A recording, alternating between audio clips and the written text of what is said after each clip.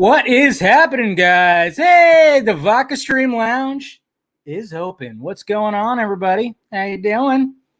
It is Friday. We've made it. Oh, we are here. What is going on, guys? How y'all doing? Uh-oh. Whoa. What's going on here? Is that just my computer, hopefully? Okay, we're good. Yeah, just making sure. I don't know. When I was looking at my laptop, I was looking at the feed, it started doing the circle of death. So I was like, oh boy, what's going on? Hey, everybody, what's going on out there? What's going on, Jason? Look at that. You see? Look at that, guys. Okay, so Fear Jason, where is he at? Fear Jason made this for me right here. Got a casual Batman pop that he made for me right there that he sent to me. So that's pretty awesome. Thank you, sir. So, of course, I was going to have that displayed tonight. Appreciate it. I kept the box, too. The box is right down there. I kept the box because, obviously you did an awesome job with the box. So really good stuff right there. Thank you, Jason.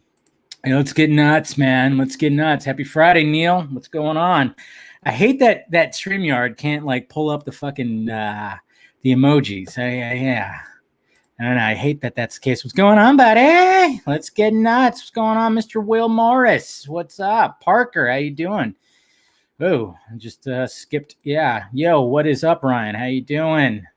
Got Mr. Joey Marino in here. That's right. I'm rocking the 2015 hat. Taking it all the way back to 2015, guys, with the Marty McFly 2015 hat tonight. That's right. That's right. Mr. Colbert wants to get nuts. There we go. Yeah. Hey, how's it going, Brad? How you doing? What up, Sco? What's up, Ram? What a week. I know. We got lots to talk about. We definitely have lots to talk about. That's for damn sure. What's going on, Mr. Sarkar? How you doing? Darius? Yes. Krypton Cage is here. We got Eric Bennett. Look at that. Mr. William Powell is here. Got all the people here. We got Mr. Krypton Cage. Yes. And, a lot of things are happening. A lot of things are happening out there. Eric, what's up, Amar? What are you doing? And then, of course, Mama Film Junkie is here. Yay. And we're all feeling better. Everybody's feeling better. Remember there was a sketchy time where we all, that crazy little thing just kind of went through the family there. But we're all good. We're all good. What's going on, Viper? We're all good. And, okay, I think we're good. And by the way, thank you, Mom, because I went to Kohl's today and took your gift card. Got a couple shirts and some socks because I needed some socks. Why not? So, and then, of course, we got Jose here, too. What's going on, everybody? All right, we're good. And tonight, guys, I'm cheating on vodka again tonight, guys, because you can see the bottle right here. Look at that. Look at that nice big huge bottle of Jameson that my brother got me for Christmas.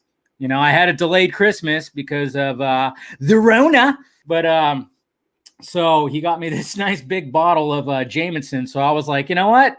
I'm going to go ahead and attack the Jameson before I get back, with the vodka. So we're still in the Vodka Stream Lounge. I got the Vodka Stream shirt on, which if you want to purchase one, just check down below. But I was like, you know what? I'm going to go Jameson tonight. So cheers. And look at that. Tony, you had some Jameson too? Well, cheers, guys. Happy Friday. Yeah, it's been a hell of a week. Exactly. That's exactly, Mom. She would buy us socks or pajama pants for Christmas. That would always be part of the mix. But and it was funny too, because I actually missed getting the socks because I was like, I need more socks. So I went to Kohl's today because I had the day off, and I was like, you know what? I need some socks. Let's get some socks. So I got some socks, and then I got a couple of shirts. One is a graphic tee, and then one is, you guys know me. I like to wear the fucking Henleys, so I got another Henley. So I'll wear the t-shirt. It's a pretty cool t-shirt. I got a Cobra Kai t-shirt. It was right there. It was the last one. It was in my size, and I was like, I just finished watching Cobra Kai today. Finally finished it. It was great. Fantastic. Love that show. So I was like, it was meant to be. So I got a Cobra Kai t-shirt. And one thing about Cobra Kai, and I'm sure you guys have watched it too, is it's got a great balance of cringe and a great balance of just greatness. There's some scenes where it's ugh, this is so cringy. And then all of a sudden it makes up for it with like either the end of that scene or with like another scene that is just so fantastic. And when it came to season 3, I would say like episode 4 and 5, you know, where they kind of take a dive into Karate Kid Part 2. I thought those were like some of the best episodes of the whole entire series, man. I tell you what. I mean, it was pretty damn good. What's going on, Juan? How you doing? Chilling. We're all chilling. No guest tonight. All right. So sorry, guys. I did have a guest scheduled for tonight, but sadly, they had to postpone till next week. So next week they'll be on. You know, I'm not gonna say who it is. Okay, you patrons, shh. Do not say who it is. Shh. Relax. I like to keep it a little bit. You know, keep a little mystery going on. But yeah, sadly, that person had to postpone because, you know, just personal stuff, like nothing like crazy or anything like that. But they just asked if they could like come on next week instead because of pretty much having to get up early tomorrow. You know, and that's what sucks about the time change or the time difference being like 3 hours in the past when I got people that are on the East Coast. Sometimes you just got to coordinate and everything like that. So yeah, so next week, and sadly I was trying to figure out, oh, should I get this person, that person? I was trying to contact some people, but it was, you know, it was it was a little short notice. So yeah, sadly wasn't happening. Not happening tonight, but it's okay. We'll have some people on. We'll have a panel. We have lots to talk about. Let's face facts. We got a lot to talk about when it comes to this. And I see you guys talking about what? Hey, what's going on here? What's going on? Hey, Melania, what can I get on my Twitter? Is Twitter working for you? I can't. It's not working for me. What, is it working for you? My Twitter just seems to not be. I can't access my account. I was gonna, you know, post like Law and Order and all this stuff and be like, oh yeah, I'm gonna post what I needed to post, but you know, sadly I can't post. Yeah, guys. So tonight, the president of the United States of America currently has got 2 weeks left, which, you know, I'll commend the man for posting that video last night or 2 nights ago. I forgot when it was. I think it might have been 2 nights ago. After all the craziness that happened, 2 days ago, with the Capitol, which was just absolutely crazy, which I briefly talked about on Film Junkee Live on that Wednesday. But, you know, he did post a video addressing the nation saying that he was going to concede and hopefully have a nice little easy transition for Joe Biden and all that. And I was like, good. All right. Concede. We're good. 2 more weeks. We're all fine. But of course, that's not enough for people. It's never enough. And then it just got pretty insane when it came to, pretty much all social media is blocking the president, banning the president of the United States, which, yeah, I found it funny. Because it's just like, what is he? I'm going to start an OnlyFans. Okay. Who wants to see me in my OnlyFans? I'm going to do some good stuff. I'm going to eat McDonald's hamburgers shirtless on OnlyFans. Who wants to subscribe to my OnlyFans? Maybe I'll do something like that. I don't know.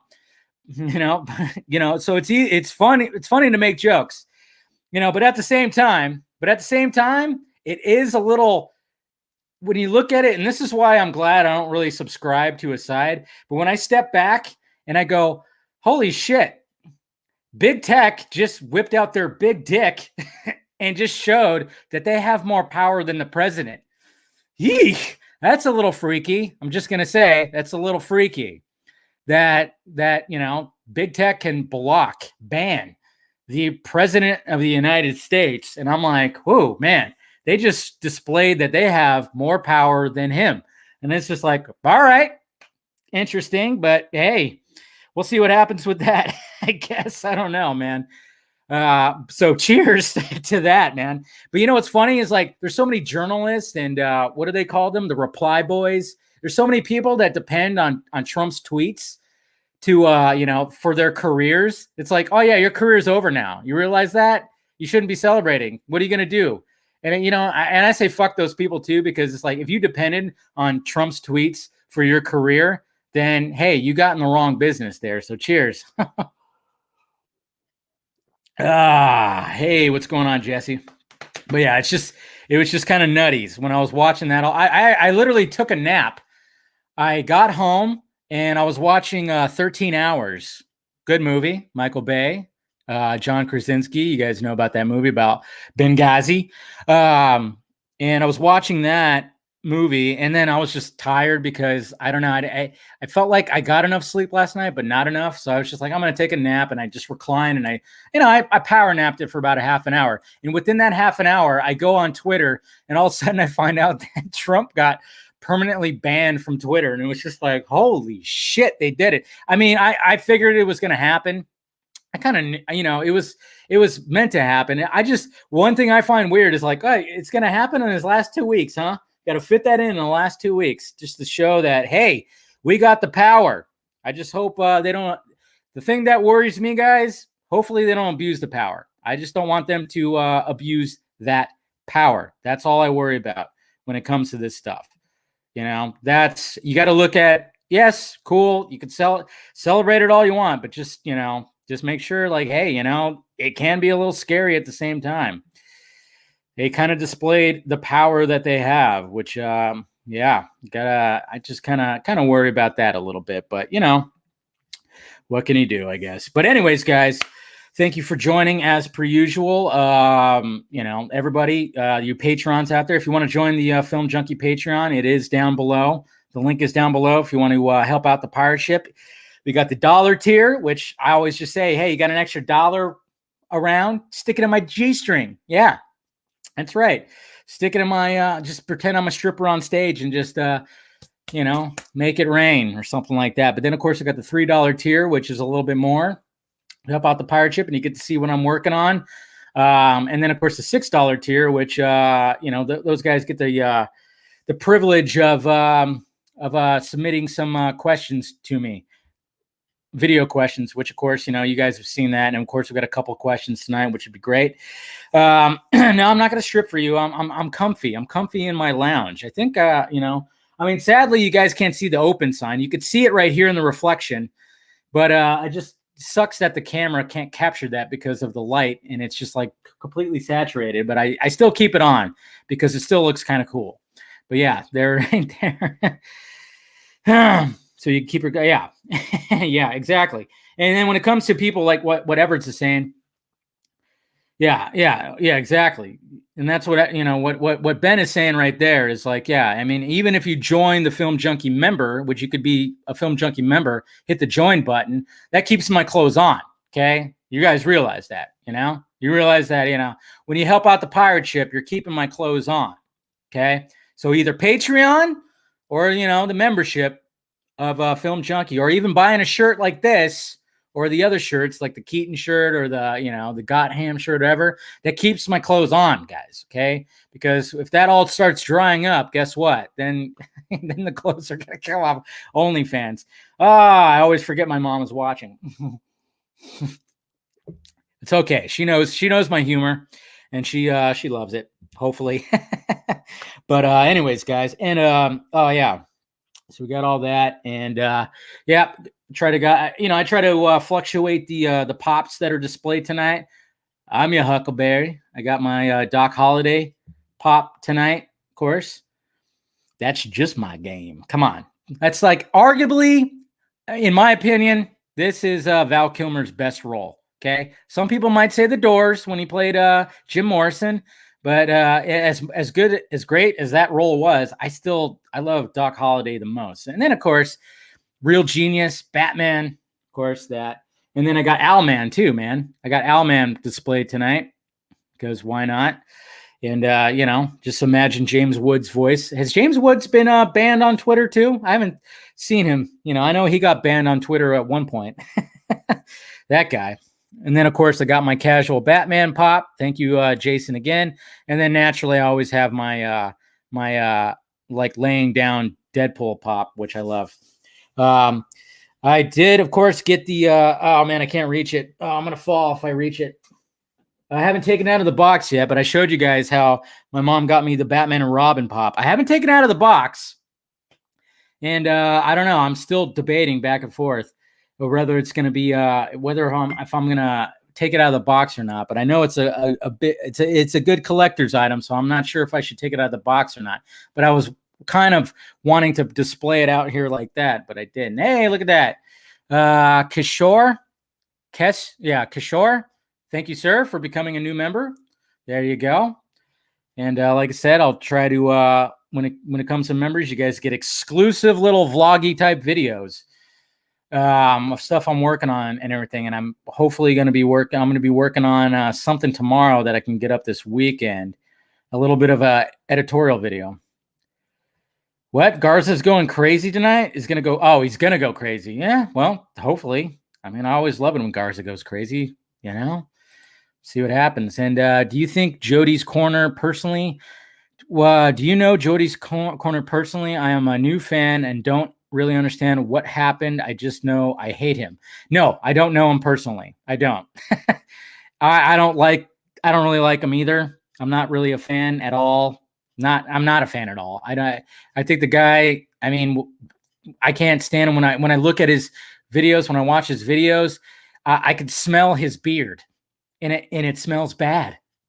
I mean, does anybody else look at his beard and go like, I could smell that and it just smells gross. I don't like him. I don't like what he, when in the whole thing, when it came to Ray Fisher and he was trying to claim that he didn't say what he said, which we kind of broke it down on a Film Junkie Live, and it was like, yeah, you said both. You said yay Fisher, and then you also said gay Fisher. Like there was a hard G in there the second time you said it. And he was like, and then he tries to pull the bullshit that he didn't say it. And it's like, yeah, right. We know what you said. We know what you said. Jeez. We know what you said. But yeah. I don't know. I'm not a fan. I'm not a fan. I just know I hate him. That's pretty funny. Watch it in slow motion. There was yeah.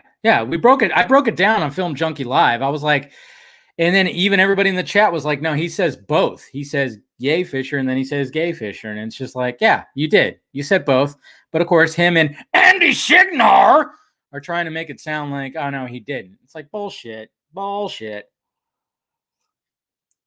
Hey, Mike G, what's up, buddy? You made it. Anyways, but yeah, so just trying to survive, guys. And like I said, I am gonna have a Sunday morning hangover, and I do have like a kind of a personal reality announcement that I'm gonna make. Things are changing in the reality world that is me, that I'll talk about and everything. And cheers, bald boys for life. I know. Look at that. Still a week later, guys. You know what? It is kind of nice. I'm not going to lie. I mean, I can already feel that it's grown. Obviously, it's been a week. But it is kind of nice to just, like I said, I get out of the shower, don't have to do shit. Because, when you have hair, I mean, spiky hair, I do I blow dry it, and then I stick the fucking, the fiber stuff in there and do all the stuff. So, I'm shaving literally, no pun intended, but I shaved off of 5 minutes off my time in the morning when I was going into work and everything. When I was going into work, I literally, like I said, no pun intended, shaved off 5 minutes, man. The times are a changing. I tell you what, it's all crazy, man. It's all crazy. And like I said, I finished Cobra Kai today. Tomorrow, you know what I'm watching tomorrow, guys? Oh, I can't wait. I know it's on Netflix. And now that I'm done with Cobra Kai, you know what I'm watching next? Fuck!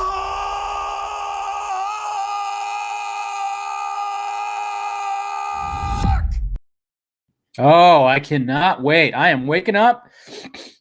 And you know me, Saturday, cheat day, I'm going to go get some gross breakfast.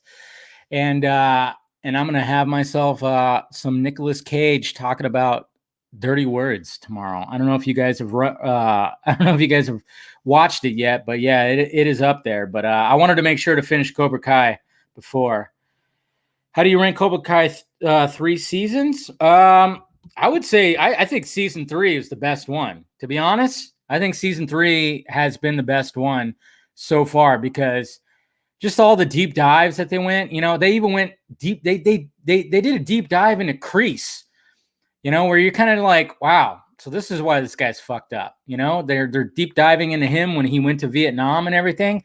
There's one thing though in that, and I won't really say it, but there's one thing in that backstory that didn't make sense to me that maybe season 4 will answer, because I was like, wait a minute, there's another character in there, and wait a minute, you know. But I think I understand it by watching the season finale, and I think said character is going to show up in season 4, and then of course, yeah, I think season 3 was arguably, I think it was the best season. Like I said, when they took 2 episodes where Daniel was like going to Okinawa, I mean, and they took the deep dive into like Karate Kid Part 2 kind of thing, I thought that was, you know, great episodes, absolutely great episodes, great episodes.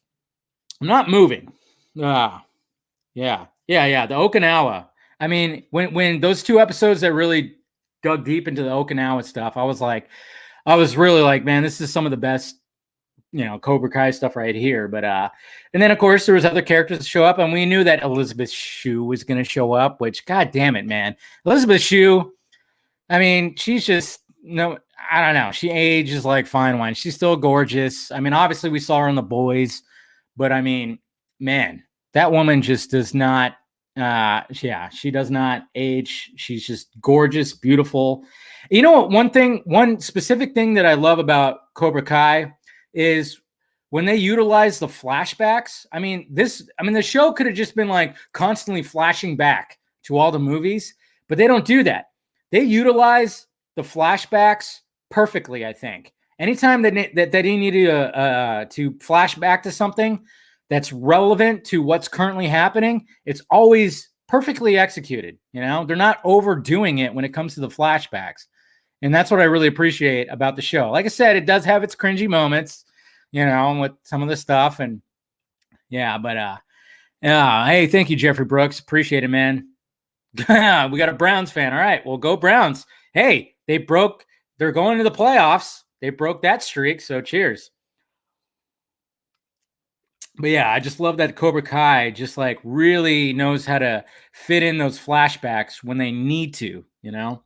So it's just really good stuff right there. All right, I guess I should start sending the invites out. And Avatang, get some of the boys in here. Speaking of the boys, let's get some of the boys in here.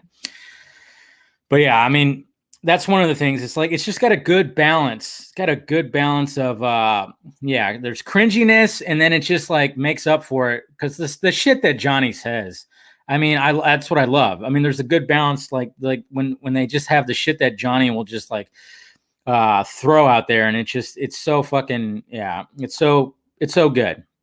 It's just some good writing, and like they're up in the value. Even like the fight choreography has like upped it, you know, has been upped. Like this season has shown some pretty good fight choreography. It's still a little wonky, you know, a little weird, but you know, what can you do? It's still, you know, it's got a good balance. It's almost like what Pixar does when it balances, like, hey, we got humor here. We got some humor, and we're going to have like, okay, so we're going to have some adult humor that the kids won't get, but then we'll have a good balance of other humor too. So yeah, I think that's what Cobra Kai does pretty good, is it balances out like the new age and the old school people and everything. So, all right. Has joined the stream. All right. Let's get this up. Let me post this on Twitter right meow. All right.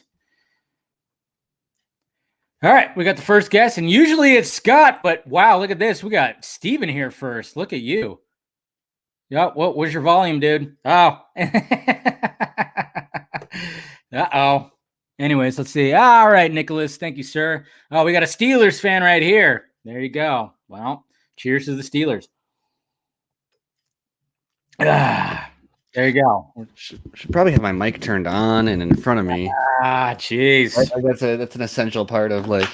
Yeah, that's probably a good thing. Somewhere face palming, like it happens. It happens, man. Mic control.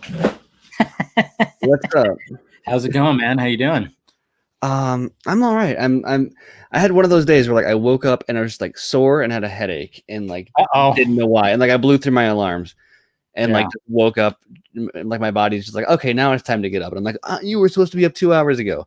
And took like most of the day to like shake that off, but went to the hardware store and bought a bunch of 2x4s and now I feel better. So there you go. Hey, yeah, it works. Yeah, no, I kind of woke up a little weird too.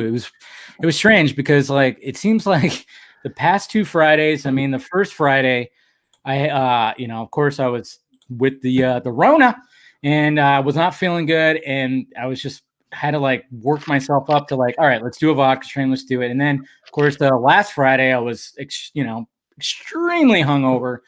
And that took a little bit to like shake that off.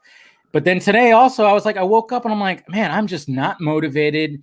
And I'm like, I was just trying to like get some stuff done. But I'm like, you know what? I'm craving bagel sandwiches. I'm going to go to Jack in the Box and get a couple of bagel breakfast sandwiches. That's just going to hit the spot. And it did. Yeah. But then I was like, still just kind of like, man, I'm not motivated to do anything right now. And this week was 3 years long. So dude, I think that's what it was. I think it was just because, like, man, I mean, when it seemed like with my Film Junkie lives, it was like, man, there is so much to talk about, and I'm like putting in all this energy. Maybe I was just exhausted. I don't know. I think I was just off. I don't know.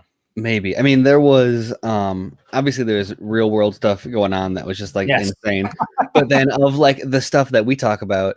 Yeah. And I'm having trouble even remembering it now. Was it 2 days ago that Jim Lee did that thread, or was that yesterday? I can't even remember. Whenever it was, it was yesterday. I think it was yesterday. I don't know, but yeah. Okay, because whatever that was, a few hours later, I was realized that it was I was like, wait, that was this afternoon that went out, and. Because I was thinking, like, I scrolled past it in my feed or something. I was like, "That's weird." That's still, and I was like, "Oh no, wait, that was 7 hours ago, not 2 days ago." Like, dude, yeah, I have no concept of time of what happened this week because, yeah, it was just pure craziness, and then the craziness that happened today, and then just the different threads and the articles and everything. But we got some more people backstage. We got Mr. Andrew Dice and we got Mr. John Aaron Garza showing up. What's up, guys? What's going on, man? Hey. Garza, got to fix your microphone. You're low. You're low. No, I gotta. Okay. The camera. I was about to say, God damn it! No, I was debating on whether or not I should wear my headphones or not. But I never do because it seems like I'm always good with the no echo or anything like that. I think it's because my nice little beautiful mic right there. Very if you're not listening to anyone else anyway, then exactly. Kind of a no headphones kind of guy. Yeah, exactly. So what's happening, guys? How you guys doing? Hey, Andrew, how's that baby of yours? Huh? They're loud. As it turns out. So that's not just a joke. Oh yeah. I mean that's what I hear. I mean, I mean like per square inch, they are like probably loud. It's one of those things where they're loud on their own, but then like pound to decibel is like the ratio is insane. Yeah. The problem is that she goes right to like 100. Like, so God forbid anything was actually wrong with her. We just think like, I don't know, she's doing it to do it. But no, it's I think 2.5 weeks old now, and she's relatively well behaved for a baby and everything happy, healthy. So we're psyched. That's good, man. Yeah, congratulations again. Yeah, I can tell you this. One of the coolest things I think, like for me personally, and it's just because I'm such a big, fucking nerd, and like, I went through the phase of Disney princesses and all that shit when my daughter was growing up, right? And I stuck with it even then. She has all the Blu-rays for it, because I was like, if we're gonna watch it, we're gonna watch it high quality. Yeah. And so she got into it, and it wasn't until probably around 7, which I know is going to be a long time for you, but it wasn't until about 7 that she finally started kind of going, "Hey, well, Dad, what are you watching?" kind of like just started. And then it was obviously she saw BVS when she was 8. So she loved it. And then she started watching, I would edit Game of Thrones so she could get into that. And she started watching Tarantino films. And dude, nice. I'm talking about like at 9 to like now, it's literally like a BFF. Like she's like turning into my best friend. Like I'm like, fuck, dude. We got like I feel bad if I do any like if I watch stuff without her because I'm like, damn, she needs to see it too. So it's weird. Yeah, it's weird how it happens, but I could tell you that. So there's like a even if you go through that Disney phase as she's going, getting older, because it probably will. Just know that it could always turn, my friend. Definitely taking notes when you guys were talking Star Wars, like how to introduce that. I was like, this is all great stuff. Do the it. Big question is like, when do you introduce her to BVS? Show her Return of the Jedi first when she's 3. Because of Ewoks, right? Just because that's just the one. Just whatever you want. Like, you're not gonna wait until she gets to an age and be like, now is the day. Yeah, exactly. Watch Star Wars. And if you try to do that, then you're gonna be like, they're gonna say the wrong thing, and it's gonna be spoiled for that when I finally show you when you're 10. Like, just.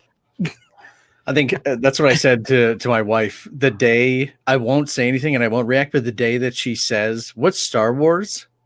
and I get just really quiet, like that's just like it's not movies. Long time. Keep together. Yeah, that's what I'm saying. Like that, sure. When my daughter was like, she just kind of got into like what I was watching, and I don't know if it was part of like her wanting to not necessarily rebel because that wasn't it. It was just always. I would be like, oh well, I have to turn this off now if you want to watch something with me because I can't, you can't watch it. Yeah. And, I raised her to always question things like, so she would ask me, well, why? So I was like, well, it doesn't really have, it has some certain things you can't really see. And so then she'd be like, but like what? And I'd have to explain to her, well, certain things. And obviously at that point in time, she knew that I was a video editor, so she was like, well, couldn't you just edit it out if you wanted to, like if you were gonna watch it? And I was like. What? What's funny is like obviously my mom was always like, don't watch any R-rated stuff. But then when she was done, my dad was like, what do you want to watch? Terminator, Predator, what the fuck, Yeah. And I actually watched Terminator 2 before I saw Terminator 1, probably because there is there's a sex scene in the first one. The second one doesn't have that. But like there was always like 3 graphic scenes where my dad was like, hey, just letting you know, if you don't want to watch these 3 scenes, the first one is when the stepfather or the foster parent, T1000 right there. He's drinking the milk. Yeah. I got that one. And then the second one is when he plays like the security guard through the eyeball. That was the second one. And then the third one is when he just, cuts the fucking skin off and rips it off. So my dad was like 3. Turn your head on 3 parts. And like for like the first couple of times I did. And then there was like, I think like I don't know, when I started watching it again, I started peeking going, oh, it's not that bad, and it's just like, and then all of a sudden it was just like, oh, you're fine. And then it was like, hey, what else we're going to watch? And, Predator, Aliens, Alien, it's always funny too, because even with the Alien franchise, I watched Aliens first before Alien. Just like with the Terminator franchise. But we also got Mr. Scott McClellan joining the gray. You're late. Hello, McFly. McFly. Yeah. Oh, I will say this though, and this was the interesting thing for me, and really, it kind of made me realize that my daughter, not only is she more mature than I could have thought, but she like gets it. And I was showing her, ironically enough, like this is no bullshit. It was right when what's it called? Snow Steam Iron came out. Mm-hmm. And you know how like in that little short, it's got, a naked chick. She's dead, but whatever. Nothing bad about it. It's just she's naked. and dead. So that came out, and dead. And so that came out what, April 2017, right? Or May. I don't know when it came out, but it came out at that point in time. No, it would have been like June because it was after. Yeah, exactly. But before Justice League. And so it's my time. I told her. Yeah, and I told her, I was like, okay, I wanted to. Whedon was announced in May. Snyder made Snow Steam Iron in like June or July, and post production, all that. And so like you asked me anything, I'm like, okay, wait, Trump was elected right before Justice League came out, and then he left office right before the Snyder Cut came out, and like that's the last 4 years. So I was in a show. I showed her, and I was like, "Hey, there's one part that I I'll turn away from you, or I'll turn the phone away from you." And she asked me again, well, why? And I said, "Oh, well, there's just a naked girl in there. I don't think you need to see that, really." And she was like, "Well, but I mean, I have those parts." And I was like,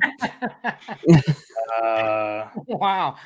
And right. And so I went, well, fuck. Who am I to say that you can't see that? Because obviously, so it's like it's weird for me. Like, I don't think I haven't watched any kind of nudity scenes with her, like sexual scenes, because I don't want to. It's always awkward to see those scenes with your parents. Right. Every time. Right. And so, and I don't want to do that right now or probably for a while, but when she sees, you notice how much female nudity is in anything we really watch, how it's just there. Like, it's not even in a sexual way, because like we've watched countless of fucking times of just women being naked, and it doesn't phase her or anything. She gets it, but it's a rarity you see naked guys just chilling, so that is something that's interesting. It's a different Spartacus. Yeah. Mm-hmm. Or, 300. 300. I mean, they're pretty much. Spartacus waiting for how many times you say cock in Spartacus. Spartacus on Showtime is like it was stars, just like all day, dangling all day, huh? Oh yeah, Manhattan shit. Yeah, the Manhattan thing. I mean, it was inspired by Snyder, so. Well, even going back to the Terminator franchise, it's funny when you watch Terminator 2. There's no real nudity. I mean, you see when you see like a little bit of you see his ass. That's about it. You see side ass from Arnold Schwarzenegger and Robert Patrick. You see like a little bit, but like the first one, there's a sex scene, and then even like when Arnold's like walking up to the dudes, you see some dangling stuff, and it's like, holy shit! I'm like, I remember when I first saw it, I'm like, we just saw Arnold Schwarzenegger's fucking dingle dangle right there. He's just fucking walking right up. That was before CGI. Didn't they fix that in the remaster? That there were a few things they like brushed out in the remaster. But I don't know, like the version I've seen, it's like that would be like you see like a little moment where it's like, there's a mini Arnie right there, it's right there in the light right there when he's walking up. I'm always surprised by that sex scene in the first. Like, it always catches me off guard how like long it is. Yeah. Because like it's not that it's coming up, and obviously it's a big deal because like that's how, like, spoiler alert, that's how John Connor comes to be. Yeah. And so like it's significant like to the plot, but it happens, and I'm always like, okay, yeah, and then it's still going. Okay. Yeah, I know. There's the hand again. Okay. It's music. I think it's because of that music, that signature Terminator music that is playing right there. And there's like, I don't know, maybe James Cameron was like, hey, we're gonna make this long. I have this music already, like, that's been already produced or whatever. I don't know, but it's got that signature, that piano or whatever the hell that's happening. Yeah, and it's just like, it is pretty damn long. And at the same time, I started like picking it apart. I'm like, does he know what he's doing? I mean, he came from the future. Has he had sex before? He should know. Does Kyle know what he's doing? How is he not worried that he's like interrupt? Like, what if you're stopping your best friend from existing? Well, he obviously didn't have Doc telling him, don't interact with anybody. Oh no! I'm sure there was no questioning. Like, hey, dude, you cannot create an offspring in the past from your future self, because but I always wondered, I'm like, did he know that is that what he was supposed to do? Or did John Connor like pull him aside and be like, look, this is gonna be awkward, but right, like, different birds and bees talk right there. I didn't tell you the real mission. Where was that in Terminator Genesis? If that was in Terminator Genesis, I would have appreciated that movie so much more, but I fucking hate that movie. Well, here's a question I want to ask. We're never going to talk about this again, Kyle. Yeah. Like, we're talking about this now, and we're never going to talk about it again. and because you're going back to change what we're in right now, I'm never going to fucking have to know about it, okay? Yeah, exactly. So, but do you think there's going to be a sex scene in Army of the Dead? Ooh. Like how there was in Dawn of the Dead?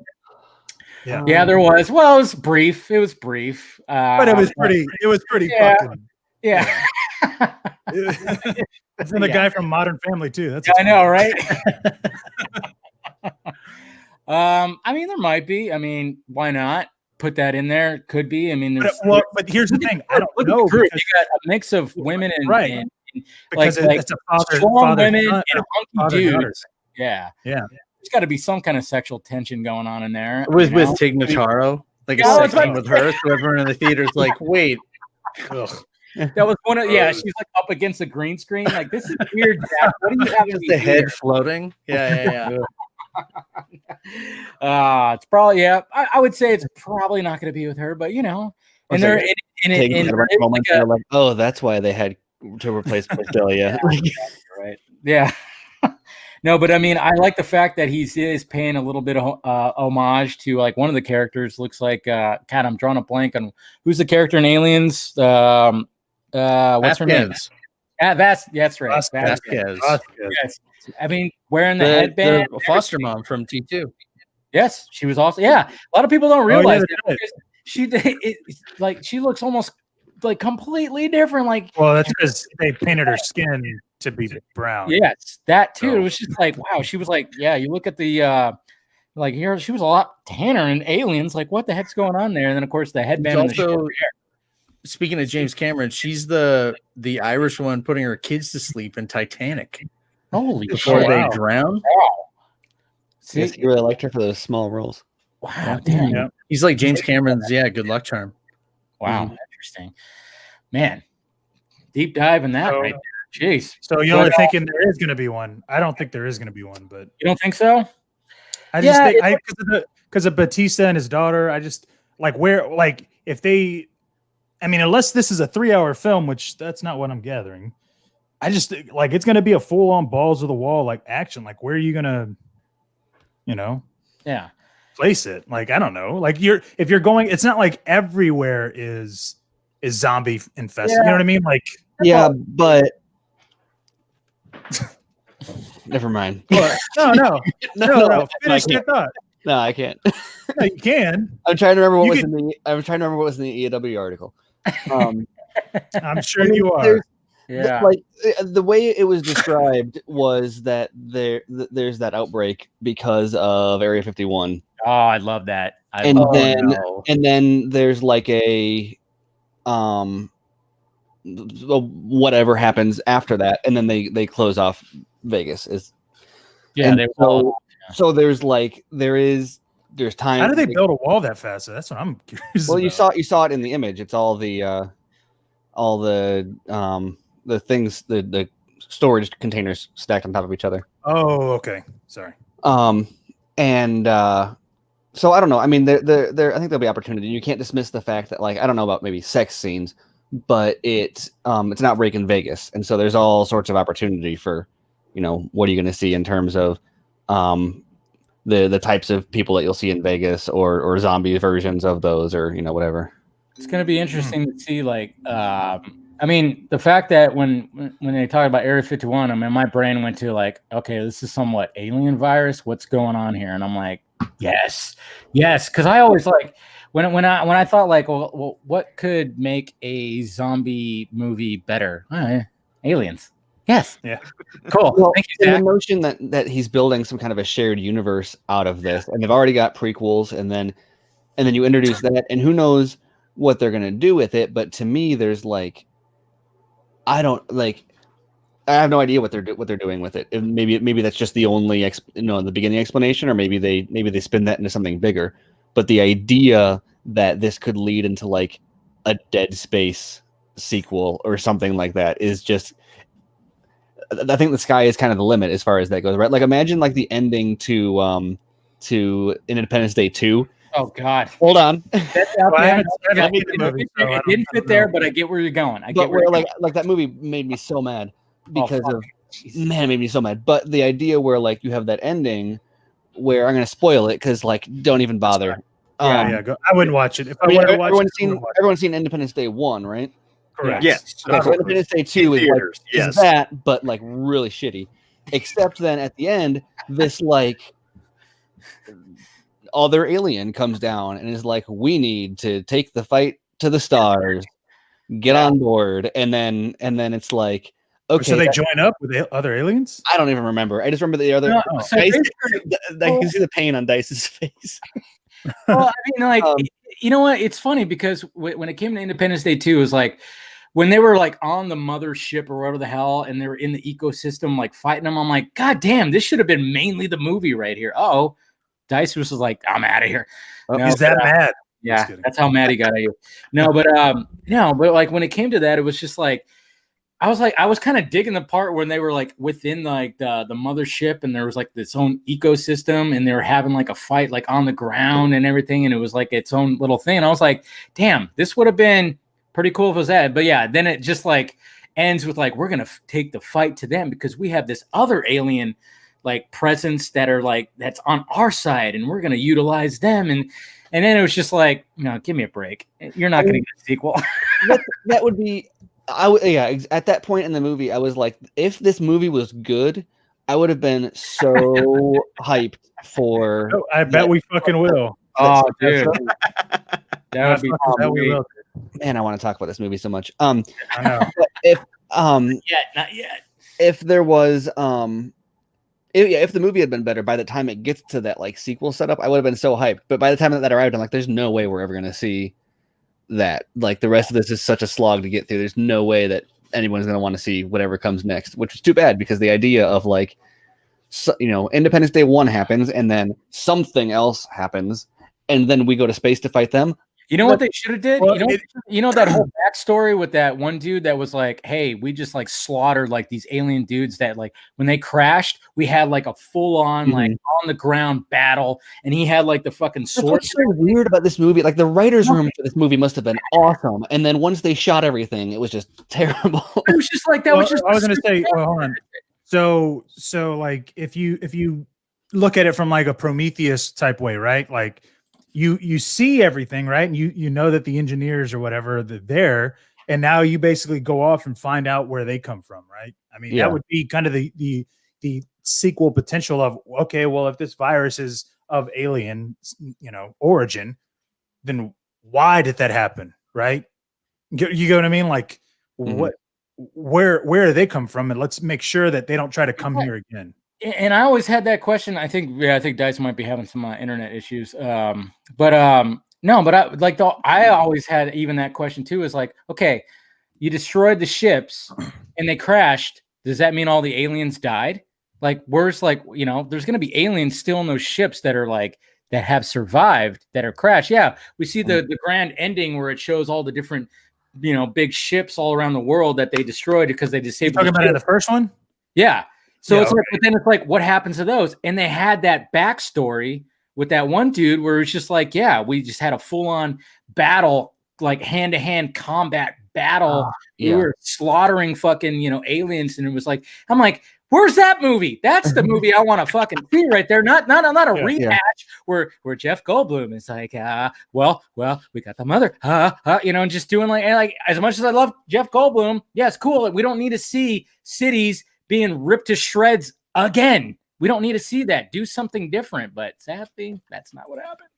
But also, couldn't they, if you like, if that's what's happening to the humans, right, that are around this, whatever it is, like, what does it do on their planet? Wherever they come from. There's so many ways that you can kind of like take this story and in a way be kind of like Aliens, where it's like, well, okay, I guess we're gonna take the fight to them. Like, what are we doing here, man? Oh man, there was just so much like lost potential when it came to, and it just seemed like they wanted to do just, and then it was like, I'm talking about Army of the Dead. Oh, yeah, okay. I haven't seen the second one. I don't know what you guys. Every time I've been saying something, it's Army of the Dead. Yeah, because I made the comparison to. I made the mistake of comparing to Independence Day 2, which is like the worst place to jump off of. Yeah. No, but I get what you're saying in a terrible movie. But I get what you're saying. Like, take it to like a different level where it's like, hey, if there's going to be like an alien presence, all right, we'll make the next movie. And I mean, I've even said it before. I mean, from what I heard, like Snyder was also writing some kind of script that had to do with sci-fi, and I'm like, and then all of a sudden, recently, I'm going, well, wait a minute, was he writing a follow-up to this movie. I mean, the fact of the matter is like he's expanding this universe like crazy with the prequel and the animated series, the anime. And I'm going, well, wait a minute. Maybe when I heard, from my source to him where he was like, oh, he's writing a sci-fi movie too. I'm like, well, maybe that was a follow-up because maybe he's going to follow it up and just completely change it and be like, oh yeah, now it's aliens now. And the other interesting thing also that you learned that so per the EW article, it starts in like Area 51 and they contain it to Vegas. And so you have the Meanwhile in Germany or whatever they're calling it, the prequel. Right. I hope it's Once Upon a Time in Germany, dude. That'd be so dope, dude. But if it happened in the Nevada desert and they contained it to Vegas, I don't think this is like a worldwide apocalypse, right? If Vegas is contained, the whole idea is that they stopped it from spreading. So, and then also it's a prequel, and so if the prequel happens before the virus got out, and it's so I don't even think that's a zombie movie. I think it's set in the same universe with one of the same characters, but like it's its own heist something other movie, which means like the implication of that is like genre is irrelevant here. We're not talking about genre relevant sequels. And as Snyder talks about, the way he talks about genre, he's very particular. I think he said on Dave's show, he made the distinction between, I think he said Sucker Punch was his first action movie. Is that your show that he said that on? And he said, I think so. And people are like, oh, but wasn't 300 an action movie? He's like, no, 300 is a war movie. Watchmen is a drama. Right. And even BVS it's a political thriller. Right. It's like Dawn of the Dead is a zombie movie. And it might seem like splitting hairs, but to him, it's very important because genre, it has a meaning and different genres have different tropes. And so that influences, he didn't write and shoot 300 like an action movie, or like a historical drama. It follows the tropes of a war movie. And same thing with the other ones. And so when he talks about like playing with tropes and genre on genre with something like Army of the Dead and the fact that it is a zombie movie and a heist movie, to him that has meaning beyond just like, oh, it's kind of like Ocean's 11. It means like there are things that you expect from those genres that he's excited to subvert and play with. So when you're starting to look at like expanding this universe, but you're also looking at like he's not fixed to one specific genre. He's not fixed to zombies or even heists specifically. That means like you could get a sci-fi movie that's a trope subverting sci-fi movie and all this other stuff. And it's like that's really cool to think that he's not. Well, and you can also get political too. Because you could go the political route and going, well, why don't we just nuke them? Like why aren't we nuking them? Like in Aliens, like right, but you know what I mean? Like okay, well, what is the president doing to contain all this? Like what happens if this gets out? Like the ramifications in Senate and Congress and going, well, if you had a business in Vegas, what are you just fucked? Do you just go, well, shit, it ain't my fault, you guys, the government fucked it up, right? Like, and I'm saying you could if you wanted to. I gotta ask Scott. Everybody was wondering, what were you eating? Well, I was trying to introduce it. Then I was like, fuck it, I'm gonna eat it. I mean, oh yeah.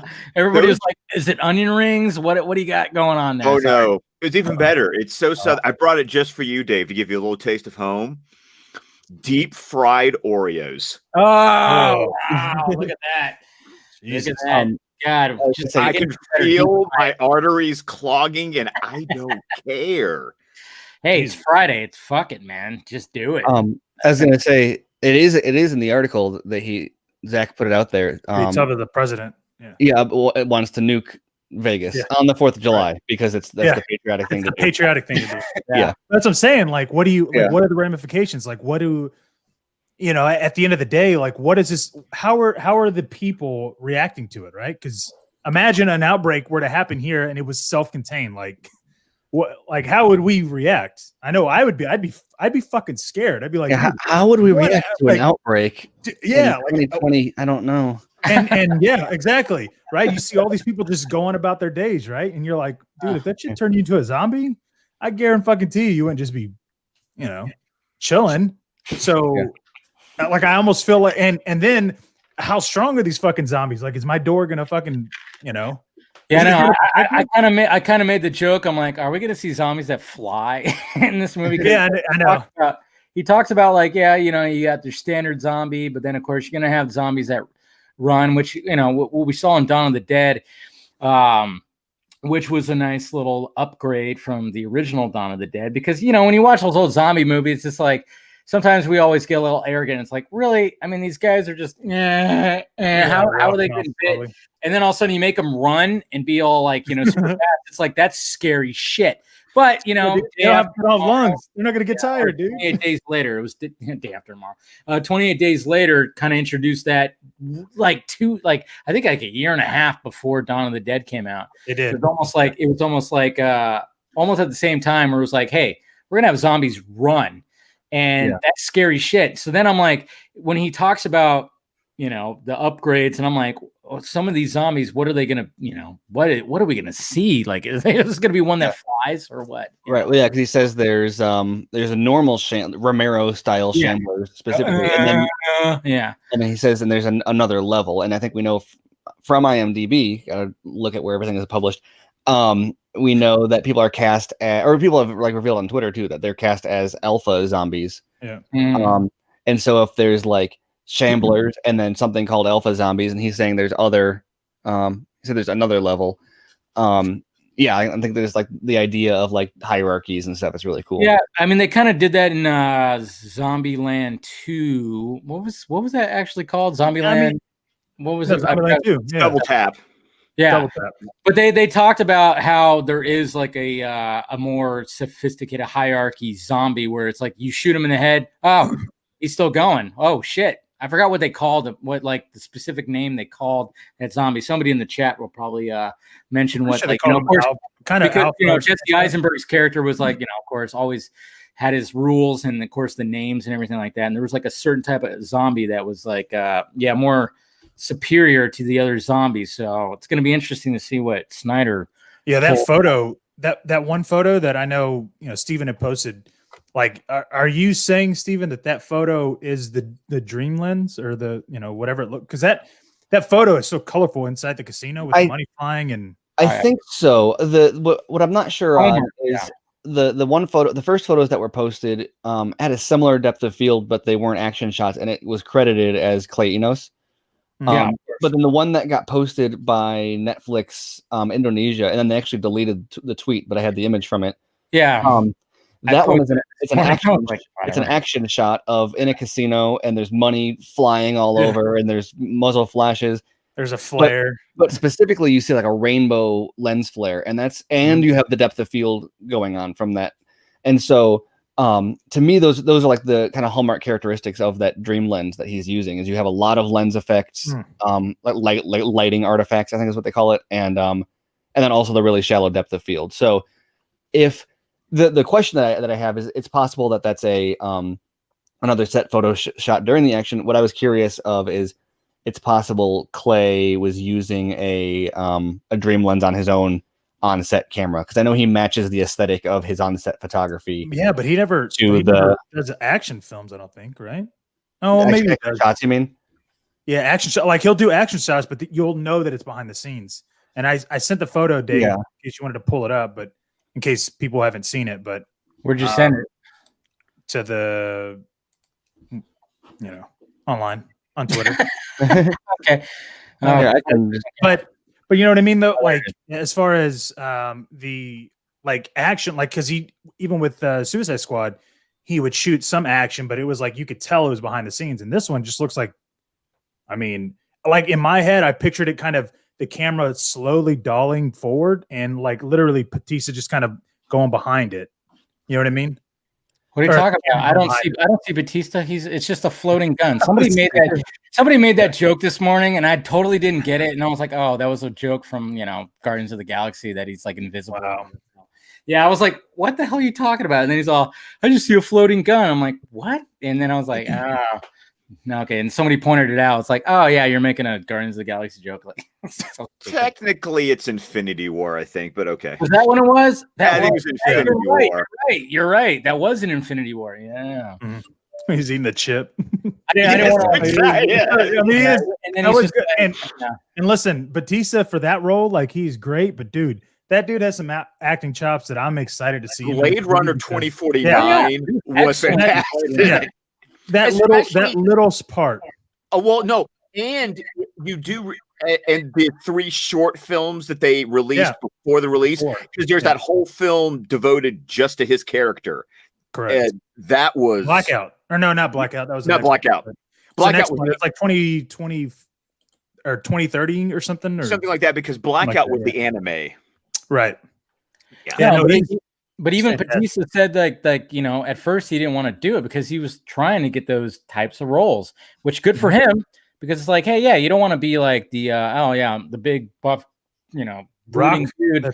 Yeah, you don't want to just be doing action roles. He wanted it like, hey, let me test out my acting chop. Yeah, I'll do those roles, but I want to try to do these. But then he read the script and he goes, oh, well, this is great. Which is what I mean, why I think he's probably going to have, a very big and emotional type relationship with his daughter, because that's got to be key, right? And of course, without Steven giving it away, that's got to be a very, very important thing for Batista, because,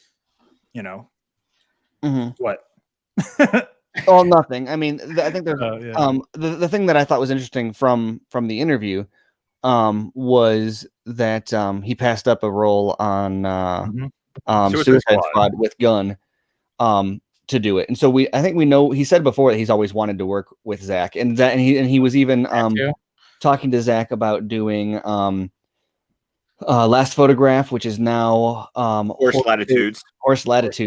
Yeah. Like, did you guys read about what Horse Latitudes are? What it means?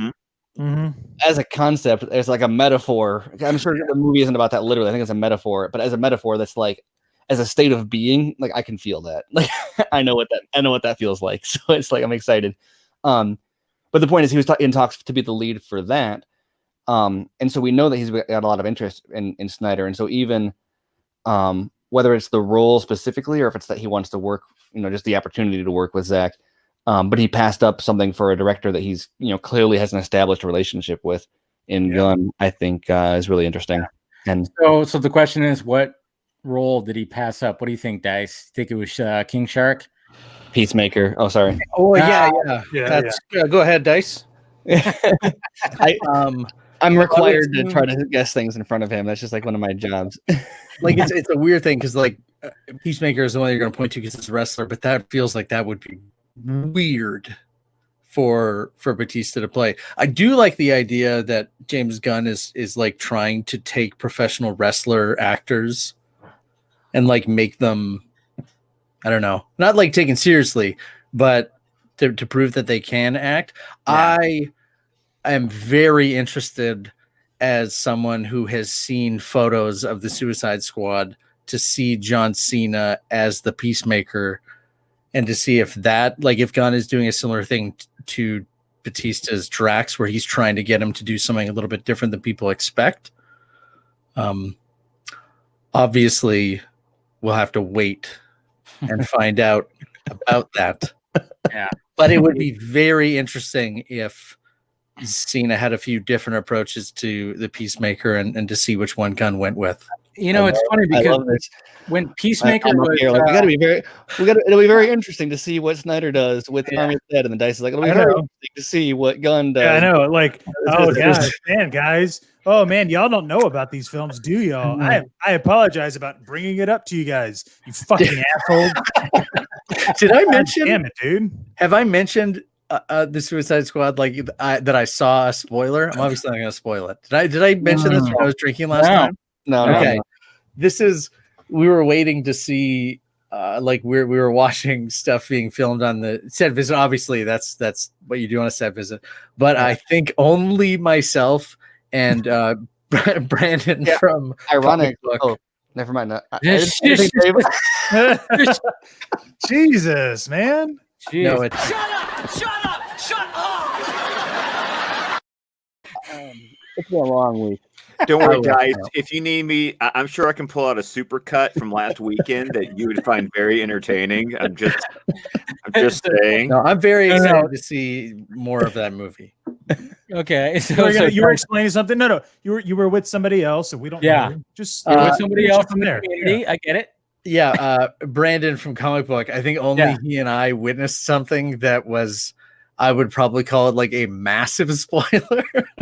And then it was immediately the perfect example of the thing that people don't talk about with set visits, where it's like, everyone shows you the presents that they got for Christmas, and then you're like, wow, and they're like, yeah, now you have to wait until next Christmas, and you can't tell anybody about it. So then it's like, okay, well, by then it'll be like it'll have worn off.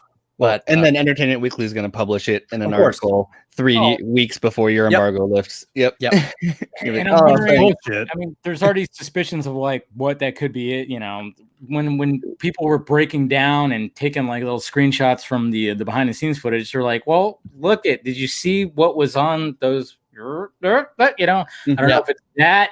We won't say anything. No, well, just wait for Graham Norton, like the week before the movie comes out, to Graham Norton just spoil it and be like, "Oh yeah, this also, right?"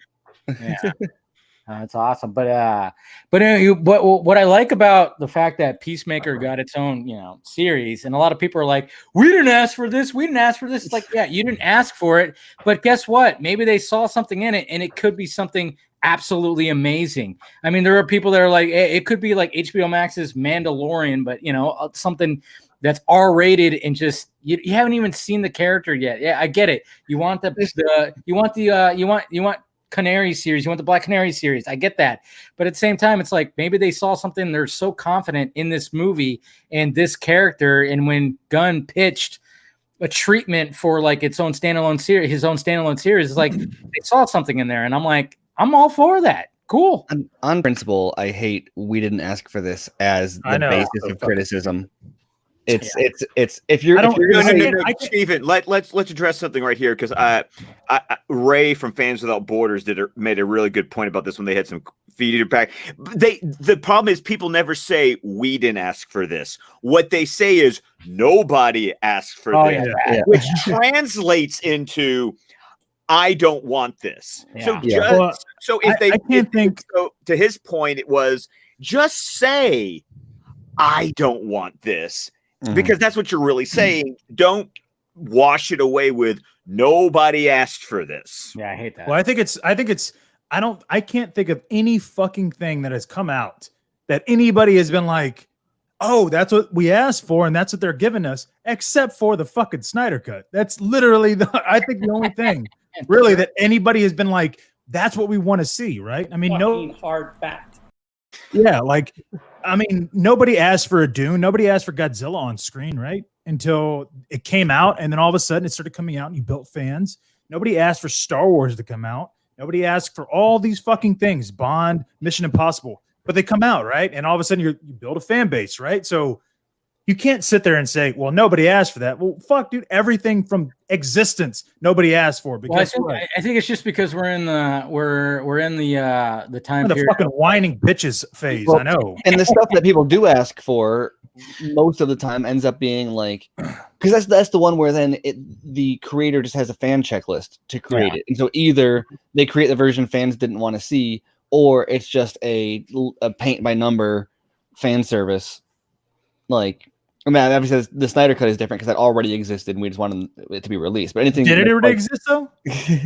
Well, no, not at all. But apparently, I mean, according to when you look at that one image, this Snyder Cut literally makes a cameo in that fucking image. Well, he posted. I'm so glad, Dave, in your video that you broke it down the fact that image that we got, it was a year ago in December. Yeah.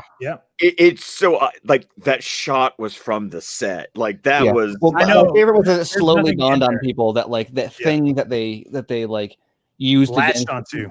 Yes. Other people, including me, to be like, how dare you say XYZ, and be like, oh, you mean that movie prop that he used on the set of Army of the Dead to make a metaphorical point. Yeah. Like it was true. What he said was true, but he used that as a visual example of what it looked like. That is not like the literal Snyder Cut. It's literally a real in there. And he's talked about it before. It was in his computer, you know? It was hard drives. He talked about being hard drive. Yeah. We know for a fact it's not on the reels. And so, I don't expect everyone to we had people saying, see, it's done. It's complete. There it is. And we were kind of like, I don't know. That's not, I don't think he has reels. I'm hoping that they come into the vault and someone looks over and reads it and nudges the person next to him and is like, told you it's real. I know. What character is going to walk by that and be like, You see this shit or something like that? They comment on it. Yeah. Like obviously they're there for the money, they're all that, but then all of a sudden you get these like film canisters, and if it says like the Snyder Cut or something on it, I'm wondering what character is going to point that out. Like, what the fuck is this? Well, shit? it's going to say the Snyder Cut because yeah, like that photo, that's from the set. Like that's not a. Oh yeah. We don't know if he totally modified the prop for the sake of the photo or not, though. But I don't know why he'd do that. Like, I feel like that'd be fucking hilarious. Like, dude, he didn't know at that point in time it was going to come out. So imagine him, like, fucking seriously going, fuck it. That's pretty much what it was. That's what it was. It's like he just said fuck it, and he just put it in there, and it's meta as shit. And I love the fact that this heist movie in the safe that they're trying to get to has the Snyder Cut in it. It's fucking. I mean, that's meta. Vault just waiting to be released. Exactly. Right. Oh, it was sexy. Some of them won't mention that what it is. They'll just dump all of the canisters out onto the floor and just have a crazy sex scene on top of it. There it is. Well, what's funny about that is in this world, right? They're actually what people were arguing against us for, right? But that doesn't exist. So that's not the real world. So they were literally living in a fantasy when they were fucking yelling at us, telling us that, oh yeah, no, it's complete. That's proof right there. I know. So, well, when that came out, I think we all kind of were like, how does that prove that? I mean, yeah, all he said is it exists. It's right there. Yeah, we know this, but yeah, I mean, it's one of those things where like it exists because of his words, not because of the literal image. And that was, one of the multiple nuances that I got in trouble for trying to point out. But oh, that was it. I said one of multiple. Yeah, one of yeah. Well, but also think about with him being that meta, right, and him going to that extreme. When we saw this fucking Wonder Woman photo, dude, I mean, it's holy, like, I like literally. Wait, was that this week too? Yes, that was this week, dude. I Dude, know. Wow. And that's why I'm like, yeah. I'm like, holy shit, dude! Like, it's been so extreme. It's I've been never 1 seen a photo. week. Yeah, I've never seen a photo. What?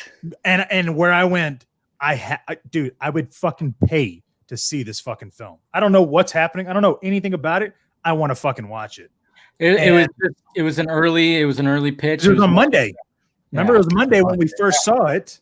Yeah, and then the next day, the photo itself came out, and then basically what happened was like, I mean, and this is what I love about Zach, because I mean, obviously when you go to last week and on New Year's, when we were doing the whole restore of the Snyderverse, what does he post? He posts 2 images that are strictly Diana and Wonder Woman going on to Steppenwolf. And it's like, yeah, that's smart because what's out there right now, what's on HBO Max, Wonder Woman 84.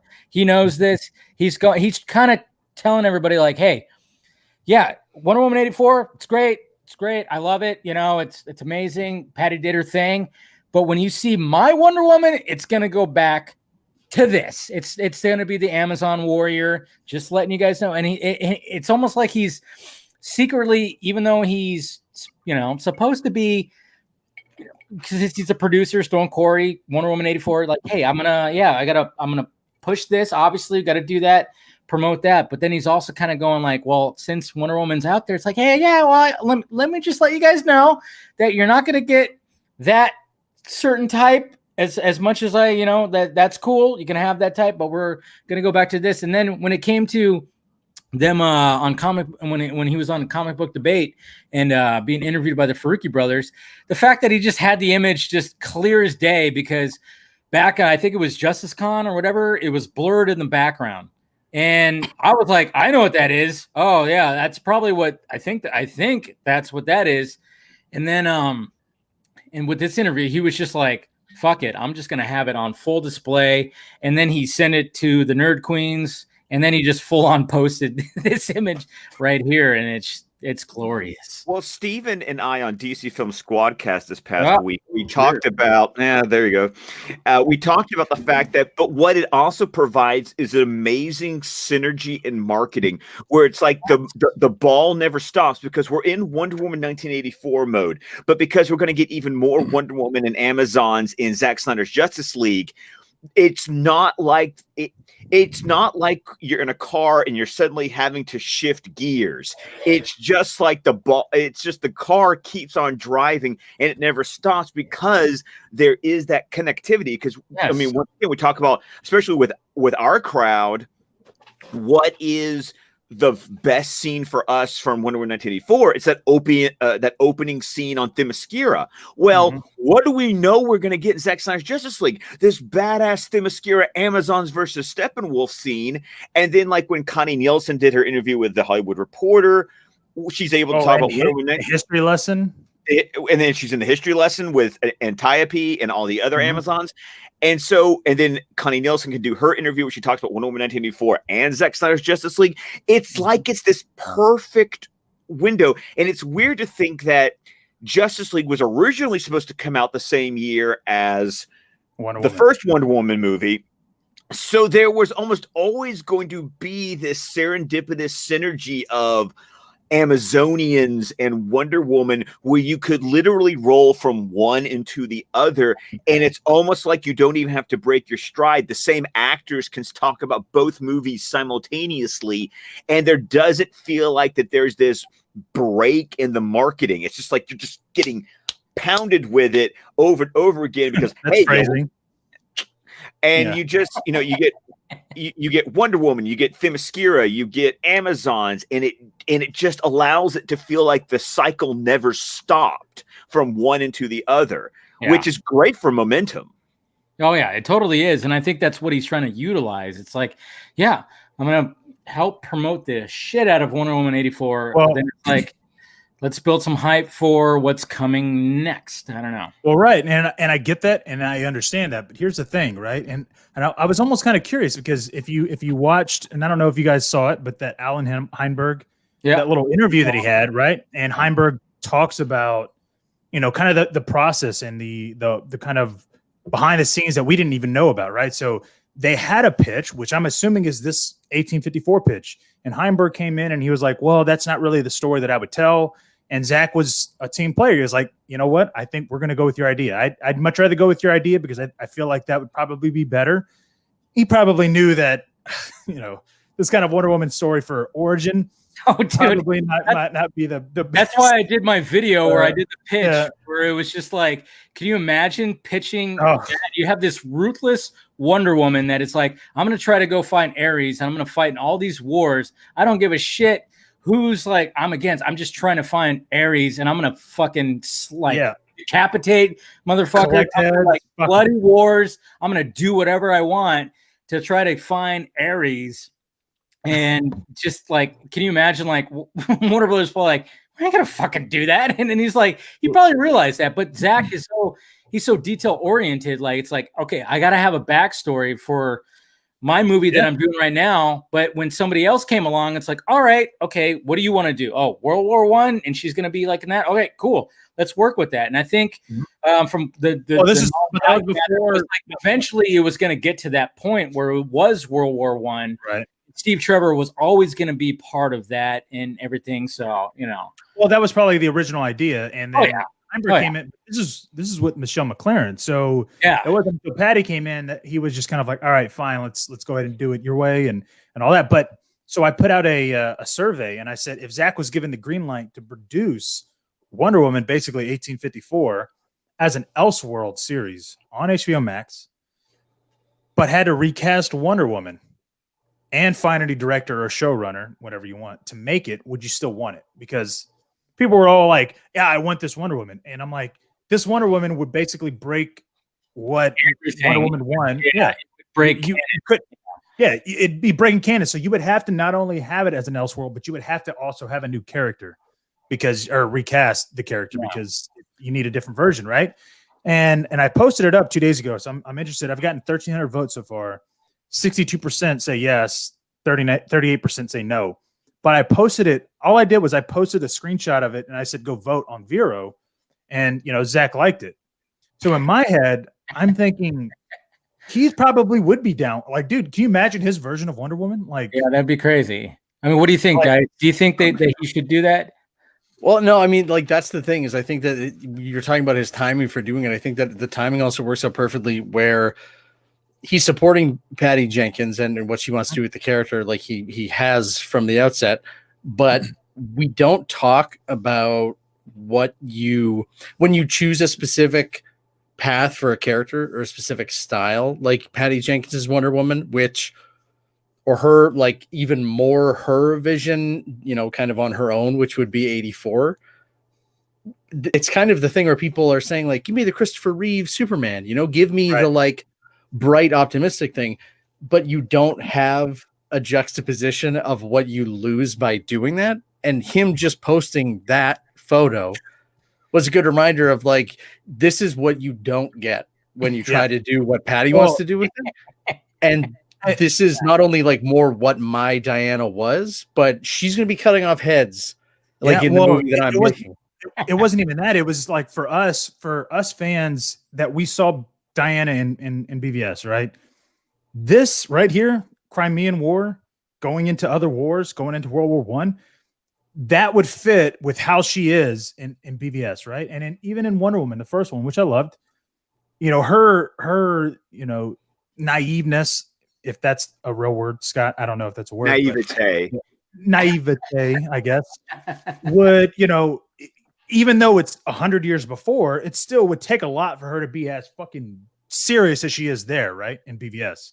Yeah. And so when I saw her in 84, I was, even then, that still kind of didn't like we're only like 20 years away from, her BVS and her characterization and her, I guess, I don't know, feel is not that version of BVS, right? Where she's like, I guess I'll show up and fight this fucking creature or something, like, I guess, like, I don't know, like, I don't even want to do it. It's like the perfect embodiment of you can like both, right? Like you can like Wonder Woman 1984 for the kind of, hard on its sleeve, like Linda Carter, optimistic. It's totally, it's totally taking its source from the show, which is but then you can look at that photo and say that's badass. She looks like she's stepping out of 300. Yeah, I like both of that, and then Zach is saying like, yes, right. And that's that 300 style Wonder Woman. Oh, yeah, and that's what I'm saying. Like, imagine that. Like, that's why I think Zach would be totally fucking down for something like that. He'd be like, you know what? I love Gal. I found her. But if I had my druthers and I could do fucking, like, he loves Wonder Woman just like I would. Like, I love Gal, but if I could do this fucking version of Wonder Woman, Elseworld, I mean, dude, who wouldn't? And it would be like R-rated for sure. Well, but at the same time, like, yes, I will say for the people who have the response, which I think is valid, that isn't really what I think of when I think of Wonder Woman either. Right. But that doesn't mean I don't want to see that. Like, that doesn't mean that I'm not like, yeah, okay, I'll watch it. But sure. But well, also, go on. There's two movies now of Wonder Woman, right? So like you have two ways. You know what I mean? Mm-hmm. So if Ben Affleck BVS Batman wasn't your Batman, you have another Batman that you can potentially be happy for, right? Or at least hopefully be happy for, right? So it's kind of the same. That's why I'm saying, like, if it was an Elseworld series on HBO Max, not theatrical, meaning you could take it to Themyscira, you could take it all sorts of ways with different casts. I mean, if anybody can cast anybody, I'm pretty sure Zach is. I'd feel very confident. Oh yeah, he's got a good eye for casting. That's right. Well, and also sometimes with looking at these movies, like, and this sometimes gets criticized, and I don't care, but it's almost like when you read comic books, when a character feels different in their solo series versus the team up book. Yeah, and sometimes you go, wait a minute. Whatever. And I guess it goes back to the fact that's like, give me content to consume. I can then choose from the content what I would prefer to watch and what I wouldn't prefer to watch. And it kind of goes back, and I feel like I'm always beating a drum here, and I don't care because I don't think it hurts to be heard again. It's like, if that version is something that I'm not interested in, I'm also not going to stand there and say, poof, make it disappear from existence. It's just, okay, whoever enjoys that, great. You go watch that. I'll be over here. You know, it's like picking up a book and going, I'm dropping this from my pull list. I'm going to continue to read this one. And it's getting to the heart of that. It's getting to the heart of that canon, like even the Elseworld stuff. Like right now, the only thing that connects these movies together are little throwaway things that are always the worst part of the movie. That are always like, this feels like some stupid angel Buffy, like, oh, what was the one in Daredevil? Oh, because some guy with a magic hammer. What the fuck are you doing? Like, what are you doing? Are you connected or are you not? I'm not here to watch now. You talking about the incident, guys? The incident. Dude, they don't even call it the Battle of New York. It's the incident. That drives me nuts. Yeah. The guy, the big green guy and his friend. Big green guy would go with the magic hammer. Like, are you existing in the Marvel universe? Like, I don't need it to be the exact same Thor. You can say Thor. Like, we know who it is. Thor is a guy, even aside from the character. When you try to say, but I need it to fit, I don't understand how you love things. I'll just say that, like, generally, because I love several James Bond actors. I love several guys who played Jack Ryan. I don't care how they fit. I watched the movie for 90 to 200 minutes. James Bond was a code name. And but with this specifically, like it. Jeez. If you restrict to what's canon or what exists within the box you made, it is only restrictive. It like, and I feel like this is the thing, Dave. I'm glad I'm finally getting to go off on the stream about this. Yes. Marvel did this because they needed to do it so people would care. Yes. Mm-hmm. That is the only reason they did it. You remember Superman Returns, right? He's been everywhere from Metropolis to Budapest to Gotham, and everyone in the theater goes, "Oh my God, they said Gotham." Yeah, you don't need to. You don't need to do the legwork of making this, telling me that this exists in the same world. Marvel, I had to tell you that Captain America exists alongside Thor because maybe you'll care about Captain America. You will not give a shit about Thor. I need to make Thor a Captain America character and both of them an Iron Man character. Yeah. And then when the Avengers are done, we're all sitting here on our hands going, well, I wonder what Marvel does next, because all of those movies were kind of just one thing. Where Wonder Woman 1984, even the way Patty Jenkins was talking about it was like, yeah, it's kind of the sequel, not really. But not, I just want to make a Wonder Woman movie. Like if she came out, Steven, we were talking about this. If she came out now and said, I want to make a modern Wonder Woman movie set today, and it would be more like a freaking Paul Greengrass movie or something because she's just modern.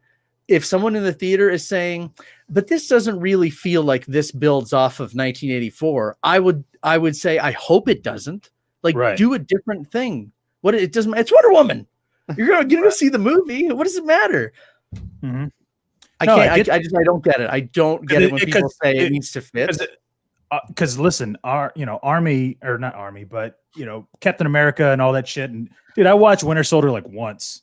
I was like, oh, okay, really? Cool. I watched it. Yeah, it's like it's fine, dude. I fucking hate the shaky cam, dude. I fucking hate like if I see action with shaky cam and I can't see what's going on, immediately I'm like, fuck this film, dude. Like, just try. You know what I mean? Like, you're doing. Listen, have you watched it recently? Yeah. Have you watched it recently? It's not bad. Jason Bourne. No, I was saying. But listen, here's the situation that really fucked it up, and this is true. I mean, Zack Snyder fucked it up for me. Like, I can watch something in action and look at 300. Like, is there shaky cam in those fucking exactly? And you're like, no, it's on a dolly. Not only is it on a dolly, it's zooming in and zooming out. It's giving me the full fucking picture, right? Now, granted, I understand that they can't have the same stunt coordinators and all that shit. I get it, but you could if you really wanted to. You could figure it out, right? And so when I see shaky cam like that and I see it all fucking bumbled, I'm like, I don't even know what the fuck is going on, dude. Now, if it's the purpose of you're not supposed to see the action, I get it. But Watchmen, I could see exactly. I could see that I can't see this person's face, but I know for a fucking fact he's getting his ass beat by somebody, right? In the opening 5 minutes. Okay. Yeah. I could literally see everything that's going on. There is no, oh, what happened? Who just got hit? I don't know. You clearly see it, even though it's a night shot. And sorry, but Zach fucked it up for me. Like every time I see action, I'm like, why didn't you guys just?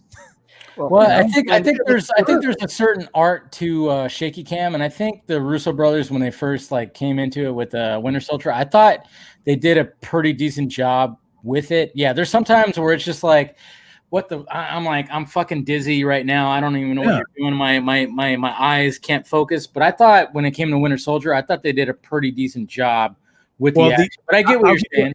I'll give you a perfect example of, and I quote shaky cam, but where it was used perfectly. And if you guys remember, it was Children of Men. It's on the one long take at the end. Oh, yeah.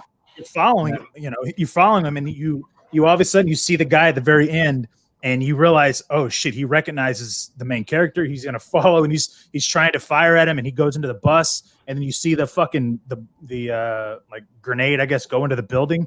That's perfect because it's like it felt real, like the blood splatter on the camera. You were like, holy shit, I felt like I was involved in that, but it wasn't enough to make me go, what the fuck am I watching? There's different things that, and I don't want to use too broad of a brush and like criticize filmmakers that I'm not intending to criticize, but there's a lot of filmmaking techniques that have become kind of accepted as like the way you kind of fudge stuff to word it crudely. And I think shaky cam is one of those where you can blend the introduction of special effects or the quality of special effects. You can hide the quality of special effects, or you can hide the quality of you can hide the Batman shorts and the Josh Whedon reshoots. Yeah. or mask the fact that it's the stunt double, or like there's all sorts of stuff, practical uses of shaky cam, but shaky cam or cinema verite, if you want to get technical, is a filmmaking technique that is intended to convey an emotion. And the problem with this stuff is that when cinema verite is used as a technical solution instead of a communication method, I think that's kind of what you're talking about, where it doesn't, sometimes it's not there to convey emotion, sometimes it's there to hide other work. And I think that what you're talking about, when like we all love Zack Snyder, and so definitely give him praise, but like the thing that happens like with his stunt sequences isn't totally him. Obviously there's a stunt coordinator is involved in that. And I'm not just saying like, oh, the stunt coordinator is huge, because obviously they are, and they Damon Caro is the second unit photographer also, or second unit director, and so that makes a big difference. But the other layer there, as when Dice and I had Tim Rigby on BVS by the minute drink, well, you're talking about the BVS chase scene. Yeah, and he said he was the assistant stunt coordinator. He's worked with Zach basically since 300 as a part of the stunt team, as like one of the coordinators helping plan scenes and stuff.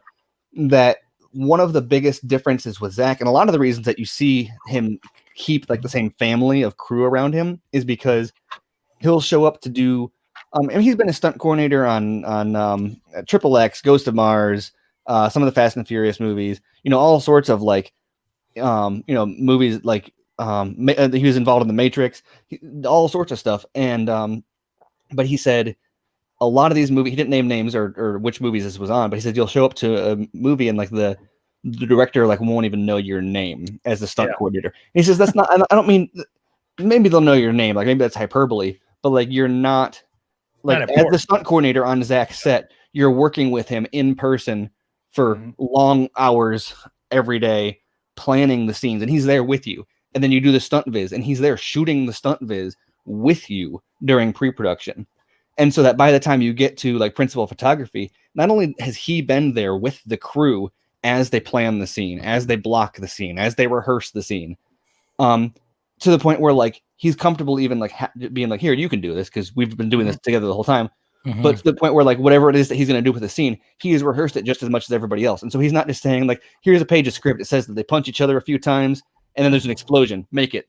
Like he's actually involved in that process there. And so because of that, you're able to get that 300 tracking shot with the speed ramping and the zoom in and the zoom out, because the level of coordination and execution there is a team effort from front to end all the way through. Larry Fong, Zack Snyder, Damon Caro, everyone, the actors, everybody has rehearsed that so many times that you don't need to hide anything. You don't need to cut and edit, and you don't need to have a shaky cam or a Taken 3 fence edit to hide the action.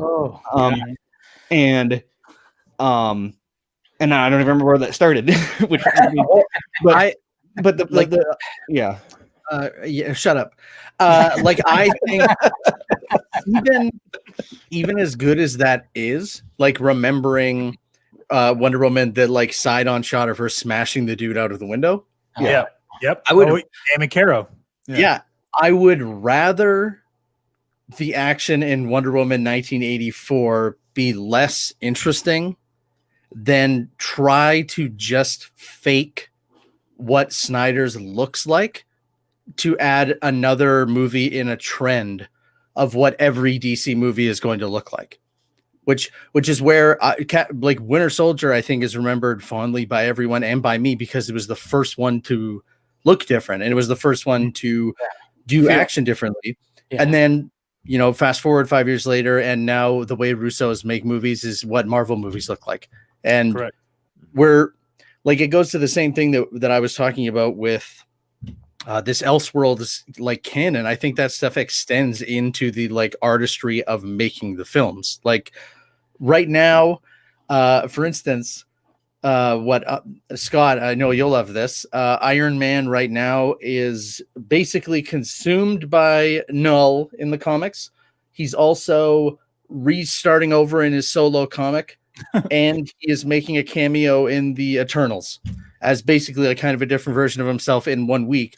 And I spent zero time stressing over that because those are 3 different stories with a character I like that I get to enjoy all of them simultaneously. So when Zach shows a photo and says, this was my vision of Wonder Woman, if your brain is saying, well, it can't be because that doesn't fit with the other movies. Right. I'm just like, I know Steven is too. We're screaming like, you don't need, your voice does not need to say that. That's not. Well, it's not even that. It's kind of like when I was reading at one point, I swear I was reading Batman and Robin, Detective Comics, Batman Incorporated. They're all different. And at least one Justice League book. Yeah. And guess what? None of them fit together. Exactly. And there were so many people that like I saw on the timeline, oh fuck, we dodged a bullet on this. It's like, and I mean, they were literally like screaming like oh, that was your Wonder Woman? I will fuck you up. Yeah, but the thing is though, is that they were saying that, right? But keep in fucking mind that Wonder Woman, as BVS came out in March of 2016, Wonder Woman was the fucking highlight. Everybody was like, holy shit, Wonder Woman, right? So it had his whatever Wonder Woman version come out before BVS. Let's just say it came out before BVS, right? The balls on it, right? We would all be like, holy shit, this Wonder Woman is a fucking badass, right? I've killed Mother Worlds before. Yeah, exactly. You'd be like, dude, her talking that way and her basically being like, I need to get that photo because it's showing that I have fucking 3 heads in my, 200 years ago, and I don't really need people to know that that's what I was doing. I still don't, I don't put the suit on, but still, fuck it. That Wonder Woman is exactly what the Wonder Woman you would get in BVS. You'd be like, dude, I walked away from Mankind. Like, you guys are fucking assholes. I mean, it even works like too, like it. To me, it even like when it comes to the Steve Trevor thing, like if say, okay, the first Wonder Woman was what Zach wanted for the Crimean War, and then the second one was like, okay, yeah, then she reaches World War I, she meets Steve, and he even said like before she meets Steve, and like he pretty much instills like, hey, humanity is okay, like you don't have to fucking kill everybody. I mean, let me ground you and let you know that there's still good in here, or at least let him see that Ares isn't really controlling her, because that's who she would have been looking for still. Exactly, and it's just like it's almost like, oh man, that almost feels like, damn, I almost kind of like that, because I mean, obviously when it went with Patty Jenkins' Wonder Woman, I like it, I dig it, and especially rewatching it now, I like it even more. I get that, but it's Compared to when 84? it comes to their love story, it's like, man, I mean, she's just totally like 80 years later or whatever the hell to 84 or 70 years later, she's still just like, I love Steve. But at the same time, I'm like, okay, but if she had this origin where she was like this ruthless fucking warrior before she met Steve, and Steve like totally was like, no, and like grounded her, it almost works. That'd have been more powerful. Better. Yeah, it almost feels like, okay, I could see why she's still so fucking heartbroken over this dude. Because at the end of the day, right? Like if she's a fish out of water, like she seems so innocent in that way. Like, oh, well, I didn't know that these are the way that humankind is. And yet, oh, you know what, Steve? Thanks for spending a couple of days with me. You really showed me the difference between what mankind is really like versus Ares. Yeah. I appreciate that. Yeah. Well, no, dude, I've spent literally 100 years fucking seeing you guys literally kill each other for nothing. Absolutely nothing. You're going to tell me that you're different? Prove it. Yeah. And he does. And she's like, holy shit. You know what? All right. I can get that. Yeah. I mean, that's character development. That's what was on my mind like a lot. I'm like, yeah, as much as I love the first Wonder Woman, but it's almost like it's just when it comes to Steve Trevor, and I was so curious. I'm like, okay, when he talked about Steve Trevor, like in his tweet, I kind of was like, was Steve Trevor always supposed to meant like to be like there, but it was supposed to be in the set. Well, that's why he got the story credit. Yeah, that's why he got the story credit, because Steve Trevor was so involved with her origin. So, but he got the story credit for more than that. I mean, he was. I know. I'm just saying, like, it's true, John. Video that was going around. Double Beats' question here, because this requires little comic continuity issues. Yeah. Okay, Jumble Beats. So made from clay. No, okay. So of course, yes, that was her origin up until 2011. With the New 52, when Brian Azzarello did her solo title, which I love Brian Azzarello's run of Wonder Woman, because it really, Dave, have you read that run? I don't think I have, no. Oh, if you love Greek, if you've talked about how much you love the Greek mythology, you want more mythology in it. I need get into Azzarello's run. He wrote like the first 30 something issues. You can get an omnibus that's just him and Cliff Chang doing the art. That was the arc that said, no, she wasn't crafted from clay. That's the demigoddess origin. Like that, it was 2011 when they got rid of she was crafted from clay origin, and then she became the daughter of Zeus. That was only from 2011 on. Okay. Yeah. That was also, I should say, because this brought kind of jogged my memory of realizing that people would be mad about Wonder Woman killing, and Steve and I were talking about how the ending, or the original ending for Wonder Woman, which was, Ares' influence was like intangible at best. It wasn't, physically occupying a body. That Wonder Woman Azzarello's story has like the single most indelibly etched on my mind version of Ares, which was Diana going to find him in a bar in Darfur. Oh yeah. Just an old man sitting by himself in a bar with like no shoes on and like the bottom of his pants worn away. And it was just where he goes, people descend into bloodthirsty war and hate. And that's just the influence that he has, which, again, New 52, and there will be people who will take issue with that Wonder Woman. I know you would probably love it, Dave, just for Hades as like a candle that was burned. Anyway, but that's the kind of thing where we're getting into. That is also not faithful at all to basically all depictions of Ares before and since. So the one in the movie, that's comic accurate. Like that's what Ares looks like. That's how I expected him to be. He's also way less interesting than what they could have done. And also, like Scott was saying, been 100% faithful to the comics. Yeah. Like they took a bit here and a bit there. but at the same time, I think Wonder Woman 1984 stands as a very clear case, unintentionally made, of why having more than one depiction of Wonder Woman to enjoy and look forward to is like better than it is bad. Because people are saying it's like, no, it's people in the comments are saying like it's a problem because you shouldn't be able to have both. Like, No, I don't know. You as a customer or a fan, I don't get that then, because if you can, why not? Give me more. Give me 8.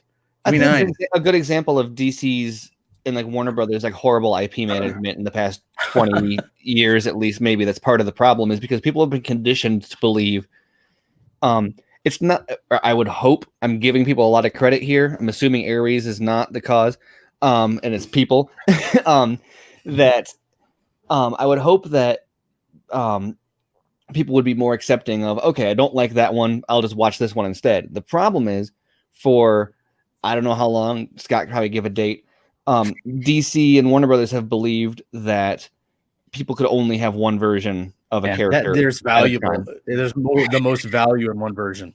Yeah, and so as a result, the existence of Wonder Woman 1984 to a lot of people, like the people that don't like it, it's not just that they don't like that movie and can discard it. To them, it is taking away this version, because per Warner Brothers policy on these IPs up to this point is that we can't have more than one. So like the notion that we could have this and 1984 at the same time, it's not that people can't comprehend that. Maybe some people can't, more so that structurally they would never allow those to coexist, and therefore the one that they don't want has to go in order for the one that they want to exist. And Stephen, to answer your question, there was really only one major example where they were allowing two versions of a character to coexist in two different mediums at the same time. And that was when Superman Returns came out, Smallville was still airing on television. That was and that was like noticeable because of what Nolan was doing with Batman Begins. Batman was supposed to be on you were supposed to get Bruce Wayne on Smallville. And you never got Bruce Wayne on Smallville. You never got Wonder Woman on Smallville. You got, and even when you got the Flash, you got a character named Bart. You got Bart, and because there was even a gag when Tom Welling was looking at all the fake IDs, and he was like Barry Allen, Wally West, who are you? And and now as a more educated fan, I look at those jokes and go, okay, that was kind of cute. Okay, I see what you're doing there. Okay, that also culminated in them having let's end Smallville with him opening the shirt, but our rules dictate that it needs to be Brandon Routh's Superman Returns logo. Yeah, so that's what we have to do, which makes the least sense. Yeah, that was weird to me when I saw like the type of symbol they used. It was the Ruth version. No, it was the suit. It was the literal suit. Yeah. Wow. They didn't even make Brandon. That is the same character, according to DC. Wow. But it's also a sequel to Christopher Reeve's Superman 2. It doesn't make too much. Which is funny because it has to be Superman Returns has to be a sequel to. Like they make references to the Donner Cut, but it can't be the Donner Cut because the Fortress of Solitude gets destroyed at the end of the Donner Cut, so it must be the Lester Cut. And like it, it's so insane to look at the way these two brands evolved cinematically over the years, because like the nature of like the fact that the Avengers is exists at all, instead of like the X-Men being that, or a different iteration of the team, even. You have a fan in here, Steven. Gillis loves to hear you talk. This is a story all about how my life got turned upside down. No, hurry up. So the reason that the Avengers exist and it's not any of the other much more popular Marvel Comics teams is because that's the characters they had. Right, they're like, okay, well, we've got this scrap bin of characters. Well, look, we got enough to make the Avengers. Oh, we don't have all of those. We can't make the Defenders right now. We don't have Daredevil. We don't have the, whatever. And so they're like, I guess we'll have to do with Hulk and Thor and Iron Man and Captain America. and it's huge. And then they get Spider-Man back, and they introduce this new version of Spider-Man, which kind of creates this, oh, well, I guess we got a multiverse now, right? Because there's so many different Spider-Man. Whereas, because they sold off the rights to all those characters in, the 90s, I think. Yeah. And 96, 97. Just by nature, they only could work with what they have. And then there's any of the other Marvel stuff was just being done by different studios who didn't have to worry about, oh, hey, we can't do this with Spider-Man because there's also another comic or whatever. And so, meanwhile, DC is like, well, we own everything. And there wasn't an environment yet that was demanding like any kind of there was no demand for the team ups quite yet, or the different iterations. And so that's why you end up having like some of the Justice League movies didn't pan out, or the Batman v Superman before the one that we got didn't pan out, because there's just all this like, I don't know, like they never were forced by necessity to kind of develop all these other characters. And also, that's why Batman and Superman as cinematic characters, like they never broke outside of that, because Marvel couldn't use Spider-Man, right? Marvel couldn't use the X-Men. And so imagine if DC had like sold off the rights to Batman and Superman, they would have ended up making a movie with like, I don't know, maybe we'd have a proper like Birds of Prey, because, oh, we don't have Batman, we don't have Batgirl, let's do a Birds of Prey. And then that would be like DC's Avengers, right? In like this alternate universe where they were the ones that had sold off the rights. And so there's all these like random decisions that were made, in the 90s or whenever, that end up shaping the entire landscape of live action superhero cinema in 2020. And DC is still trying to catch up, because because of that, they had these policies about, we can use these characters only one at a time because we have all like, and it's insane how. Well, what I was going to say was how would you feel like moving from like Wonder Woman and all that to, potentially what could, it could happen, right? Like with the Flash and Cyborg, and now Ray Fisher kind of, doing his thing, and okay, well, Cyborg, they're not going to recast him, but I mean, they could use Jovan, or whatever his name is, Jovan Wade. Because he is a cyborg that exists in a multiverse that is that they have shown in, they've been in other places, specifically like CW and all this stuff. So like that's why I'm saying, like, I could see another Wonder Woman and go like, yeah, it's Elseworld, like who cares, like it's just a different world, like it's something different, and it's not Gal. But at the end of the day, like would you guys be okay with another cyborg existing other than Ray Fisher, except for in Zack Snyder's Justice League? Yeah, it's pretty touchy. I mean, with everything that's happened with Fisher this week, I mean, even yesterday when it's like he goes off that Twitter thread, and then literally like two hours later, Variety's like, "Hey guys, John, he's still gonna be." Like, I saw a tweet that was like, "Why the fuck do you have to be anonymous to say you work with somebody?" Like. You know what I mean? Like at that point in time, you're going, why are you telling us exclusive breaking? He still works. Exclusivo. Yeah. Like, no, he still works for us. Well, no, he's still here. My favorite part was they're like, oh no, he's still here. He's doing, here's all the things that he's already credited on that we can't legally take his name off of. But he didn't talk about Green Lantern. It's like, okay, but his next comic is going to Image. Why didn't you list the Green Lantern show? Yeah. Like, what's he doing? What's he doing next? And I don't know. Maybe we don't. Maybe we're wrong. But like, why then provide that as evidence? Like, if you're going to debunk something, but why even restore the Cinderverse? Who is sitting there taking Fisher? And I know, I mean no disrespect to him, but who was sitting there taking Fisher's tweets, going, "Yep, Jeff Johns is fired. He's done, dude. Sorry. Hey, break the news. He's not working there. Don't even worry about it." Like, nope. You know what I mean? Like nobody's going, "Oh shit, we can't hire him." Ray Fisher just said that he doesn't work for them anymore. The crazy thing that was pointed out, I said after one of the last things that he said, I was like, oh, does he get the benefit of the doubt yet? And people were like, oh no, because nothing he said has panned out. And it's like, well, let's go back to when this started. And he was like, look, Jeff Johns and Joss Whedon are a problem. They need to be investigated and they need to go away. And then he started saying stuff. He's like, oh, and Walter Hamada said this. And then finally WB issues a press release and they're like, we've tried to start an investigation, blah, blah, blah. And then he drops receipts and he's like, no, I said I needed to be at Warner Media, not WB. I said that they need to be investigated, not them. I want these solutions, and people at the time, oh, Joss Whedon, he's a good guy, he wasn't a problem. Warner Media, Warner Brothers, it's the same thing. There doesn't need to be an investigation. Just tell us what happened. There was an investigation. It happened at Warner Media. Joss Whedon is gone from a lot of things. And it's weird that, like, okay, so I guess maybe, like, who knows, like, maybe it's done, maybe it's not.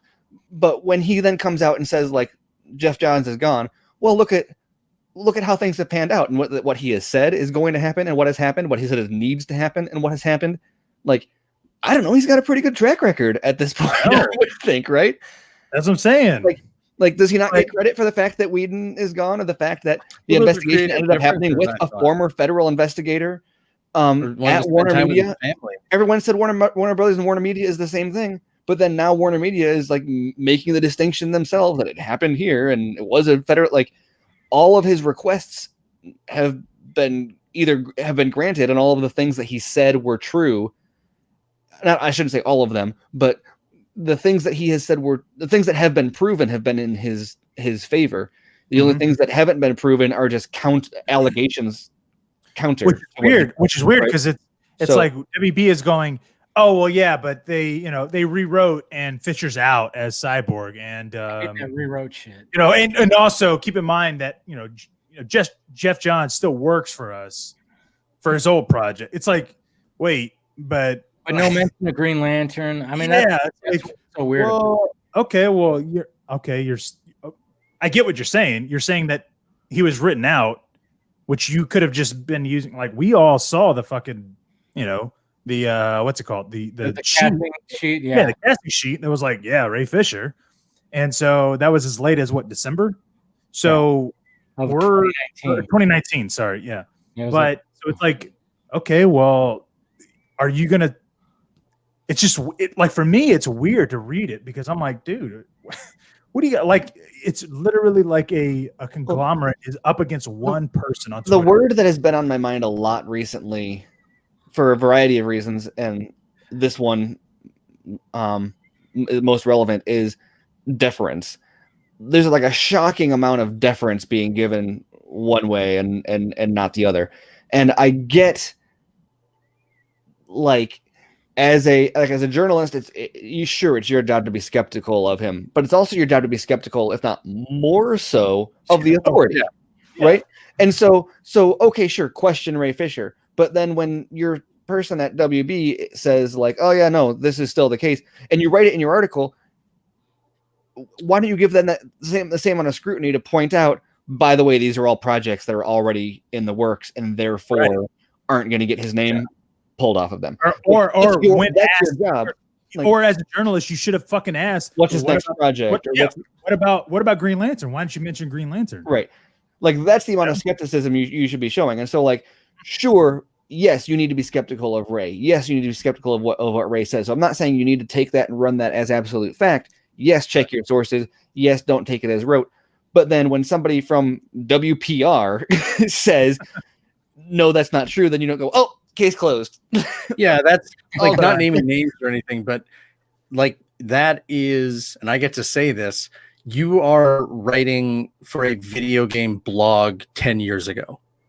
Right. If your attitude is, it is not confirmed until the publisher issues a statement, then you're not, it's weird to say that you're a journalist. Then you're just reporting on press releases.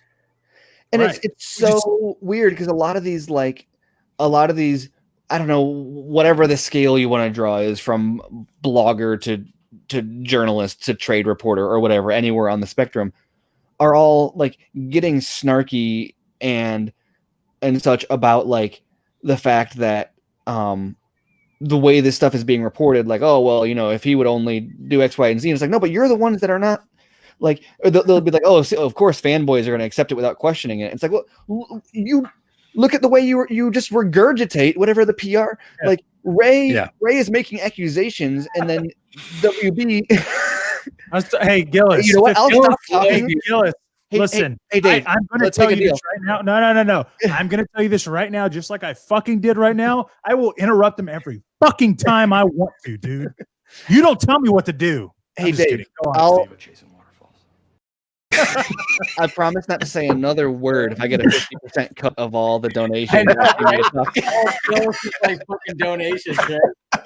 He's just all about like, hey, just let Steven talk. Come on, guys. This is actual what my wife calls. Oh, please don't put a quarter in that jukebox. This man is like shoving bills down. I love it. It's great. It's like the John Mulaney, What's New Pussycat? You guys seen that sketch where he talks about when he went to the diner and put in What's New Pussycat 18 times? Yes. In the jukebox? Yeah. As a social experiment? Yeah. I'll send it out later because it is one of the best bits ever. One. Yeah, John Mulaney's great. But yeah, so it's so funny to me to have these like bloggers / journalists or whatever be like, I did my job and I reached out to WB and they told me no. And it's like, oh, as opposed to, oh yeah, Ray's right, we screwed him over, we're dirty cheaters, there's a problem with racism, we didn't do anything about it. Like what? I'm not saying you have to be conspiratorial and be like, Ray's right about everything, but like you are doing the exact same thing that you're accusing like fanboys of doing if you are regurgitating any information without cross-referencing. You say, oh, we reached out to Ray 5 times and he said nothing, so we're just going to go with this version of the story. There were other people on that set. It's not like the only people that are allowed to do an investigation is WB. Call someone else that was on set. Who else did you try to get comments on? Oh, Ray said no, so I'm just going to accept this other version. Or why didn't you say in your article Ray declined to comment? It's, I don't know. I don't even consider myself a journalist at all. Like, I don't have any like formal journalist training. I'm very much a blogger, and so I'm not necessarily an authority on this. But I don't think it's that ridiculous for me to understand like the burden. Like, I know what the burden of proof is. I know like standards that you should uphold to say something. I know when it's, and this is why I got so much shit from like Snyder Cut fans when stuff would come out. They'd be like, oh, this proves XYZ, and I'm like, look, I believe that the Snyder Cut exists. This does not prove it. I'm not saying it doesn't exist. I'm just saying this is not proof that it exists. Mm-hmm. I know that it exists. That proof has not been, or whatever, whatever the situation be. And it's just so fascinating that, especially like it's one thing for people to just not accept it and be like, I'm going to be skeptical, but for them to be then like being skeptical out of one side of their mouth and then just like playing WB's PR out of the other side of their mouth as if that's reasonable skepticism, or like as if they're putting in like a reasonable amount of legwork. Like, well, even going off that's okay. If Ray never said a fucking thing about anything, right? If he didn't respond to them saying something like 2 hours later, I mean, now it's like we kind of expect, ugh, gross. Yuck. Hey, he comes to the vodka stream with vodka. I know, with vodka. I know, just yuck. I mean, I'm the host and I'm not even drinking vodka. Ugh. So when you think about what Ray is saying, right? And I mentioned this on the Real Emotion on Wednesday, drink up fellas, that like, listen, when it comes to Ray and him talking about things, like at the end of the day, he needs to either like spill every fucking thing. And I don't mean it that way, but I just mean like he needs to drop some fucking big hammers or something needs to come out, because at the end of the day, like general public, right? Because that's really what we get it. That's who you have to like sway. Well, maybe, but I think you always have to ask the question of who's the audience, right? Like who is he saying this for? Does it matter? It's not even that. Does it make a difference to him if Joe Blow Twitter dude, and not Joe Blow, I'm not targeting another. If John Doe Twitter dude, you can say real anarchy. Go for it. Believes no, I was trying to name like a you mean like a big site? Yeah, I get it. If person X, X on Twitter, if at Johnny 123789 on Twitter is like, oh yeah, I believe in Ray Fisher. Does he care about that more than putting pressure on WB? Like if it was a court of public opinion, he'd just put it all out, right? If he was worried about us, he would just say it all. So he's trying to accomplish something by revealing that. And so like I agree that if his intention is to sway opinion and and change people's opinion on Twitter, then there's way more information to put out there. But if his objective is to get action from WB, to get a reaction from WB or Warner Media or whoever it is, then no, he doesn't want to put it out there because he's still holding cards in his hand to play, you know, when he gets that. And, I think people always. He said that tweet thread. He says, "My team is still in conversation with Warner Media." Yeah. So whatever is going on, when we take him at his word, he's saying, the talking is not done. No. I have not closed the door here. I am still talking to Warner Media. And my team is still talking to Warner Media. So I think when we talk about how you professionally or properly go through channels, it really, the way I'm viewing this is his fight right now is with WB. He is still trying to cooperate with Warner Media because Warner Media is the one who held the investigation. Yep. Warner Media is the one who has taken and will take whatever remedial action is. So that's the channel of communication that he's keeping open. It seems to be the only time he decides to slap back is when the fire comes obviously from Warner Brothers Picture. Yeah, when they and I think you hit on something else that's really interesting there, which is I do that occasionally. Another criticism I have of the entertainment journalist, the entertainment journalist journalistic practice is, and we saw the same thing with the Snyder Cut, is that they can't seem to tell the difference between like right now and always or forever. And so you get like Warner Brothers makes a statement that says like, we have no plans to release the Snyder Cut.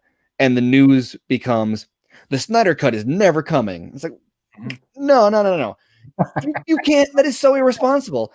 I realize that like maybe you've got a chip on your shoulder against the fans or you personally don't want it or whatever. But like, that is not like, no, the news is that there are no plans right now. Like these things anything could always change. Let's go back to that Armada New York Times article. Look at what happened, and then all these guys now are like, as of now, yeah, exactly. Or like you have all these at this time, all the people that were wrong forever on the Snyder Cut are now like, well, it's only happening because of COVID. Which, yeah, like, no, that's not why. But B, get a sequel. Yeah, that's what they're saying now. Right, exactly.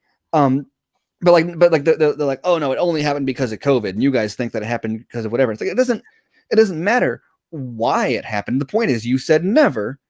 And then it happened. What you should have said was it would take it would, there are no plans now. Like that can always change. Obviously it can change because COVID happened and you can't predict that. So like, if you can't predict the future, if you can't predict for events like COVID, like hypothetically, if COVID was the reason, which it wasn't, then you can't say never. Don't go making these absolute statements. It's the same thing with Ray Fisher when they're like, it's over, move on. It's like, well, no, it's not over because Ray Fisher's not done yet.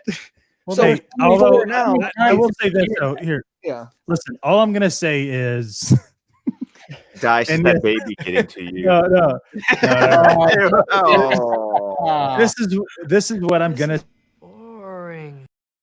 And yes, I have had a little bit of bullet ride. I apologize, but God damn it, was I fucking right about Snyder shooting two films, one way his way and one way the studio's way. I just want to fucking say that yes, in 2018, I fucking told Scott. You did because I'm on the. And by the way, did I tell you were wrong? Bullshit. I don't know. I don't know if you did. No, actually, because I looked because I started getting notifications. By the way, because I'm tagged in those freaking tweets. Thank you very much. And there's a lot of I don't know. Actually. My tweet immediately, because I was the tweet immediately after you, and my tweet said, "I have heard speculation to that." Like I did not, because what do I not do? I don't try to talk out of my ass about things that I do or do not know.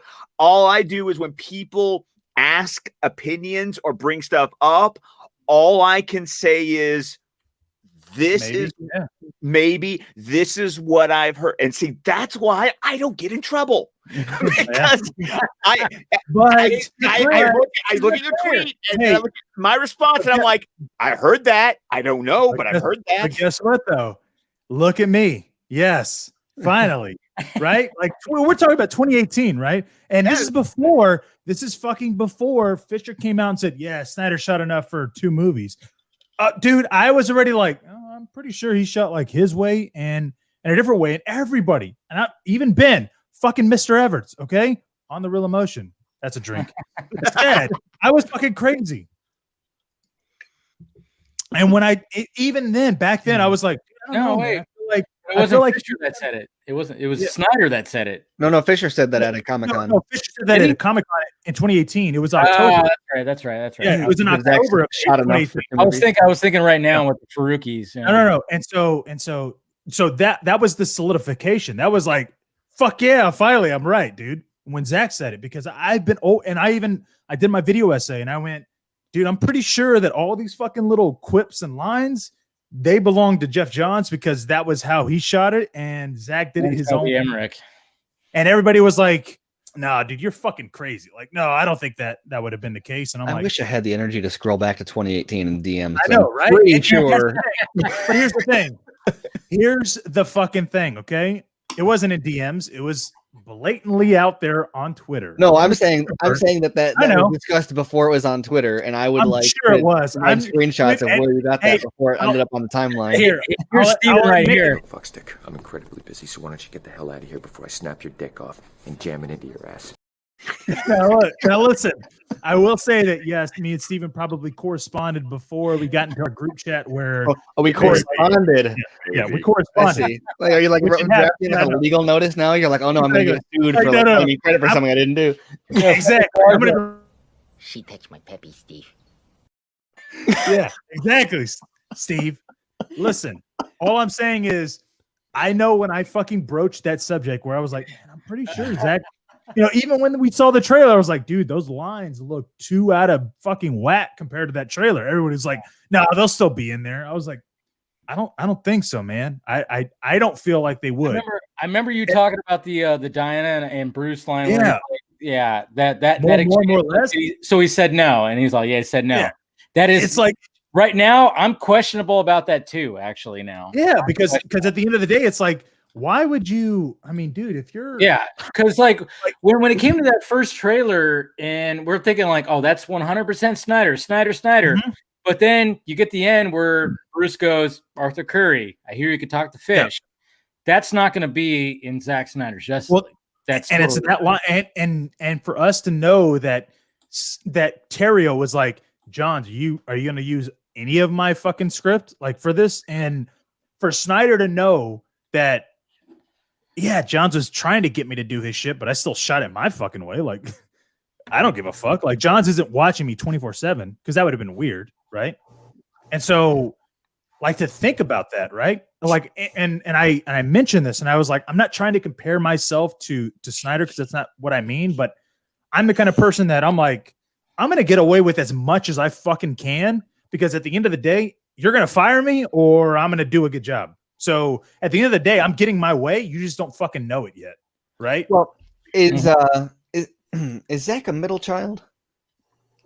I don't know. I'm a middle child. Yeah, I was gonna say that's very middle child behavior. Hey, do this, okay? And you just like you just stay just inside whatever the line is until whatever I need to do without getting noticed. Exactly. Yeah. They say shoot this version. Okay, I'll kind of shoot that version, but also shoot my version.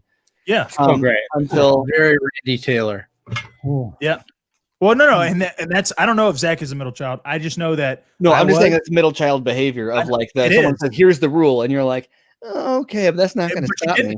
Yeah, but here's the other thing. You also said that's the rule. You didn't give me the guidelines. What's outside that rule, right? You just said that's the rule. Yeah, right. And somebody even asked me, would Zach get in trouble for doing that because he's working? Absolutely not. No, he wouldn't because you would. No. What are they going to say? And it goes to the same thing, right? What are they going to say? They're going to go, "No, we fired him because he didn't want to shoot the film the way we wanted him to shoot it." And I mean, keep in mind also, we're talking about like I mean, they were trying to follow a more Marvel formula, right? They like look at most modern movies, but I mean, especially Marvel movies, but especially like, you know, a lot of modern comedies, they'll do 100 takes. You know, it's not like they do like 5 and they're like, oh, let's Sometimes they do one those take, 5 were good, let's do one more. No, they do Try like it differently. 100 of these, and many of them have dialogue iterations. Oh And yeah. so all Zach's got it, and Zach prefers his first take anyway. And so all he's got to do is just be like, all right, let's I'll shoot that. try let's try one of these. And there's so much like ADR anyway that he doesn't even have to have it perfect. He just needs to have it like close enough, and then ADR to fix it afterwards. Well, Like- but also you got to remember, Fabian Wagner told us on the Real Emotion when we exclusively interviewed him, right? That while he was involved with it, now keep in mind, he wasn't like in those daily meetings with executives. Why would he, right? But he had said, well, we shot the way that Zach wanted to film. Like there was never a day where, oh, okay, well, executives were coming up to them saying we needed to shoot it this way. So when I heard that, I went, yeah, dude, like I really think, like, why would Fabian Wagner know about all these rewrites of Jeff Johns? Zach would just be like, no, this is the lines we're going to use, and then we're going to try this other way. And that way, you know, he has 2 fucking cameras. Like, let's just put it this way. I don't know the math, right? But if you have 2 cameras and you're now doing 2 sets of dialogues, that's 4 times a different way of making this film, right? Am I wrong in saying that?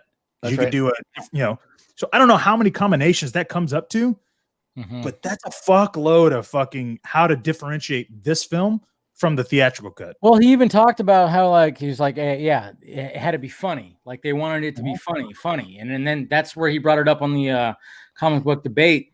It's kind of crazy how open he's being about that now, where he's just the problem was they wanted me to make it funny. Like, And they wanted me to make it 2 hours. By the way, he's a 2 hours. child. According to Scott. Oh, he's second child? Yes. Second child, older sister, that's it. Older sister, no. Okay, So, well, that's either way, though, it's still middle child still behavior. Still, my older brother was 5 years older than me, so yeah, same thing. Like Same with mine. My brother's 5 years older than me too. Same.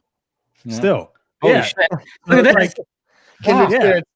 Yeah, exactly. Like you always wanted to be around him, and they were like, "No, get away from us, you fucking loser." And I was like, "God damn, dude! Like, I just want to be around you." And they're like, "No, fuck you." Well, fuck you now. I beat you up. So, I met James Gunn. What up now? yeah, exactly. Yeah. Jeez. All right, but so if you think about that, right, with Snyder, the way it could have been, like he easily could have been like, all right, well, we're gonna try it this way. You know, hey, you know what? His MO is very open, right? His MO is like very like inclusive. Like, hey, let's try it your way. Let's try it your way. Let's figure it out what way is gonna work. So anybody that's there, they wouldn't have known if it was his way or if it was John's way. They would have just been like, oh, I guess this is like, you know, Yeah, or Zach's Johns way. will say like, "Who cares? Let him." Correct. Like, he's not going to be here when we edit it. Exactly. Well, Correct. and the way that he's going to do it too is not going to be like, I refuse to do it your way. I'm going to do it my way instead. He's just going to be like, they're going to say, do it this way. And he's like, okay, yeah, sure. You told me to do it that way. I'll do it that way. Hey, let's try one more. Yep. This way. And then they do it, and then he'd move on. And they do an edit while they're shooting also, the assembly cut.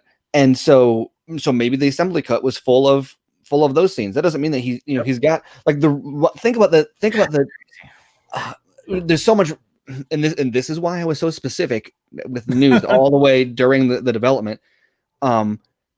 Like the cut that he's got, he's been open about the fact that it is not full resolution. It's black and white, et cetera, et cetera. Probably it's the alternate assembly cut, right? Why would he have his own copy unless he was, and so that's why, that type of thing is important, as opposed to just saying like he's got a done cut. Well, no. Why would he have a cut? Why would it be black and white, et cetera?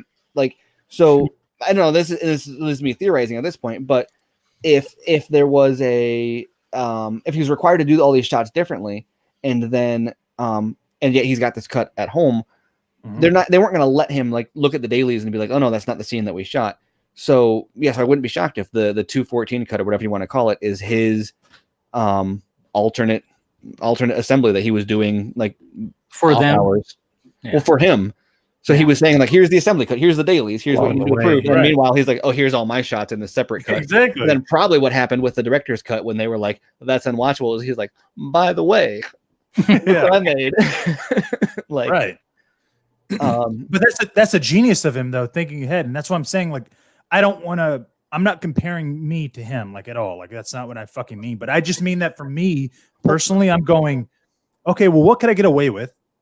But also, like, if somebody's telling me what to fucking do, and they know, like, they personally know that's not what I'm okay with, I'm going, well, fuck you, dude. I'm going to do whatever I want to do then. At that point. Even Harry Lennox said, he was like, oh, they wrote us out the script, but I always expected to get a call during post-production to do a pickup or whatever. Because, you know, Zach works that way. He'll just kind of shoot something off the lot one day. And I think that the black suit is probably the best like visual illustration for what we're talking about. Because what happened with that was they were like, we're not going to do the black suit. And he's like, well, I guess I don't have to have the black suit on set for the black suit to exist. Why should I have a fight here if I can easily shoot it and then convert it after the fact? And then he just made sure that he included the scenes where he gets the suit or whatever, so that it would be contextually, it wouldn't just be randomly black, but it's going to be like contextually in the scene. And then exactly. And then he's able to, and so think about him doing that, but with the actual takes as well, where they're like, okay, we're not going to do that. We're not going to do the take that way. He's like, okay, cool. We'll do it your way, but we'll do it in a way that I can easily make it my way. And I'm not going to debate that with you, because it's a forgiveness instead of permission. And once again, all middle children know this. Correct. The oldest child gets disciplined for something, you go within those rules, but you do it in a way that doesn't violate it too much to draw a red flag.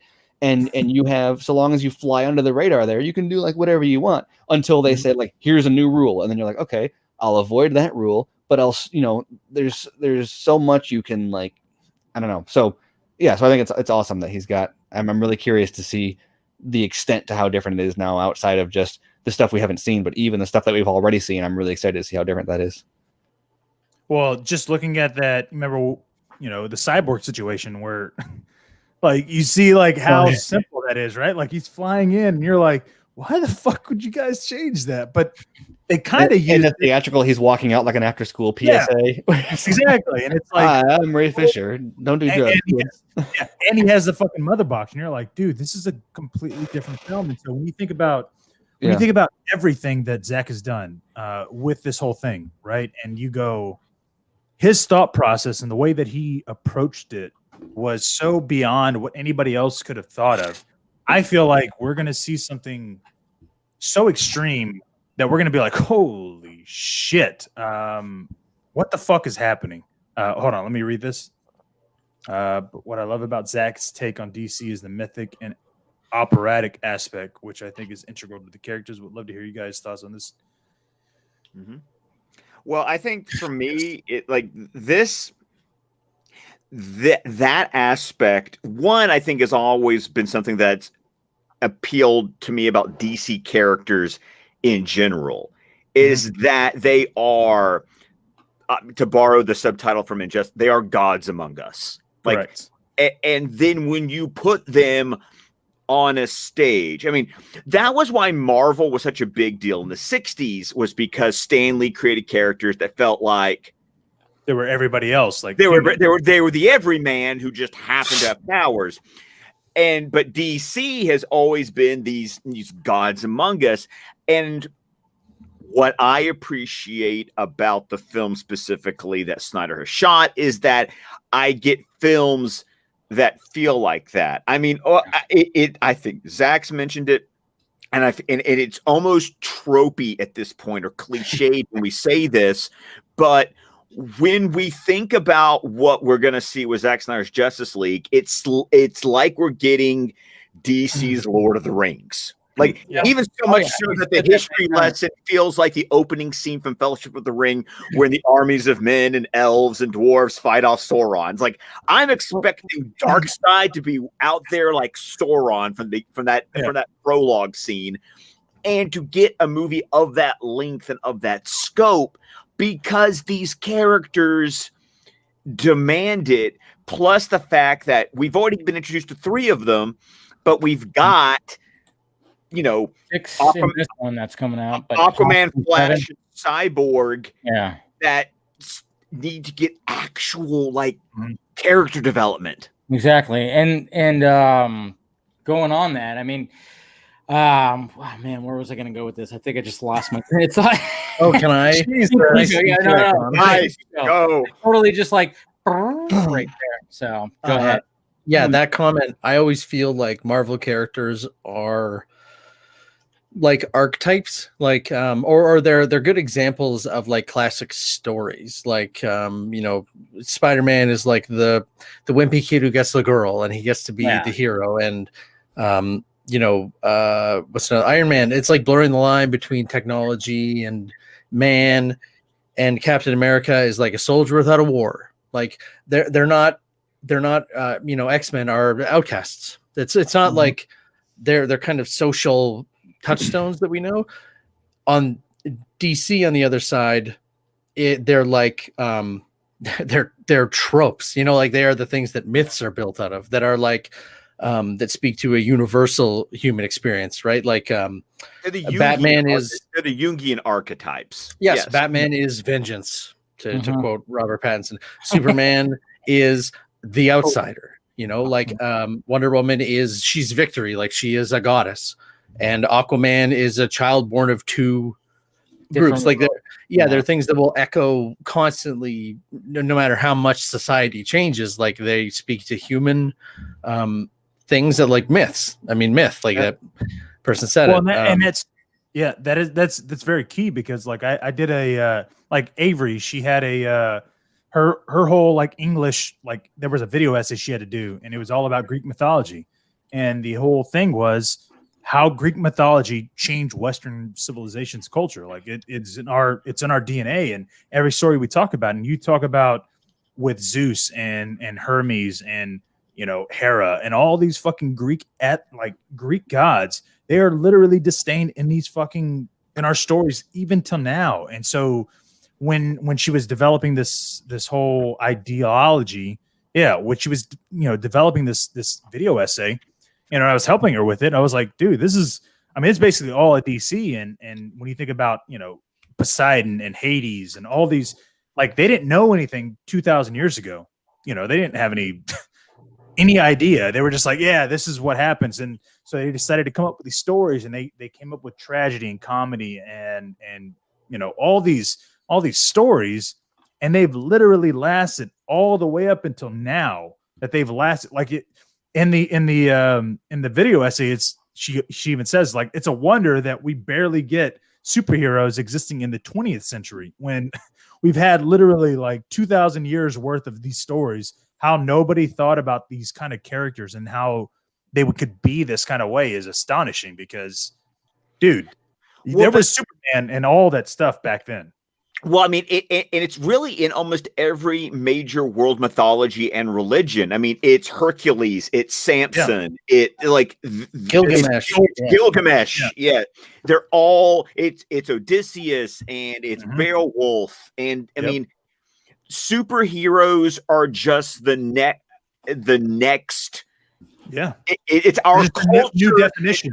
It's our culture's redefinition of these archetypes. It's just that DC was comfortable, or when it started, because Action Comics #1. It's Superman's the first superhero. And they just took that ball and ran with it. Because you also got to remember, who were Siegel and Schuster and Kane and Finger? They were kids. They were children, effectively. I mean, they were teenagers writing these stories, and it just grew from there. Well, it wasn't even that. It was there was a thing that a DC had, not DC, but there was a writer that was doing all these kind of archetypes and these kind of interesting, ideals. But what he basically said was, those stories for the Greeks are what these superhero stories are for us. There were 7-year-olds that watched this, and it brought me back to Zach, even being his age. 7-year-olds that saw these superheroes and these super beings, and now they're 57 years old, They're wanting to tell the stories just like they thought of when they were kids, but tell them in their own way. And it's like these stories are going to stick with our children's lifetimes like for a long time. And that's exactly what it is. And Greeks were also basically the ones who invented theater.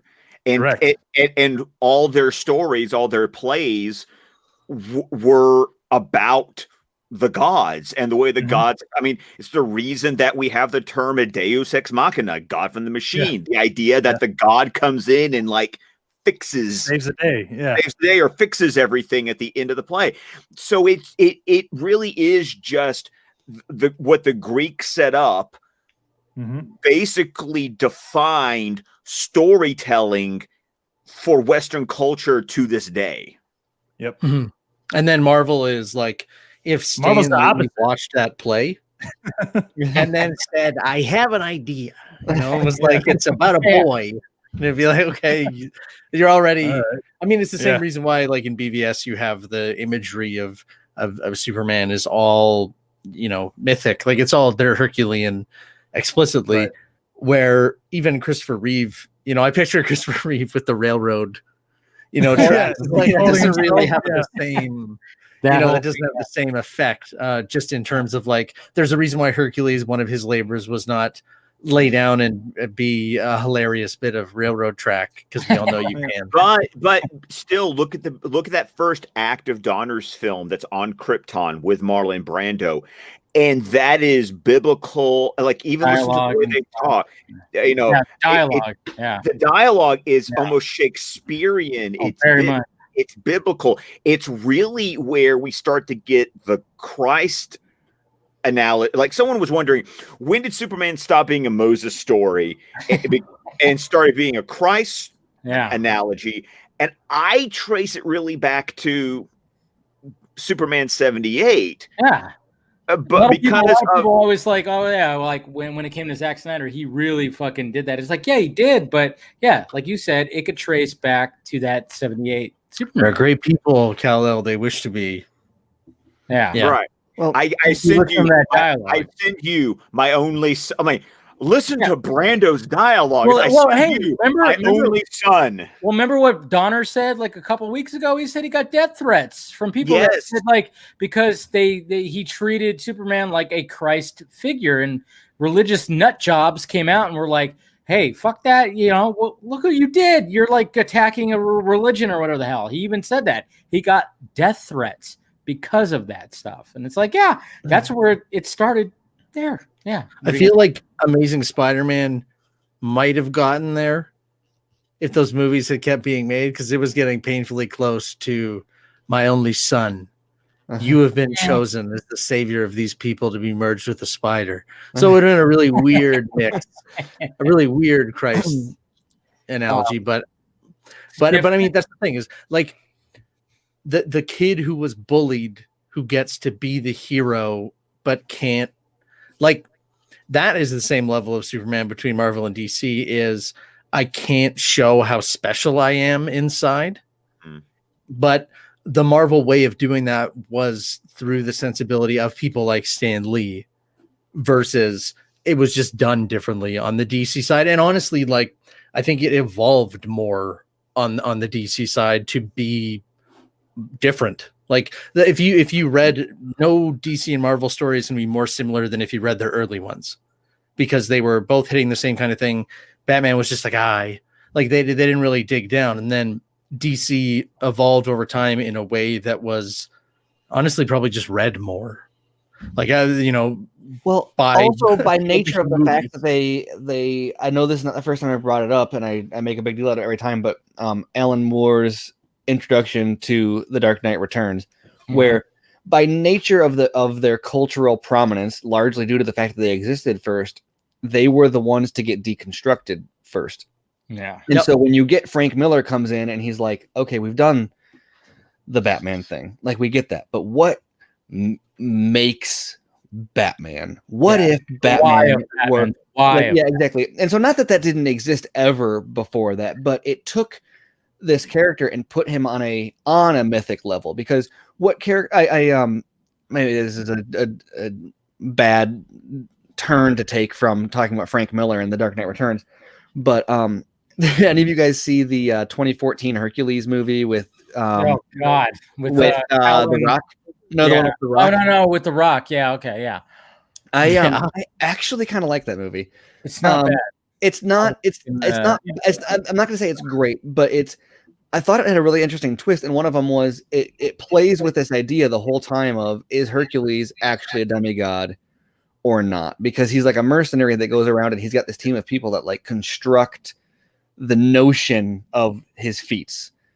And he's done all these great all these great works, and these people know him for having accomplished these things, but the question is like, could someone really do that, or was he just like, was there a creature in the woods they were too afraid of and they thought that it was a hydra, and he left and killed a big snake, and then came back and was like, I killed the hydra. Yeah.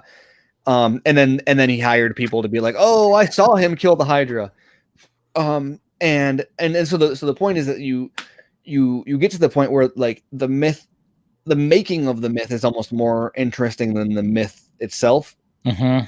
And so I think that's kind of what you get with these characters when they grow to a certain point, where who's to say, we exist in a weird time now where we've kind of put all this stuff in a time capsule of like, they can't change anymore.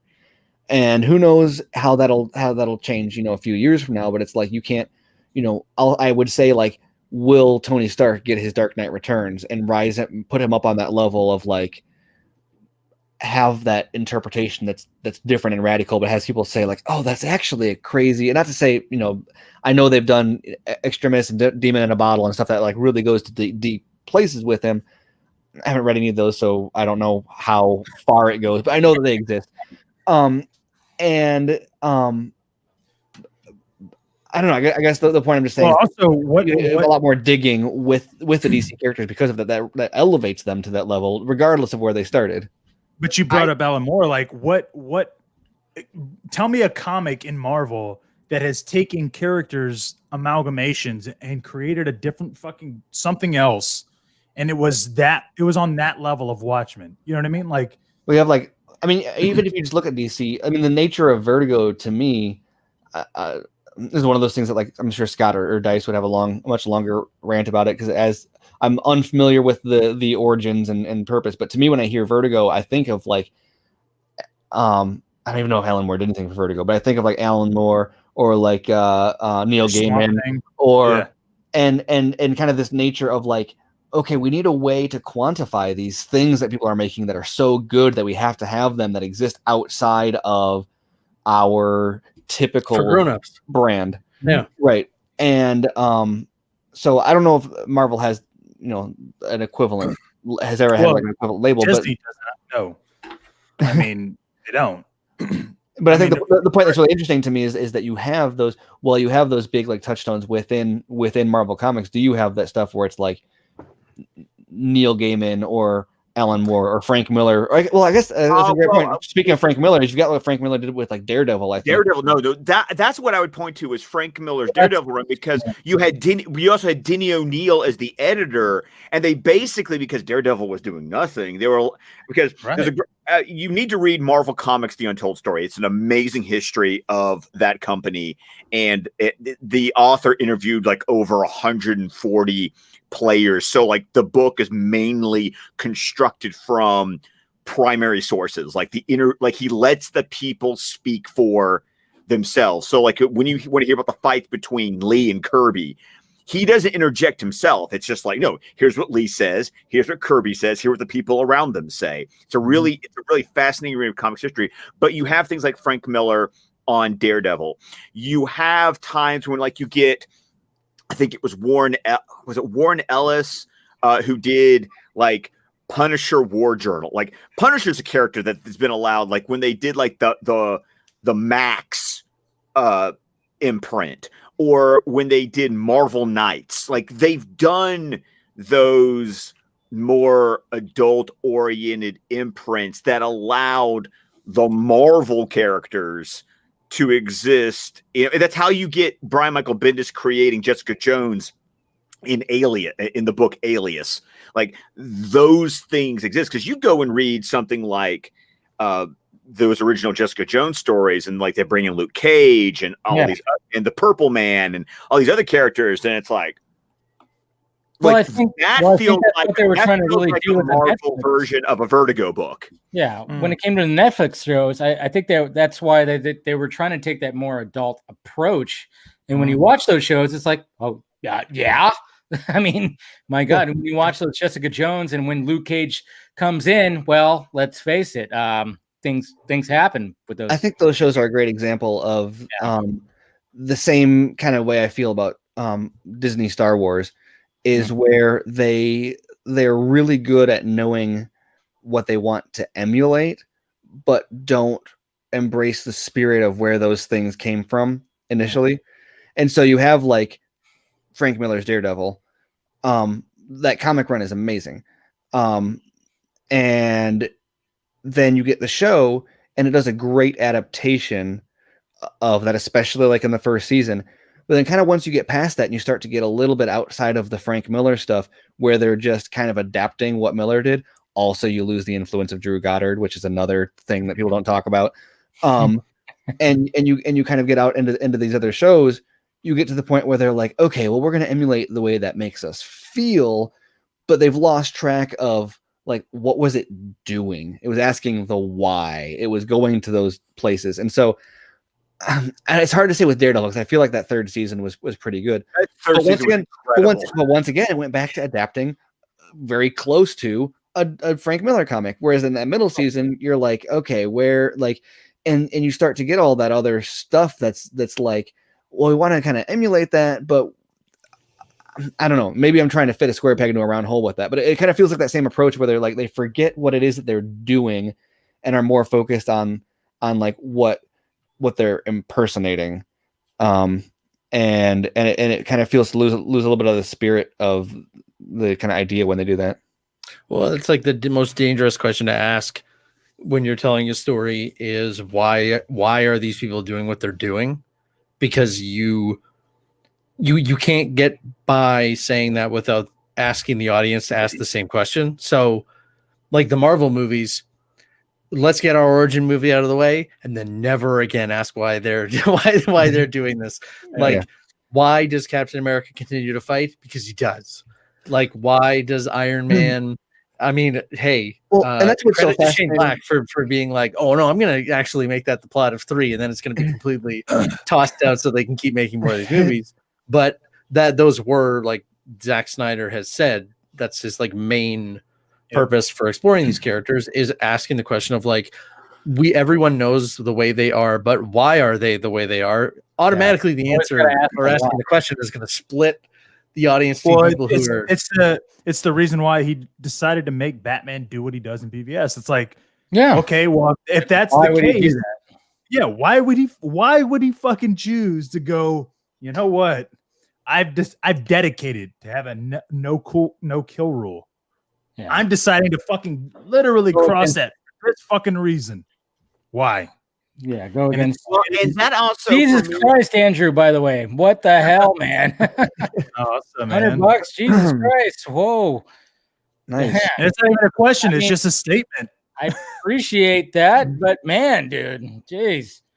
All right, awesome. Thank you. What is cool, it is a statement. They both are very yeah. Well, no, I mean, and I think what Andrew is saying there is really even more so if you think about the fact that Superman 78, the original Mario Puzo script, was what was Superman 1 and 2. That was those two things combined were supposed to be one movie. Yeah. Like, what I was going to say though, and I was going to lead into what was brought up or broached, I guess, about 10 minutes ago is, we're all talking about this and we kind of have these ideas and we kind of know all these things, right? But at the end of the day, we didn't go to business school to become an executive to work for a studio, right? And so the reason why is because I don't know. We just didn't. But the people that came up through executives and became these executives to run these studios, they weren't like us. They were like, whatever. They didn't really get into it, right? So that's why you have people like Hamada that comes in and he's going, yeah, that Joker idea. No, I don't want to do it. Let's try to figure out a way to not make this movie. Oh, well, if they're going to make it anyways, let's try to figure out a way that we can worry about our end of money. We'll just split it 3 ways. Why is Zach doing this nightmare world? Like, no, we want hope and optimism. Let's worry about that.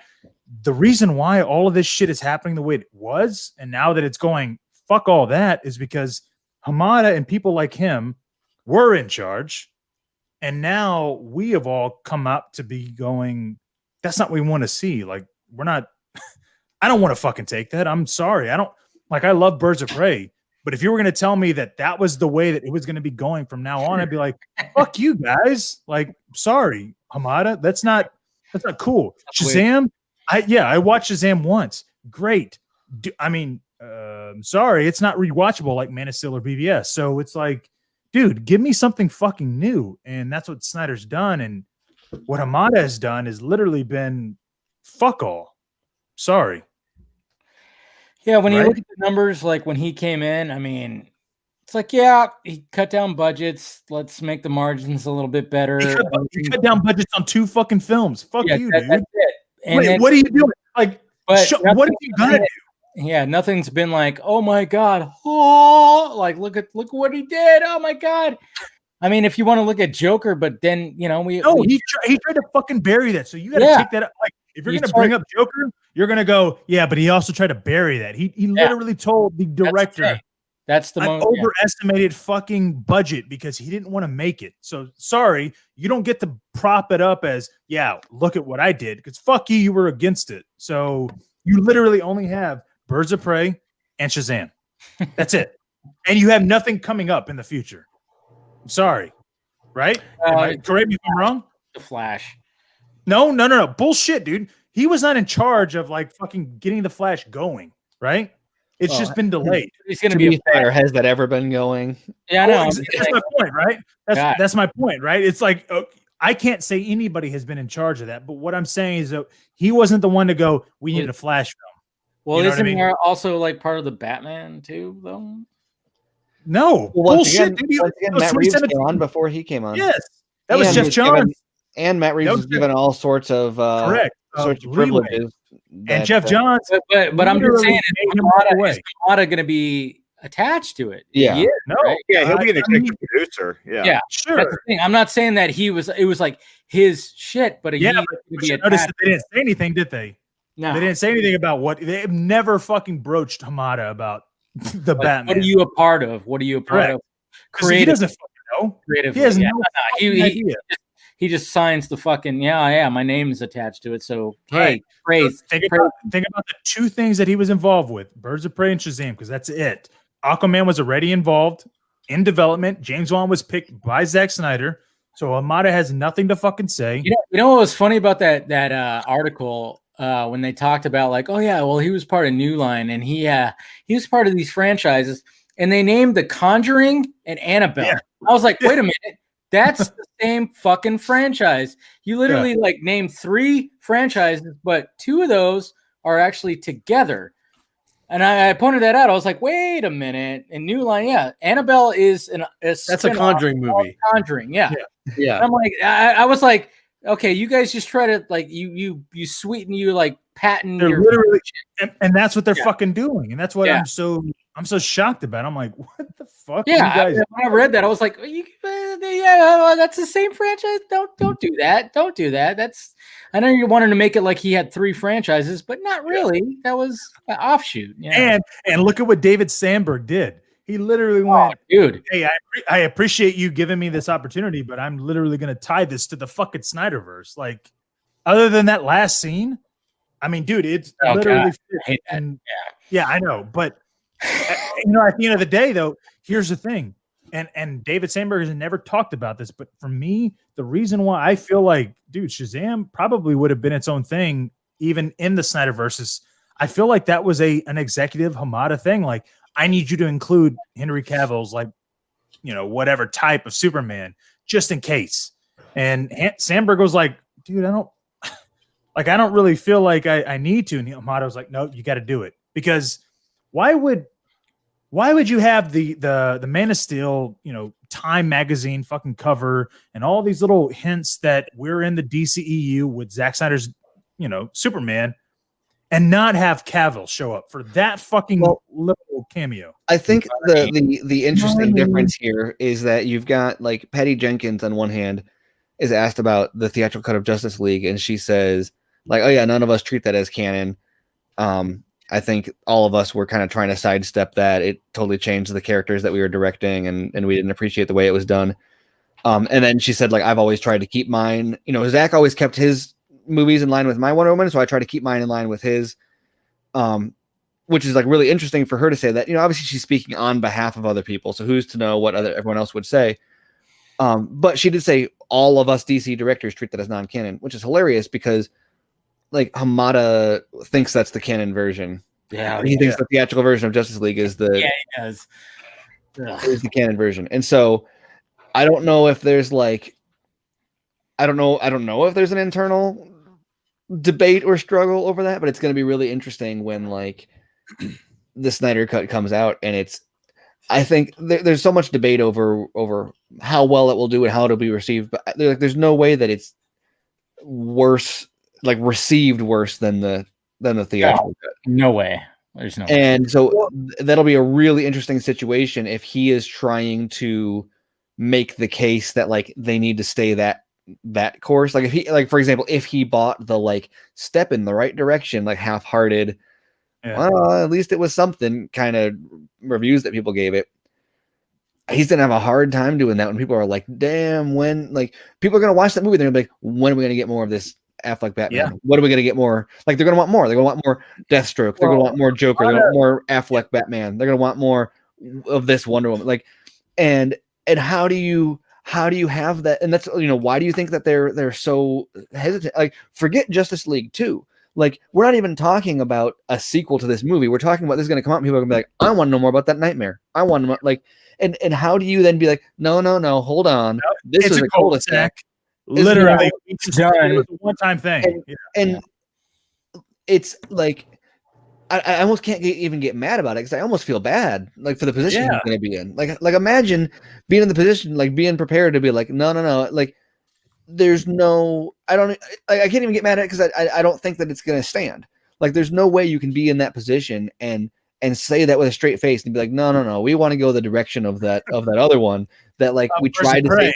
We tried to get Legion of Doom to be a thing people cared about, they didn't, and then it never happened, and then like notice there's no clamor for Justice League 2.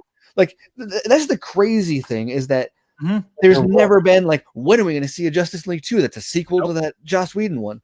Nobody says nobody has been asking for that, or the only thing that's being asked for is like the Deathstroke shit. That's it. Like everybody's like, that is literally tied to Zack's and Ben Affleck's Batman. Like that's it, right? And so the only thing that everybody talks about is that. And when you think about Walter Hamada, he never brings up David Sandberg, right? Sandberg never brings up Hamada.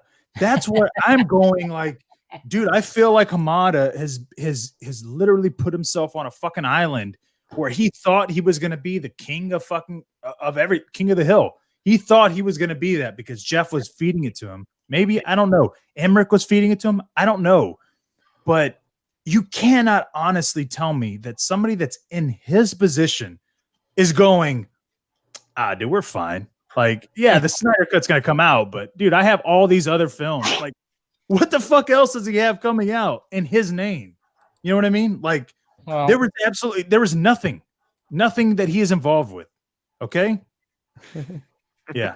Nobody double beats. That was the voice. We brought it full circle right there. Yeah. But you know what I mean? Like at the end of the day, Hamada, he hasn't like, and that's why I'm a firm believer in that. I feel like that position. I feel like Kyler's working in the background, going, "Oh, just fucking wait, dude." There was absolutely no fucking reason for that position to be paid in doing whatever you're fucking doing. Because guess what?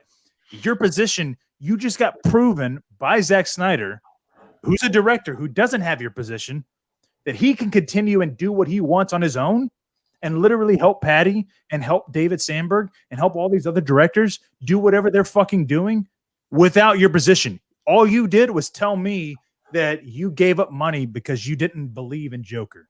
That's all you've done. That's all you have fucking done. That's how I feel like. I am of the same sentiment, but he is going to be there for a while longer. So to be fair, he's going to be there for 2 more years. Well, right, but to be fair to like WB's perspective on it, clearly they see some value in it. Tell Amanda to stop putting in the sink. Honestly, did she tell you that's what she's doing? No, she tweeted it out. Come on, I read your wife's Twitter feed. Okay, she said she's got a sink. Jesus. Now, to one point, Stephen, that I think maybe I can, when you think about the 2-year extension, is it a vote of confidence, or if we look at the movies that are currently in production and the delays that they have occurred, does the current slate of movies in production carry us through 2023? By the time it would be time for a new extension. Maybe, but it's not just about the movies coming out. It's about what is he going to get in the pipeline also. I don't know. And obviously I think it's fair to say maybe a little bit off because we were on here and then also you and me on the Squadcast. I think that our analysis was great, but obviously we were kind of assuming that he wasn't going to be around long. Right. And that's not the case. And so like where does our analysis diverge from WB's or Warner Media's? What I've heard is that WB, like, this is not like a Warner, doesn't have to be a Warner Media. I don't know what decision was made, but WB can do this to him without like getting permission from Kylar, for example, Kylar. And then also that Kylar like isn't really involved in the creative decision making. So it's not like he's going to be like overriding, like green lighting and stuff or whatever.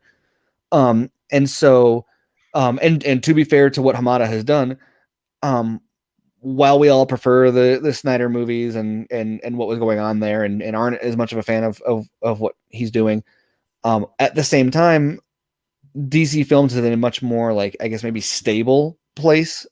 Like maybe he brought the ceiling down. Like the ceiling is not what it was before. It's like, you know, they've got a reliable, pretty good movie coming out a couple times a year now. And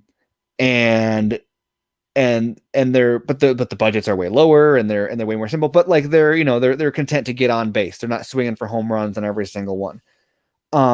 And maybe there's some, credit to give him there. I think that you're really lowering the bar a lot, but at the same time, considering they had a number of high profile, I never know what word to use because everyone's gonna get all mad. They weren't bombs. That misfire wasn't really the right word. Critically contentious. Like I don't even know, but it just wasn't what they wanted. Right? They spent a lot of money and didn't get the thing that they wanted out of it. Whether or not we like it or not, it wasn't what they got a product other than what they paid for. And I think with him, they're getting what they paid for. They're not paying. There's not paying for BVS, right? They're not paying for Man of Steel. They're not paying for Justice League. They're paying for Birds of Prey, and they're getting Birds of Prey. Yeah. And so I think there's when you're looking at a position like that, there's definitely value to be had in that. And the other side is based on the way things are working with Warner Media and with HBO Max. I think there's a question of what does it mean to be the head of DC Films? We have the multiverse, right? Why do you need, like imagine if Marvel was like, hey, fuck canon. We're just going to make good movies. What happens to Kevin Feige? Right? Like, do you need this mastermind coordinating how everything goes together anymore to have, if they were like, you know what, let's go back and make like a standalone Iron Man movie that's not canon, that just kind of dives deep into the psyche of Tony Stark. Does Kevin Feige have to be a producer on that? Does he have to be involved in that? Or like if someone brought that to and now I'm using, if they hypothetically like went that route. So like let's go to DC Films because you have this multiverse. Like Zack Snyder's Justice League clearly isn't being done by Hamada. So what if somebody else So if Justice League 2 happened, would that be under him? I mean, clearly he wasn't needed for the one. So is he needed for the other? Or what if they said, hey, let's make a Kingdom Come movie, and they brought in George Miller or someone and was like, hey, let's make a Kingdom Come movie. And they've got like some great creative mind on it.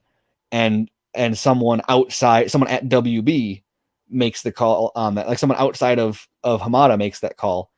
Can that exist outside? Like, I don't know what the hierarchy there is. Do they say like, no, if it's DC, it has to go through him?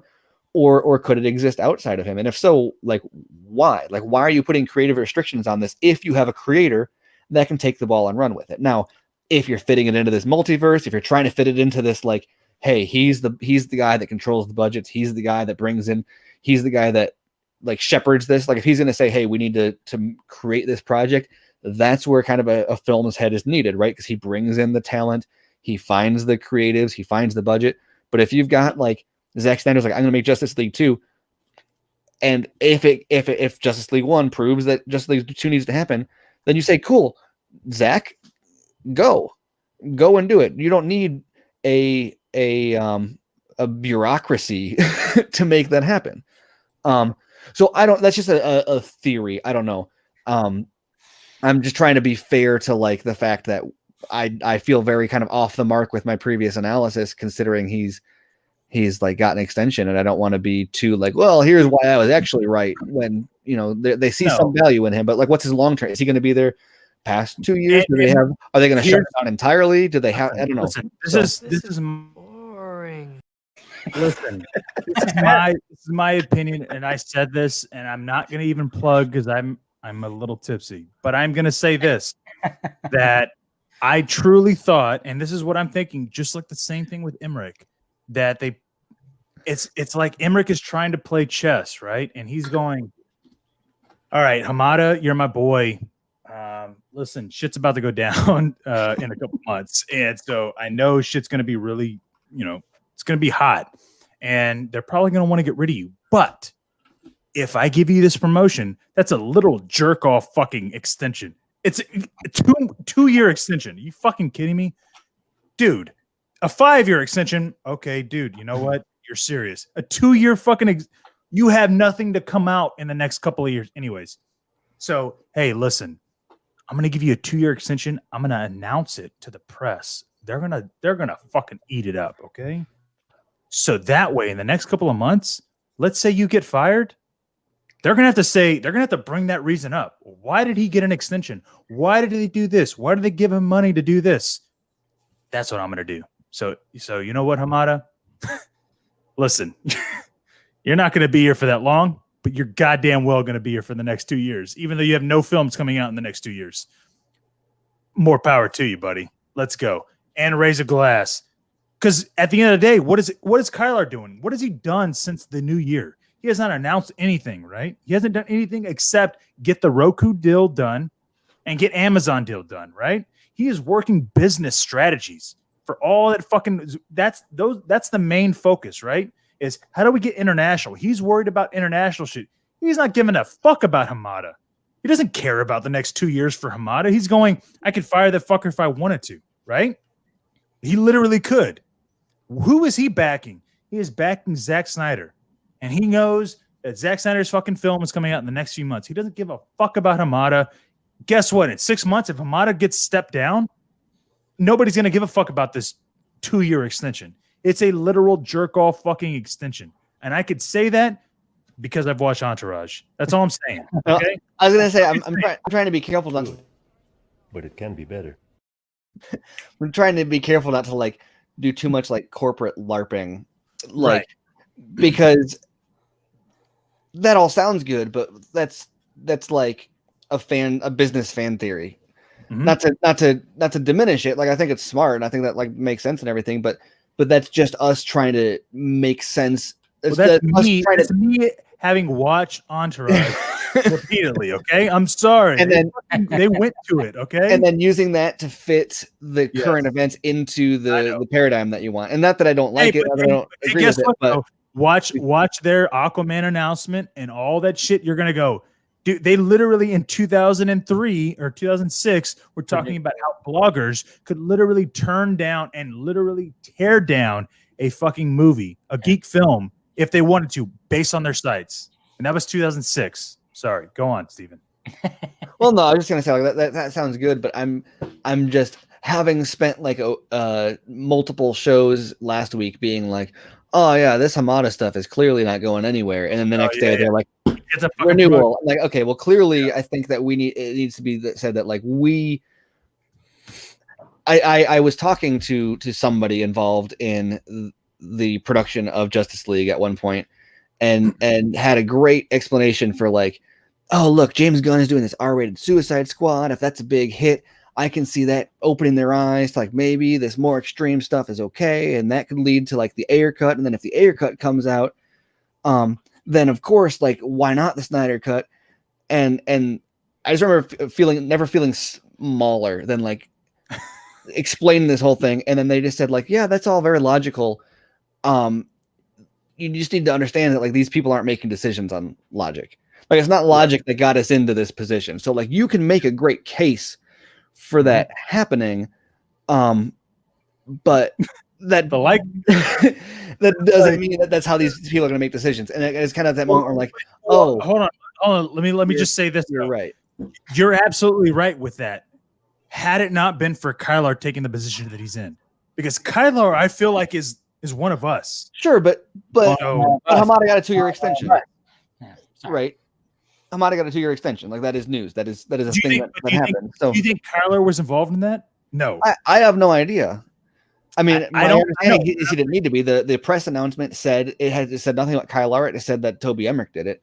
I'm just trying to be fair. I was talking earlier about giving deference, and so I've got to be fair myself and say, well, right, and that's my point, though, right? Is that Kylar, at the end of the day, if he doesn't need to be involved in that kind of shit, like that's why he has these types of executives, but he also has the executives to go either you sink or swim. That's it, right? Mm-hmm.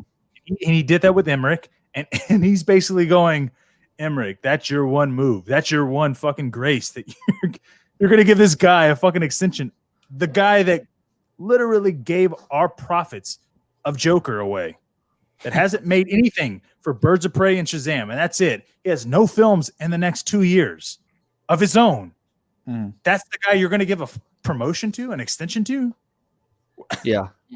While he is busy going, dude, I don't have time to fucking think about this shit. I'm thinking about international, HBO Max, all this shit on my side, and you're gonna give this guy a promotion for what? What the fuck has he done? And I also think it's interesting.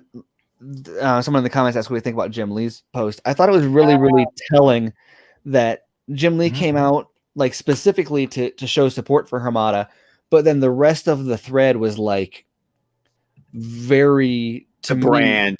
Well, to me, it was very clear that the rest of the thread was like, I know you guys hate him. Yeah. I know you guys are going to be mad, but just trust me. We're doing cool stuff, and just be excited for the cool stuff, and don't be too. He's like, there's something for everybody. Just because of the guy that you don't like is running things doesn't mean you're not going to get something you do like. And I thought that was everybody got that?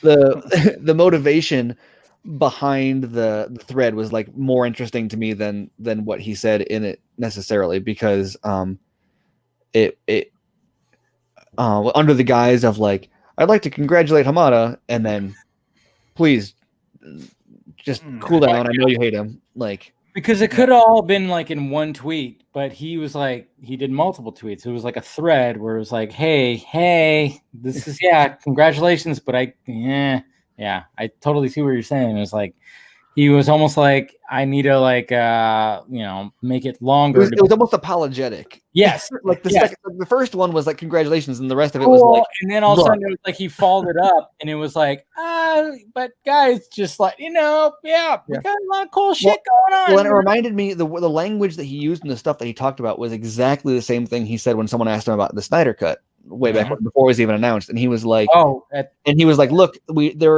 there's more than one kind of fan. Like if you like the Snyder Cut, like that's great. If you didn't, like, we've got something for you too. And I thought that was a great response at the time. And so it's interesting to see him using that same language back at seemingly targeting Snyder fans now. So before he was telling like non-Snyder fans, like, hey, look, just because you didn't like the Snyder Cut doesn't mean that there's not something here for you. And now actually, he's saying to the Snyder fans, like, look, just because you don't like Hamada doesn't mean that you're not going to have content for you. Because once again, his second tweet, the first tweet was about Hamada.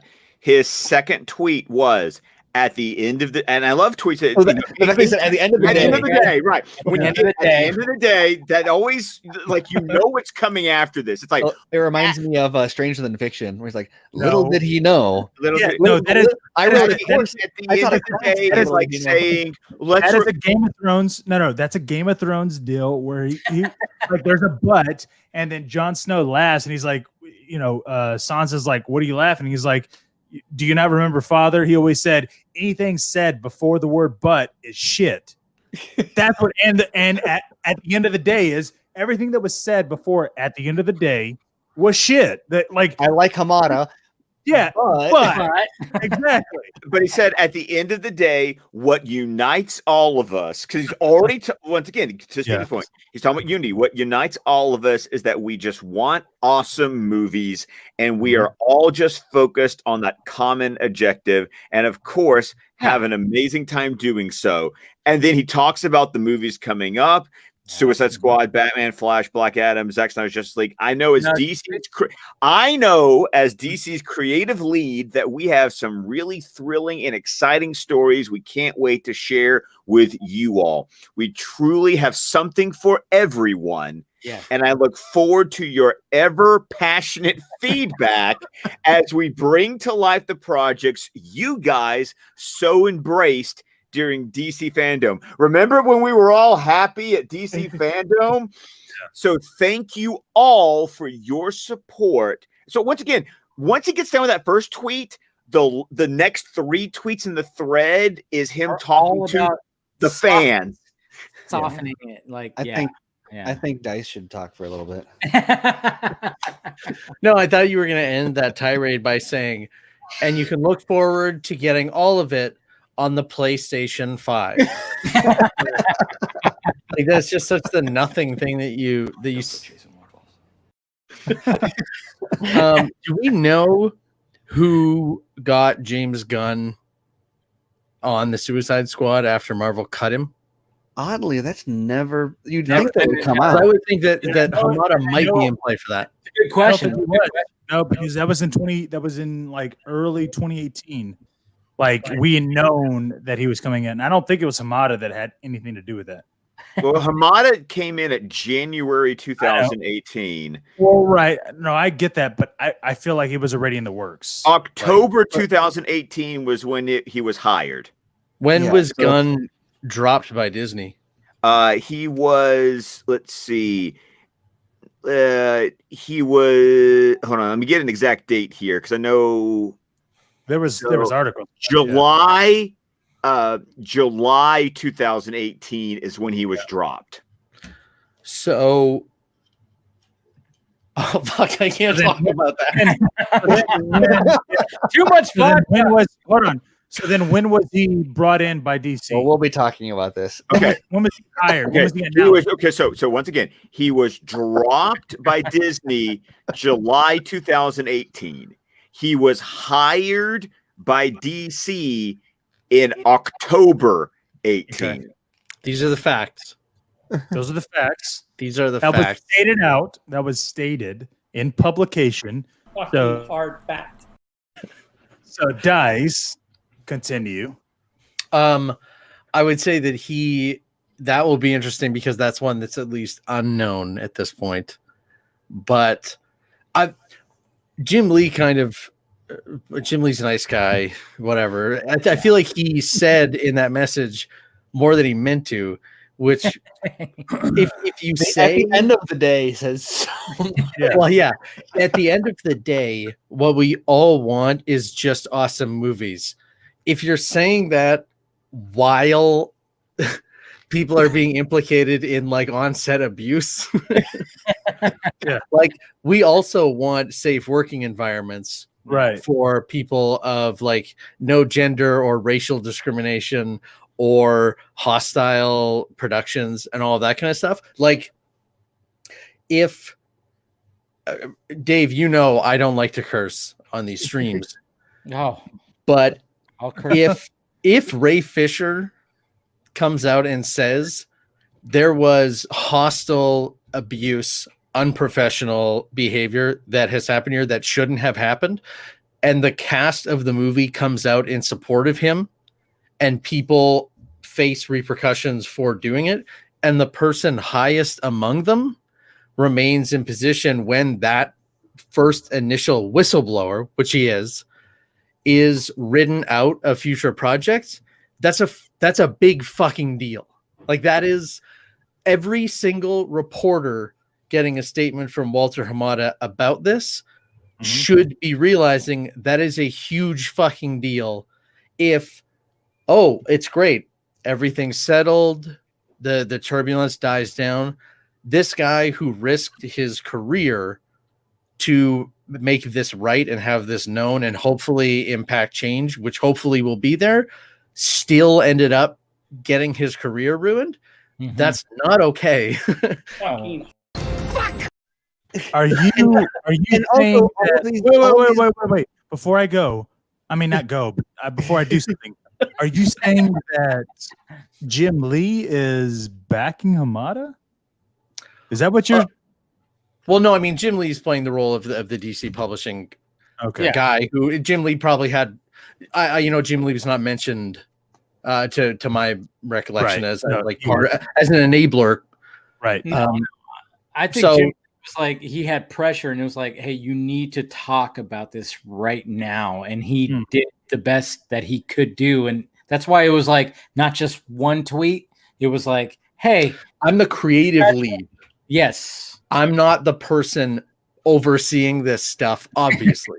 Yeah. So, like, whatever is going on here, I mean, Jim Lee would not know. Jim Lee has enough work to do to know whether Walter Hamada is aware of shitty practices that are going on.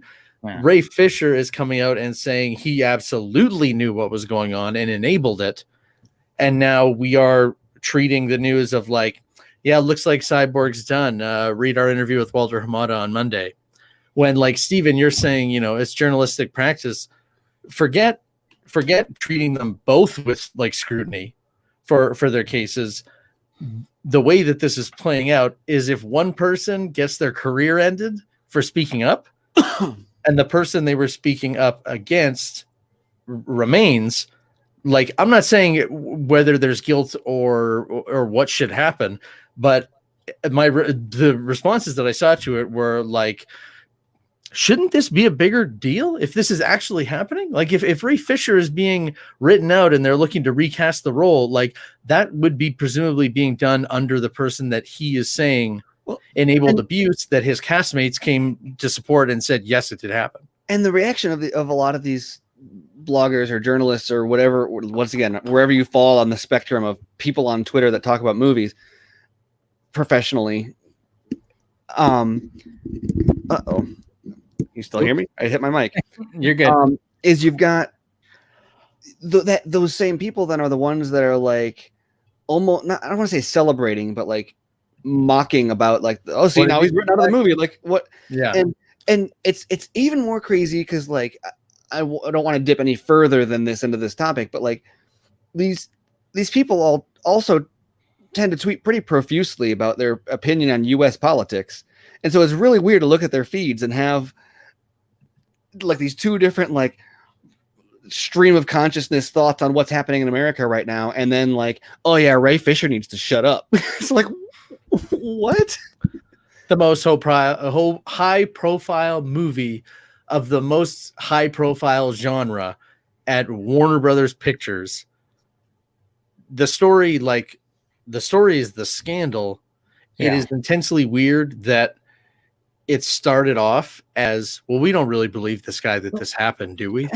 And still kind of is. Some of these guys know things too, and they're like, well, what I heard isn't that bad. So and it's like, but you sat on stuff for 2 years where you're like, oh well, I knew it was hostile, but well, whatever, you know. Yeah, it's so I don't want to see another Cyborg recast. I don't want to see another actor play Cyborg because that role would be permanently tainted by the fact that the person who was in it was a whistleblower who was effectively then blacklisted. Like if that's what we're talking about, what's going to happen here, which is certainly how it will look, regardless of how it. If after Zack Snyder's Justice League comes out and Ray Fisher's performance is what Zack has always characterized it as, and then he doesn't get work, like we all know why. Are we just going to pretend? You know, like thinking about it, like as I was listening to Dice, I'm like, yeah, you're right. Like this is a guy like Hamada is the reason why this shit is going down the way it's going, and you're going, yeah, you know what? Let's go ahead and give him a promotion. Well, like, and that's the interesting thing that Ray said this week also is that so like Hamada was not the head of DC Films when Justice League happened. Right. And so that's always been the thing that people point out, especially when he like first talked about Hamada, is he said, I went to Walter Hamada, and that's when he was like, well, if you drop the stuff against Jeff Johns, we'll take care of Berg and Whedon. And he's like, well, no, this is later. And that was later. Well, he went to him originally. Right, but the point is that like that's kind of been his approach to it. Was like, I'm gonna don't worry about it. This is kind of how it works. And then he offered to like trade him, basically protect who he could. Yeah, exactly. The guy who got him the job, notably, right? Once again, if you're doing journalism, the man who hired Walter Hamada, or the man who Walter Hamada replaced, like, and then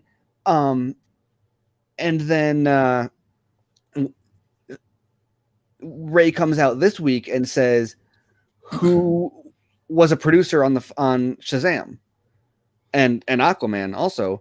Mm-hmm. Like, so sure, he wasn't the head of DC Films then, but he was a producer on Shazam and Aquaman with Jeff Johns when all of this stuff was happening. So who knows exactly what that means? I don't know if he's implying that he knew or that he was involved in discussions or where all of that falls. But once again, like speaking of deference and reasonable levels of scrutiny and whatnot, when people are when Ray says, well, Walter Hamada is also responsible, and the reaction is to throw in a line about, well, he wasn't at DC Films at the time. That's all the attention we need to give that.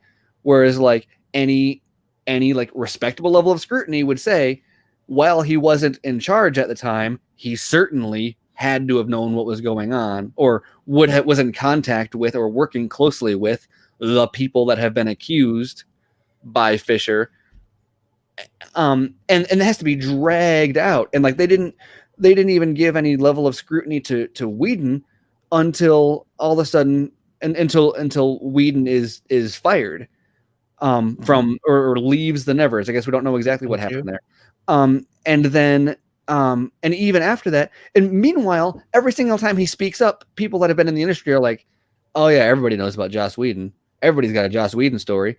And there's even other journalists that are like saying that know, oh yeah, if you talk about Whedon, you're going to catch some backlash. And so, you know, who knows what each individual writer and what their experience has been and what the information they've been exposed to is. You can't say they all know or whatever, but this is stuff that is out there. So there's a writer who is like been involved with a bunch of stuff who says like, oh yeah, everyone's got a Whedon story. And if you just wrote a story that says like expresses scrutiny towards Fisher over what he said about Whedon, then talk to that person and say, hey, what do you know about this? Like this is not deep guarded information hidden under lock and key. People know about Whedon. People know about Jeff. Like people know about Jeff Johns. People worked with these people for decades. Like there are stories out there. The stunt people that were on Buffy, and more than just the stunt people. A bunch of people that worked on Buffy. Right. Got pushed up against the wall and said, you know, he didn't want him to be popular. Yeah. And they're publishing what WB's press releases say without any level of scrutiny. And then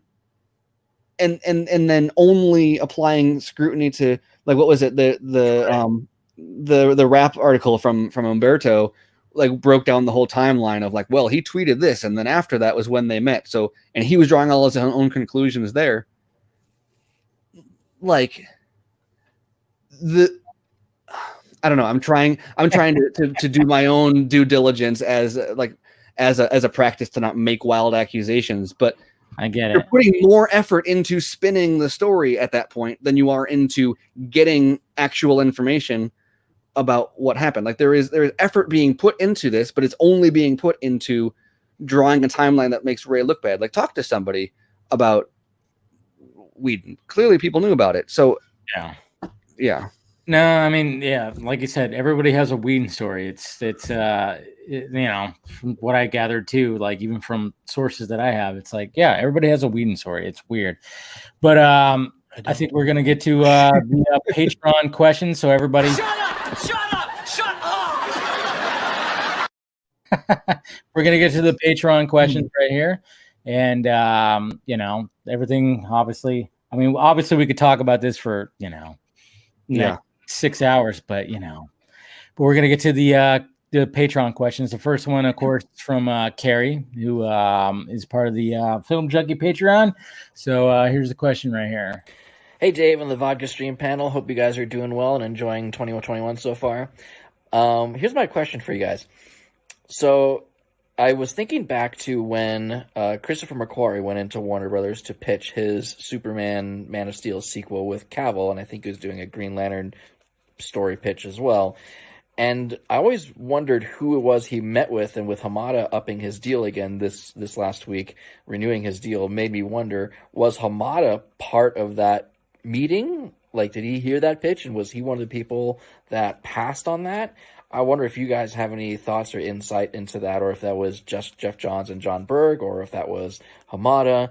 And, I mean, if it was Hamada, it just gives me even more reason to be frustrated at the guy, because I just don't understand how you pass up the guy who just made two radically successful, financially and critically successful Mission Impossible movies, and he comes in with a pitch for a Man of Steel with Cavill movie, and why they wouldn't jump on that. So wonder what your guys' perspective on that is. Thanks. Have a good one. Man, I just watched Rogue Nation today. God damn, that movie's so good. God, I want to thank that movie so much for introducing me to Rebecca Ferguson. I think that movie is so much. So good. Go ahead. I just want to say, because I was raising my hand. Anyways, I mean, real quick. Yes, he had to have been involved with that, right? With that pitch, because he was at that point in time involved. Well, right. So any DC film is going to go through we know him. when Rogue Nation was being done, because that was Cavill. That was the mustache issue. Well, no. Fallout. That's Fallout. This is after. Fallout, yeah. So okay. He's involved. So okay. So because Hamada is not very DC oriented, he's not familiar. He only knows horror, and he's an executive. He would have had to have gone, "Hey Jeff, what do you think?" And because the way the fucking Jeff is, he'd have been like, "No, I have a better story. I don't want to use McQuarrie's idea. Like, fuck you, McQuarrie. Like, I get your Superman story, but no, that's too dark for my pitch. I have a better one. Hamada, don't worry about it. Hey, he's gonna make his, whatever. Let's not worry about it." Because he thought he was going to be in it for the long run. Jeff Johns was going, "I'm going to be here for years, dude." He was, I'm going to be here for fucking years. So we said no to McQuarrie. What? Can we clarify the timeline? Yeah, this is post Justice League. No. Yes. Because the Mission Impossible movie that McQuarrie did with Cavill was the one where Cavill had a mustache. Yeah, it was Fallout. Cavill had a mustache. So that was during. No, that was shooting during. That was during 2017, which was in 2017. Exactly. Hamada didn't come on until 2018. No, I get that, but what I mean though is that Johns was in the position to go, "Okay, well, let me hear your story, Hamada, or McQuarrie." Okay, cool. So you're right. You're right. Hamada wasn't really involved. Johns was, so it makes it even worse because Johns is going, "Yeah, you know what? Fuck your story, McQuarrie. No, I could do a better Green Lantern story. Sorry." Because who else would have heard it? Yeah. Well, for Green Lantern especially, he's going to be protective of that. Right. I think the thing that seems the most logical to me without role playing the dialogue that they had is we could do that if you want. Yeah, sure. So I'll be McQuarrie. Okay. Yeah, I can do John. Let's do a reenactment. Anybody? I think that Henry Cavill's Superman is in a really weird situation because under Snyder, they had a plan for 5 movies that took him on a character arc that didn't have room for solo movies or spin-offs that were going to jack up his character in between Justice League arguments or Justice League installments. And then after that was no longer the plan, now you're in this weird limbo where Cavill is a product of the Snyderverse, but he's like a loose end, right? And so you don't know what to do with him. And so I'm sure John's had thoughts on Green Lantern and Superman and how they should be done and where they should take them from there. But to me, the kind of basic, like from a creative level, is Superman is in limbo because of the Snyder plan existing and not existing and maybe existing and coming back or going. And so who knows exactly how that meeting went with McQuarrie and what the pitch was, because obviously we know that they were working on something Green Lantern related and maybe they had something else for Superman related. So, and then at the time, once again, this was before the multiverse plan went into effect. So I can see a lot of the just sort of bureaucratic circumstances at the time being the biggest culprit here. Is they're like, okay, look, we kind of have Superman plans, but not really. We kind of have Green Lantern plans, but not really. We can't commit to this because it certainly contradicts those. And we don't want to, and Cavill Superman is touchy because we're trying to erase the Snyderverse, but also people want Cavill. Like, I don't know. It's a whole complicated thing. So it's not an answer so much as like a sentiment of like, it's complicated what to do with Cavill Superman at that point in time. And just trying to help out with the timeline here. Yeah, Scott. McQuarrie indicated that when he was doing all these ideas with Green Lantern and Superman, in his own words, he said this was just before Fallout was released, which would date it. If we take Fallout's release as a road mark, that would be July of 2018. Okay. So you can you can subjectively figure out what is defined by just before, because that's very fuzzy, but that at least suggests that the conversations were happening actually in 18, not in 17. Well, yeah, just to correct you, it's 2019, not 18, right?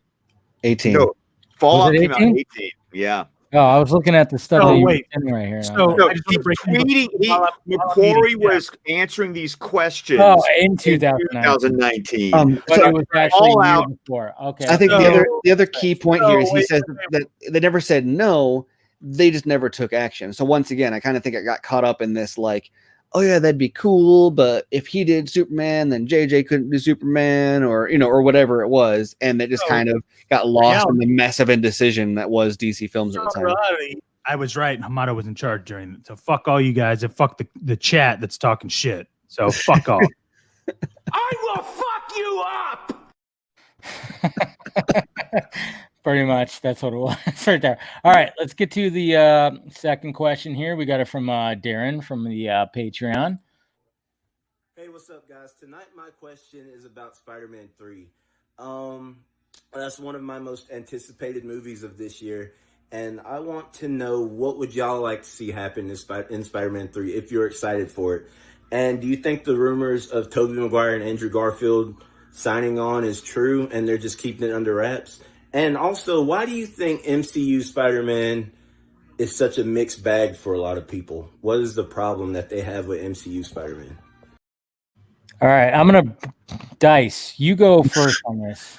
Oh, I know what you're going to say. Yes, that's why I was like, Dice, you go first on this. What do you think about this? I will say that at this point, I would believe any rumor related to Spider-Man 3. Like if it's Andrew Garfield or Tobey Maguire, I would absolutely believe that if they haven't been contacted to be in the movie, like their representation is definitely talking to Marvel about that on their behalf with the way that it's shaping up.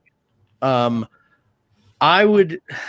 gonna be really hard for me to say what I would want to see in this movie that isn't just like Into the Spider-Verse, because that kind of really nailed the whole crossover thing. So that did, yeah. So it would be, my biggest hope would be some kind of surprise, like an actual surprise in the story, the mechanics of what they're doing. That wouldn't just be it's a multiverse. Like I want people who are going into the movie saying they're going to make it a multiverse to come out going, I didn't think they were going to do that, or be disappointed, because fuck those people. But also, I think why the MCU Spider-Man is a mixed bag for some people is because that character has not really been made to stand apart. I think my tweet, which condensed it the most, was that when I picture Tom Holland's Spider-Man facing Venom, I imagine him saying, Mr. Stark. And like that's an issue. It's hard for me to picture Tom Holland's Spider-Man in any of the Spider-Man stories that I know, or interacting with the Spider-Man characters that I know in the way that he has, to no fault of like Holland, but that just like he is wrapping up Iron Man stories. Yeah, movies so far. Yeah, no, I totally understand that. And when it comes to Far From Home, like I said, like I've said many times, I struggle with like the first half of the movie where it's like, oh man, some of that stuff is just like, and then all of a sudden, like, it gets into it. When it gets into the Mysterio stuff, I'm like, all right, here we go. This is what I'm talking about. And then that first mid-credit scene, I was like, hey, now you're on your own. Things are happening. And J. Jonah Jameson, who is, of course, J.K. Simmons, which was like, whoa, cool. But at the same time, I'm like, okay, he's like he's casting you out and saying like, hey, he's showing he's showing everybody who you are. Cool. Are we going to get a Spider-Man that is like on his own now? Now we've left behind the fucking Iron Man shit. Tony Stark is behind you now. Nope. Now he's got Doctor Strange and Tobey Maguire and that's what I maybe Daredevil. I don't know. Yeah. That's what I struggle with too. Yeah. When they talked about Doctor Strange coming in being like that mentor type, I was like, fucking A, he doesn't need that. Like Doctor Strange needs to come in there and like open up the portals and do his thing. But yeah, it does seem like there's too much supporting of Tom Holland's Spider-Man. It does. And like we talked about earlier, the why of the character, with the way that they have developed this character, I don't know why he is Spider-Man. Like I don't know what makes him. Haven't seen him yet. Which is weird because you were so positive about that like 30-second intro for him in Civil War. That is the best. That is the best distillation he's the best I've ever heard. When you can do what we can do and bad things happen, it's because you let them. That is they should have put that in block letters. This is the new Marvel Cinematic Universe motto for why our heroes are doing what they're doing, because they can be big or small. Oh, for Thor, that means something totally different. For Iron Man, again, now Far From Home was, I want to retire. Dude, I'm totally with you, Dice. It seems like the solo Spider-Man movies are not doing him justice at all. But when it comes to Civil War and Infinity War, that's where he shines. So I'm like, that's where I like this, like 100%. But when it comes to like, Homecoming and Far From Home, I'm like, come on, Mr. Who's it? Watts or whatever the hell? John Watts. John Watts. Yeah, I couldn't remember his first name, but I'm like, dude, you're not. I don't know. You're not. It just seems like you're trying to do the thing. Let him fly. Yes. Yeah, he's a peacock, Captain. Let him fly. Jesus Christ, Go chasing waterfalls. I think I talked to Dice about that. So many things where like every question we're like, I was talking to Dice about this. Where I was asked something about what I would do if I were put in charge of the MCU, or maybe it was a specific character. It might have even been Spider-Man, but it was like if you were given like total authority, like you are now Kevin Feige, like what do you do? And I couldn't answer the question because I can't, like, for any issues that I've got with the universe or any like direction that I want it to take it that's not like what it's doing already, it's so uninteresting to me. Like even the nature of doing, like, unless I could do something like Joker or like take something that exists outside of what they're doing, there's no like retcon that would make it more interesting, because that's what most of what they do is retcons, because all of the story is established via exposition. So all they need to do is be like, oh, that other exposition isn't actually how it happened because of this new exposition, and which is fine for what it is. Like I don't think they're trying to be more than that, and it works and it satisfies a lot of people, and that's all well and good. But there's no version of me that's like, okay, so I would take this Spider-Man, and like with Spider-Man 3, what kind of a journey can you take him on that isn't just down the same line that they're already headed on? Dice said he hopes there's a surprise in it, and I get excited about this news. It happens with a lot of Marvel movies where it's exciting about, ooh, that could be cool, bringing in Tobey Maguire and bringing back Andrew Garfield, and all of these things could be cool, and then the movie comes and it's like not that, and it's just so hard to get. I don't even want to say like it hurts, because it's not like I'm being even let down. It's just, oh, I guess it was never going to be anything other than that. I don't know why I thought it would be more than that. And so I don't know. I think that a thing that people forget about a lot is that it was reported a while back that there's a Madam Web movie in production. Well, yeah, I don't know how I feel about a Madam Web movie, but if you're talking about a Spideyverse in live action, and they have at least discussed a Madam Web movie, the notion of like the most exciting thing I can think about with the MCU right now is Spider-Man, like immediately after the ending of Far From Home, falling through a portal and having a conversation with Madam Web, and her being like, you exist outside of this stuff that's going on, and you have other adventures that you need to go on to do whatever.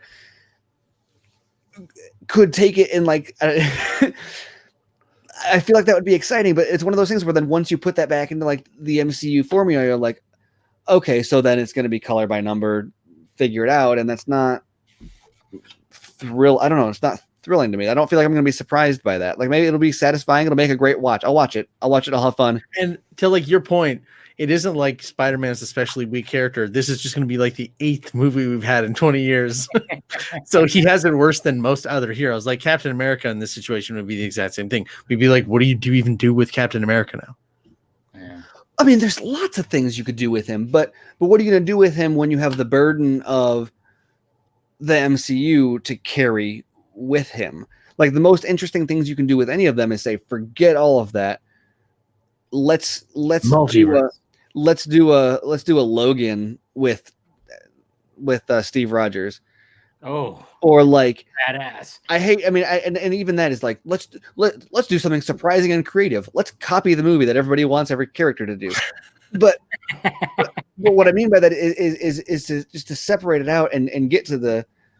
I mean, I think like Dice was saying earlier, that Marvel, with the reason they kind of nail that origin is because the most interesting things about a lot of these characters is the why. But the problem is you stop asking, like, what happens if you ask the why after you've already told the origin? And you kind of start to get into some tricky problems, because the character, in order to ask the why when a character is established, means that they question their relevance, their importance, their failing, right? And that's how you get Batman v Superman Bruce, right? That's how you get these characters where that is the Dark Knight, is saying, okay, Batman has existed for 20 years in Gotham, but why does he do what he does? Well, if that needs to be the existential question of a comic where a character is so established, then you take it to darker places, and that's not what this universe is doing. And Back in Black, like that's what I want. If you're gonna ask me what I want from a Spider-Man movie, I want Back in Black. Like I want him slapping the shit out of the Kingpin and saying, "I swore I would never take a life as Spider-Man, so I'm here to kill you." Like that's the movie I want, just because it hasn't ever gone there. But you need an older Spider-Man than they want. Marvel would never want to do anything like that. So yeah, exactly. And that's what's interesting to me about Matt Reeves' Batman that I think is fascinating is it's not the origin, it's the year 2. Year 2, yeah. And the year 2 is always skipped everywhere. We're not just talking about like superhero origin movies. We're talking about Luke Skywalker year 2 doesn't exist, right? Neo in the Matrix year 2 doesn't exist. Right. Think of every like origin superhero chosen one. Yeah, you never see that second year like where because he's only Too Fast, Too Furious. Oh, fucking A. That's a really good point. It's a phenomenal point. Because I understand to a point, because you're like, okay, you don't have the origin, but there's also a what are you when you're not at your peak, but you are, and to a lot of people that seems more boring because you don't get the full on, like you're not going to get the full on Batman that you want. I mean, you get the Man of Steel complaints where it's like, oh, you've got Man of Steel. Obviously, that was like an origin movie to an extent, but also a lot of the origin was like through flashbacks and stuff. And you get this situation where it's like, okay, he's not, or even BVS, where it's like he's not quite the Superman we know yet, but he's expected to be by the public. The public sees him as Batman, but he's still finding out who Batman is, and that's a really fascinating question that and the type of area that I wish we got to see more development on in more of these movies. And instead they're like, okay, you get one origin movie, and then you are in a time capsule of perfection until it's time to get rid of you, and then we'll tell a retirement story. And it's like, well, no, there's more. Like we all have a real life. We know that it doesn't work that way. You start a new career and you're not like, okay, I need to learn my job, and then it's just the same thing every single day. And like, no, it's like there's ups and downs, and you have to go back and relearn stuff, and you fail and you start over and you find yourself, and like it's like a rom-com where it like the dude screws up, and then he makes the grand gesture, and now it's good. Right, like he brought her flowers, and now credits. They lived happily ever after. It's like no, no, how that goes. Like he's gonna forget her birthday next year. Yeah, like, you can't tell me anniversary. All the same tropes. What do you think, Scott? What was there a question? I'm waiting for someone. That's what happened when Garza is not here. I'm waiting for someone to cut. Dick. What do you think will be the ejecto-cedo of Matt Reeves' Batman? Is that what that was? Yeah. No, it was a Spider-Man question of like. I know. I'm giving. You got it. Yeah, I know. Madam Web. Actually, the Madam Web thing would be awesome. Shattered Dimensions. Yes, great video game. Love that video game. I'm one of those people who I have stated pretty publicly that after the Infinity Saga, I pretty much decided I was tapping out of the MCU. It peaked for me at Infinity War. Oh, totally. I had my issues with Endgame, and Far From Home I walked out disappointed. I did enjoy Homecoming a lot because I felt like Holland was given an opportunity to actually nail high school Peter. Yeah, it was better than Far From Home. Right. And so I feel like DICE spoke my words about how it's just, why does everything have to be so wrapped up with Tony? And like, just let's Spider-Man be Spider-Man. Well, that's why with that mid-credit scene, I was like, okay, there we go. This is independent Spidey, right? Come on, let's do this. But then all of a sudden, it's just like it's leading to like, oh, I know. The one thing, I mean, granted, I probably will wait till the movie drops on like Disney Plus or something to watch it, because I feel like I need to stick to my guns about the fact that I've had diminishing returns at this point, the MCU for me. But a cool thing that sounds like they're going, if they fully commit to it, is if I'm getting a multiversal Sinister Six. Yeah. Oh, okay. You know what? Careful. It's not going to be what you want. It's not going to be what I That will want. be the actual Sinister Six, but it's going to be something. You know what, man? Yeah, just thinking about this now, like the thing that's missing in these Spider-Man movies is that the connection between Spider-Man and the villain is so weak. Like it's so well. I mean, but in Homecoming, when that scene with Keaton and him in the car, that's a great scene. The doorbell and door slam. Yes, that. And then great scene. That made it personal. The problem is that then Michael Keaton puts on flying wings, and you need to like, why is he fighting Peter? Because Peter is insisting on Tony's behalf. But like, even thinking back, I don't know if I would say that hasn't been the case since Willem Dafoe, like where it was like a kind of weird personal betrayal in the first Spider-Man. And then you move into 2 and Dr. Octopus is like, it's a lie why he thinks like he hates Spider-Man based on a brilliant lie. 3, I guess Topher Grace is jealous of him. I like in Amazing Spider-Man, Jamie Foxx, again, it's like it's circumstantial. They were clearly, it felt like Webb was building towards something like a greater story there. Reptile, because they don't even know. It's just like they have to exist in a world where the villain appears and Spider-Man is the one hero that can stop him.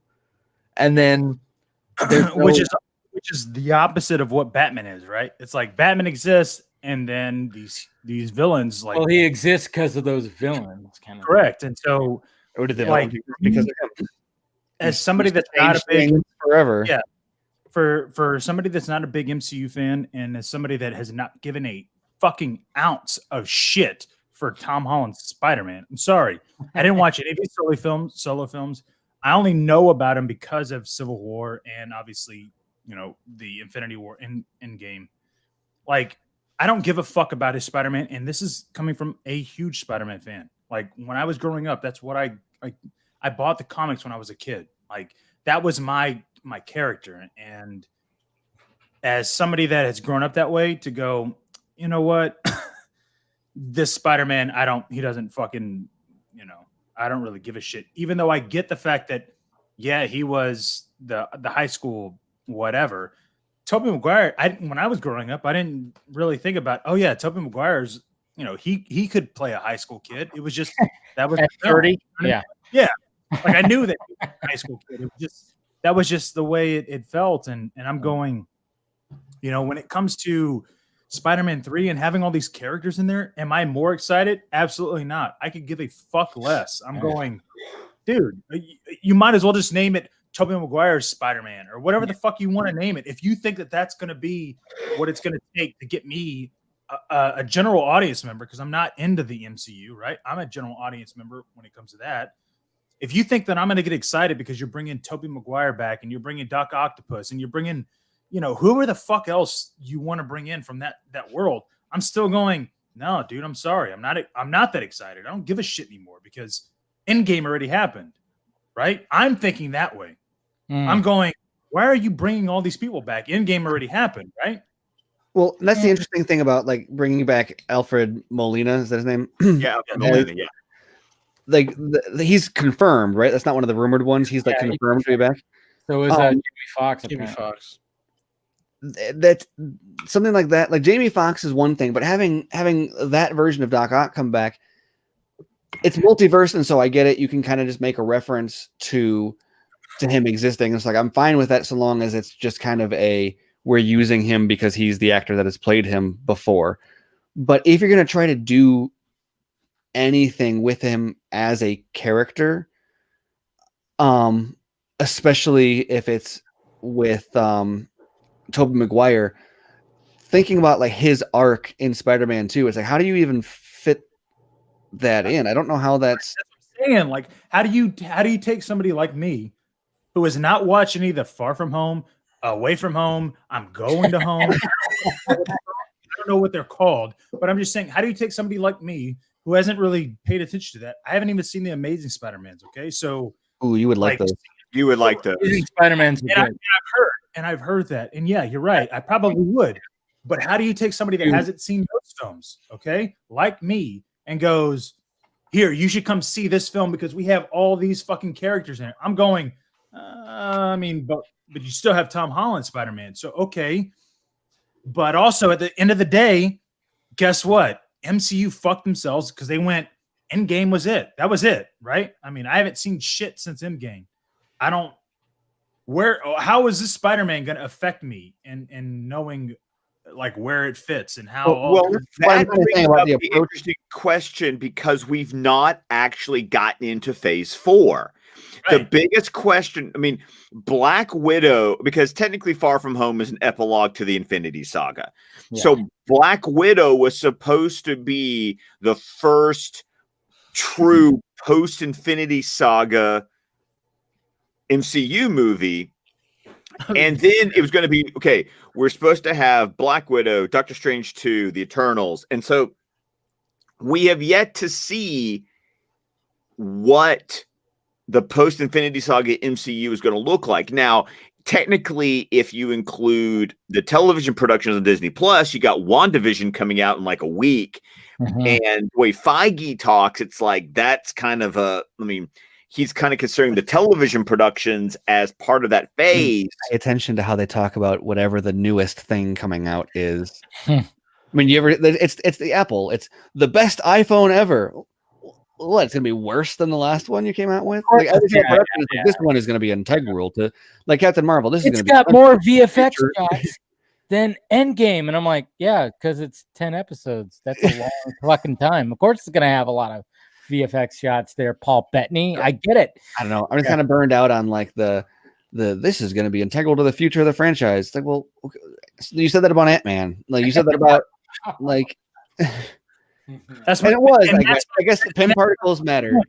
So guess what? Cool. So exactly. So how is this Spider-Man? Just because you're going for nostalgia, just because you're trying to get Tobey Maguire and you're trying to bring Andrew Garfield and you're bringing Doc Octopus, like what the fuck does that mean to me though? Like as a viewer, as a general audience viewer, I'm going curious. Like, how do you bring them into this world? Because you know, in the world that you're bringing them into, like they supposedly died. I mean, I think you're answering your own question, though. Yeah, you're answering your own question because we're asking the question, and what are they banking on? Yeah, they're banking on us paying our money to go see why, to go find out how and why. See, and weird. And unless they can, I don't know. I would like to remember the general. Okay, and to Garza's point, see, the general audience is just going to go because the true. It used to be about any of this. That was before COVID. Let's be honest. That was before COVID, dude. This is a new, like, dude, you're talking about, are they really going to go out in droves like they were before COVID? I don't believe so. No. But that's going to be interesting. Like, what do they end up doing with Black Widow's release date? I don't even care about Black Widow anymore. I've never cared about Black Widow, unfortunately. I mean, it's a movie that takes place after Civil War? After Civil War, but before Infinity War. Yeah. It's a time shift. It's one of those The only reason why I'm going is because of it's integral to the future of the MCU, though, guys. Don't forget. Well, because Florence Pugh is going to become the new Black Widow. Well, I mean, Florence Pugh, that's the only reason why I'm going. I'm just like, yeah. Oh, you don't want David Harbour? Okay. I mean, I get it, but you know what? But I mean, Florence Pugh. I mean, come on. Let's face facts, guys. Come on. But come on. The Great Pantheon, Taskmaster is going to solve Marvel's villain problem. No, it's not. Okay, I've heard Kevin Feige use those exact words. Oh my god.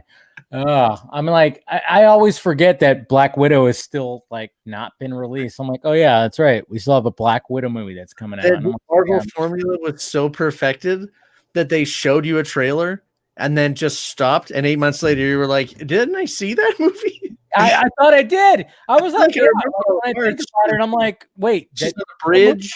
No, it didn't. Oh, And fuck. she's falling. Yeah, there was like the skydiving thing. I think there was a twist that one of them was evil or something. You know what y'all do instead of watching Black Widows? I'll just pop in Red Sparrow again. That's what I'll do. Oh, Red Sparrow was a great flick. Great flick. Yeah, definitely. All right. Hey, I know this is gonna shock you, but the book was better. Oh, was it? Yeah, it's always. Yeah, but it didn't have Jennifer Lawrence in it. The book's always better, but but you got Jennifer Lawrence. Yeah, Jennifer Lawrence. I know. Yeah. Anyways, all right, we got one more question, and it's from good old Neil. You know, Neil showing off this stuff. He's got a Star Wars question for us. So here we go. Good evening, Vodka Stream. Senior Dave. All right, for tonight's question, let's go Star Wars. Patty Jenkins' Rogue Squadron. Let's do it. Seeing that we don't know anything about the movie, really, seeing that it could be a Top Gun style Star Wars in space, who knows? What's the plot you'd like to see? And where do you feel that she is going to put this in the Star Wars timeline? You feel it's going to take place after these, just right after these. I mean, we got what we got in The Mandalorian, and Skywalker was one of the founding members of the Rogue Squadron. So, what can we see? Who knows? Are we going to get some good space fighting, Star Wars style, blowing up, some TIE fighters, and getting hit at the same time? Anyway, fellas, cheers, and let me know your thoughts. God damn it! I spent so many quarters on that game. I love how you hit the camera person like.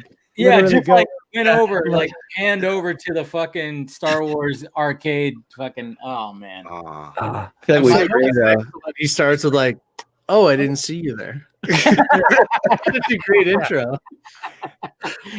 Yeah. Neil is he's good with questions. Oh, he always, but it's like he's got that great setup in his room. I mean, like you think it's a man cave, but no, that's just his living room right there. That all is his living room right there. And so, anyways, what do you guys think? Okay, I'm just hyped on the concept of the Rogue Squadron movie because I like what he said, like Top Gun in space. All right. Well, and here's the thing: if you go like with Michael Stackpole, what he did with the comic books during the Dark Horse days and the expanded universe, Legends, whatever I still call it the EU novels. It's not just Top Gun in space; it's like Top Gun meets the Dirty Dozen, because the whole idea of Rogue Squadron is being that Suicide Squad Black Ops team that's like, we need someone to get shit done. We send in Rogue Squadron and they're going to get it done. So, when he talks about putting it somewhere in the timeline, I don't know why, Dice, why are you laughing at me? Stop. What are we, some kind of Rogue Squadron? Ass. You put that in my head. That's what I'm here for. You dick. I mean, it's one of those things where I thought I'd heard, and this might just been rumor, that it was going to be post Rise of Skywalker. So I'm not really sure where the timeline is. I almost feel like it needs to be said something vague about the timeline, and people took off with that. I'm not sure that that's the. I wasn't convinced by the nature of her quote, but I think that's what some people think. Okay. Well, I have no confirmation. My hard part is because this is coming out so much later.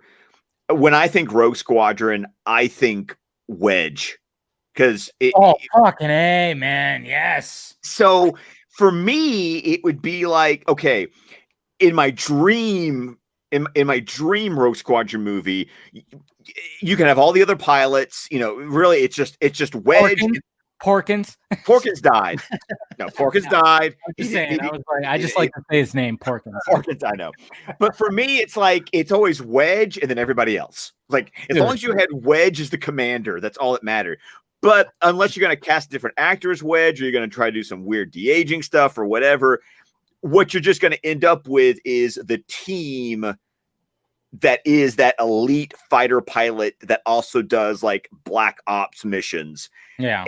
And so God, in the new Disney Star Wars timeline, you know, it's like, well, who are you going to have them doing missions against? Are you going to deal with Imperial Remnant? Are you going to move it into First Order? Are you going to do post Rise of Skywalker and do like it's really all about the timeline, right? Right, because that kind of dictates the story you're going to put Rogue Squadron in. Like, what's a mission so secret, so black ops that you need your elite fighter squadron, who's also called Rogue Squadron, because they're going to go and basically, you know, go rogue, right? It's something I didn't get to say earlier. It's the heist movie paradigm.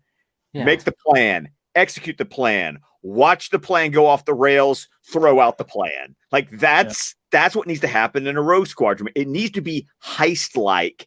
Like I said, it needs to be a Dirty Dozen, Suicide Squad type of movie, but with Top Gun style dogfighting in the middle of it.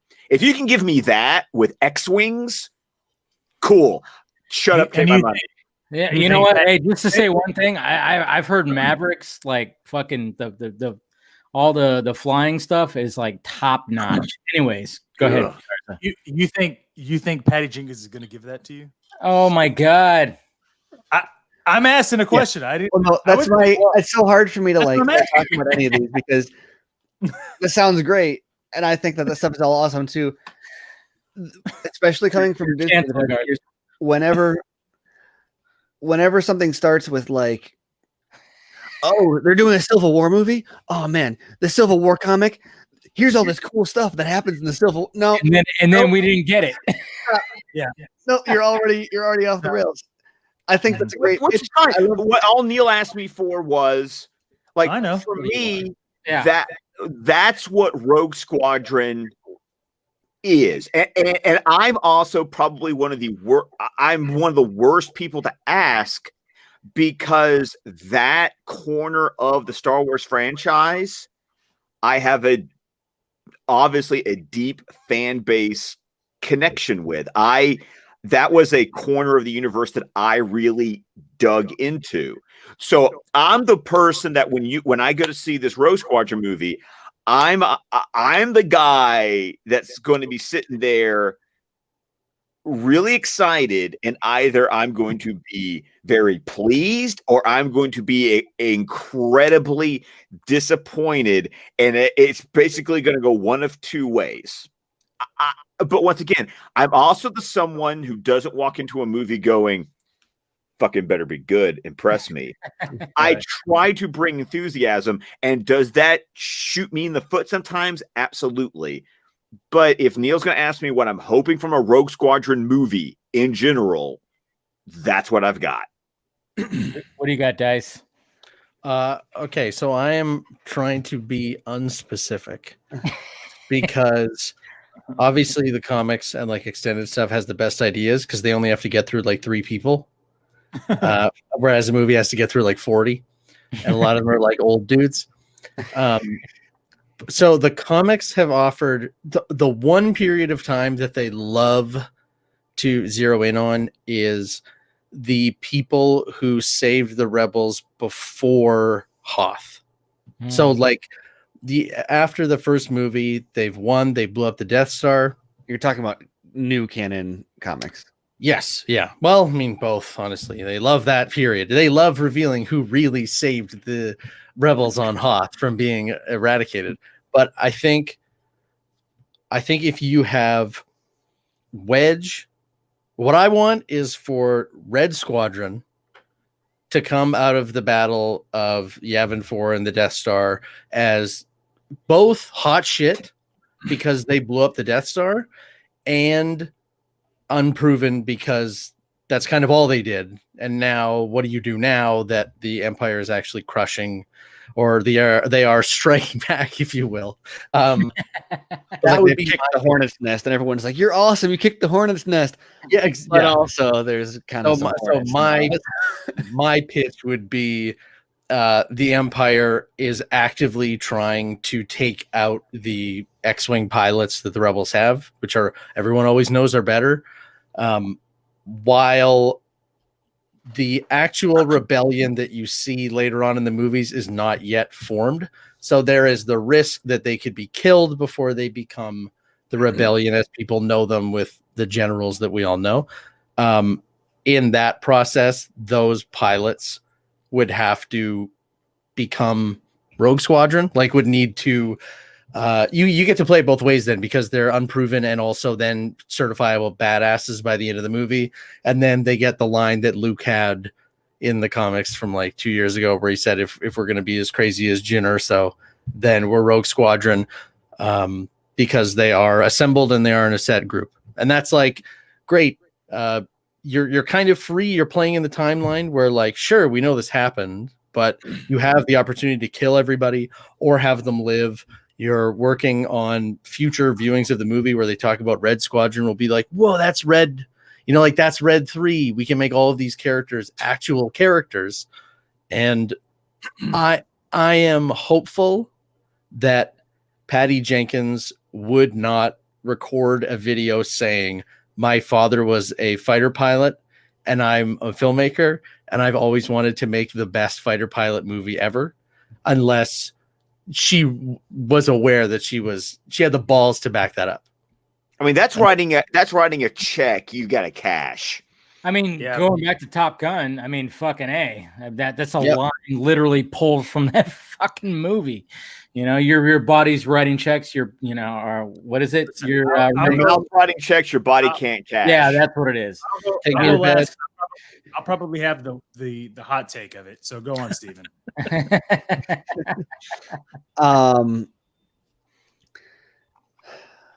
Also, read Star Wars Storms of Crate. Because Wedge is in a stormtrooper's helmet screaming, "We're Red Squadron, we killed the Death Star." I don't know. I feel like I'm kind of a mix between Dice and Scott here. I mean, the notion of Rogue Squadron has a lot of potential, and Patty Jenkins has a lot of potential, but also I've seen what Star Wars does with. I don't know. I shouldn't say it so blanket as a blanket statement. It's like what they did with Thrawn, I think, and Rebels. Like they've taken some things from like the EU and done great things with it out of the movies. When it comes to the movies, they always deliver something less interesting than the alternatives could have been. Yeah. And they chew up and spit out creatives with a strong creative voice in the process. So when you get Rogue Squadron and you get Patty Jenkins, that's like their two kryptonites of like Rogue Squadron not gonna be as interesting as you think it could be, and Patty Jenkins is gonna be replaced by I don't know who make it Dallas Bryce Howard. Right? Bryce Dallas Howard. Right. Where you see a boom mic? Oh, I'm sorry. So I don't know. So it's hard for me to get super excited about this stuff because there's the like, yeah, I could geek out and be like, look at all the things they could do, and then there's also the okay, what do they like? How does this normally go? I will say, having kind of thought about it, and like, I don't know what to do about timeline, but as I was kind of chewing on it, and people are like, "Ooh, is Chris Pine going to be in it?" Because he's read the script. Yeah, he knows all the details. And there's a part of me that like this, I kind of lashed on this, and I was like, that would actually maybe kind of spark my interest. And I'll just say this, and then won't expand on it anymore, and we can go to Garza. Be shocked if what if Chris Pine, Luke Skywalker? Oh. And I'm so glad you leaded that into me because you're fucking right. Absolutely not. There's no fucking way that they would have Luke Skywalker involved with Chris Pine. And here's the thing. Oh my god! It's part of this shirt that I have, right? Like the whole point. I don't know if you could tell. It's the original fucking poster, right? the original thing about Star Wars, and I know, and I get every single valid situation that you guys have talked about, where it's the Rogue Squadron and you have all this stuff, and even looking at Rebels. But I'm going to tell you this, as somebody that's a huge Star Wars fan, when I watch Rebels and they brought in the Jedi lore, the lightsaber lore, that was when I was like, fuck, this is so good. This is so great. And I just want to dive into it. So am I going to be interested in a film that has no Jedi whatsoever? Right? Period. There's literal no, and I'm assuming, I'm not saying it is, right? Well, how do you make that story interesting? Because if this is going to be in the timeline of after the Return of the Jedi, but not before the sequels, what? Well, look at Rogue One. I mean, they kind of like did an offshoot of like the Jedi thing. You know, I am Jedi. There's a lot of people that would say that the fixation on Jedi is what holds the Star Wars franchise back. Also, and you're right. I know that, and I get that, right? But then you go ahead and you go, all right, what's the best thing that happened in Rogue One? Oh, Darth Vader. Oh, okay. Well, why was that? Oh, because he had a fucking lightsaber in his hand. Okay, cool. That makes sense, right? All right. Well, okay. So if you're going to use that as that basis, right? Well, yeah. You know what? I thought the attack on the shield door was the greatest, but that's a Rogue Squadron. Okay, go for it. Hey, guess what? What was the best thing in the Mandalorian season 2 trailer, or not trailer, but just in the season, right? Bill Burr. Sorry, what? No. It was Ahsoka, and it was Luke, right? I mean, you're not going to sit there and go, that shit. I didn't care. I just needed to see Mando go to planets and go, I need my ship fixed, and I'm going to help you guys while like my ship gets fixed. I don't know. Fucking shit, dude. No. I mean, that's on you because I thought Bill Burr's episode was probably the best one. But at the end of the day, right? It was to get to something, right? Because at the end of the day, as the Republic pilot. No, fuck Pablo Hidalgo. I want him in there. No, wait, but this needs to be, oh my god, she needs to announce that it's going to be Dave Filoni and the guy from Kim's Convenience who gave her the badge. If Patty actually announces like he's part of this, everybody's gonna be like, all right, we're good. And Favreau, right. No, not even gonna be involved, but no, it's gonna be the Harold and Kumar of Dave Filoni and of their universe. Like those pilots that showed up on the ice planet, they're gonna be like, they're just going around. And it's Paul Blart Mall Cop. That was probably my least favorite episode of the season. Yeah, well, right. But exactly, right? So just imagine that, like for fucking 2.5 hours, you're like, okay, well, no, but no, I know. I'm being exaggerating. All right? I know you raised a good point with Mandalorian, though. Just you don't need Chris Pine for Luke. You're right. No, you need Sebastian Stan. Damn it! No, not even that. You could just have Luke Skywalker. That's it. Like, dude, you don't need that fucking. Oh well, what if? No, that's there. If you're going to be in the timeline, use that. That's the beautiful thing about Star Wars. There is no. Oh well, Superman could be in this world. Do we use Chris Reeves Superman, or do we? No? That's Luke Skywalker. That's it. And so when you think about that, no, but I also like what Scott said is like, I mean, the timeline and then using Wedge. I mean, one of my biggest gripes, which is such a fucking just whatever gripe about Rise of Skywalker. Wow, fucking the Jameson is kicking in. Hey, we're 4 hours into this fucking thing. We got to wrap it up.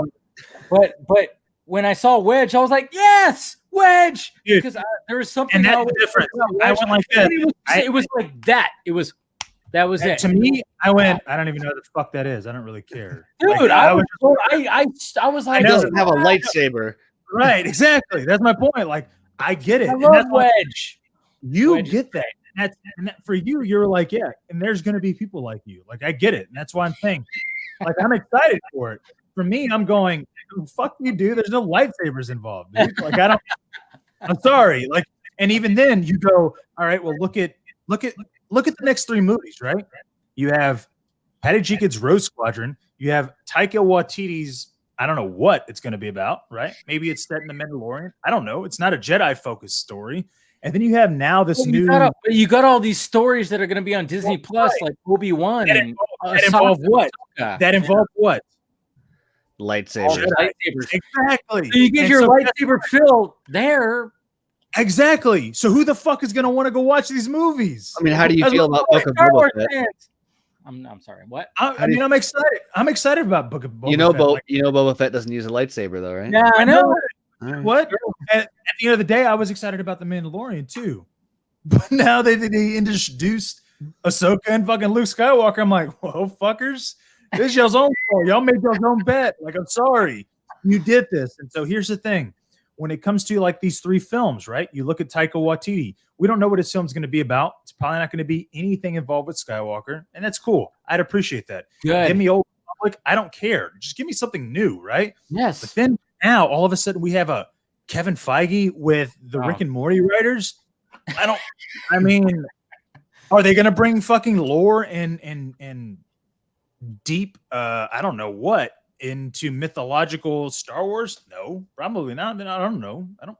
That's in 2027, dude. I don't know. And like Dave said, I mean, I don't know. To be fair, I think that arguably the Rick and Morty writers would be very well equipped to dig into like some deep canon stuff. Totally. I know, and they watch Rick and Morty. I mean, how they come up with some of that shit. I'm like, wow, these guys. Right, and they could. But I could also say the same thing for the Archer writers, right? Like, yeah, totally. What was that Chernobyl? Who was what was it that the guys that did Chernobyl were like? Was just all like schlock comedy before that. So it's and that's cool, and that's great, but that's in 2027, right? That's 6 fucking years from now. Okay, sorry if I'm not excited. 6 years from now, I'm excited for I don't know these next 2 years where I'm gonna get Ahsoka, Luke Skywalker, and Boba Fett. I mean, I don't, and I'm gonna get it on streaming where I don't have to go to a theater and watch 2.5 hours. I literally am gonna get what, maybe 4 to 5 hours. I'm sorry, like that's more interesting to me than unfortunately a Rogue Squadron film. I don't, you know what I mean? It's like Disney. It's weird to me because Disney's allowing Filoni and Favreau to do whatever the fuck they want. Like, I mean, the people, when I read this article, people didn't even know that they were going to bring in Luke Skywalker. Like, come on, dude. Like, how is a Disney show, a Star Wars Disney show, getting me more excited about Star Wars than Rise of Skywalker? I'm not going to lie. I was hoping for Mace Windu. Okay. I wanted Mace Windu to show up just because Luke Skywalker was almost like the easy choice. And like halfway through the episode, I was like, it's going to be Luke. And then all of a sudden when the X-Wing showed up, I'm like, all right, yep, it's fucking Luke, which was badass. But I was like, oh, if it was like somebody else. And I was like, Mace Windu, get some Sam Jackson in there. Oh, that should be the first. Oh, if only it was someone else. Right. Imagine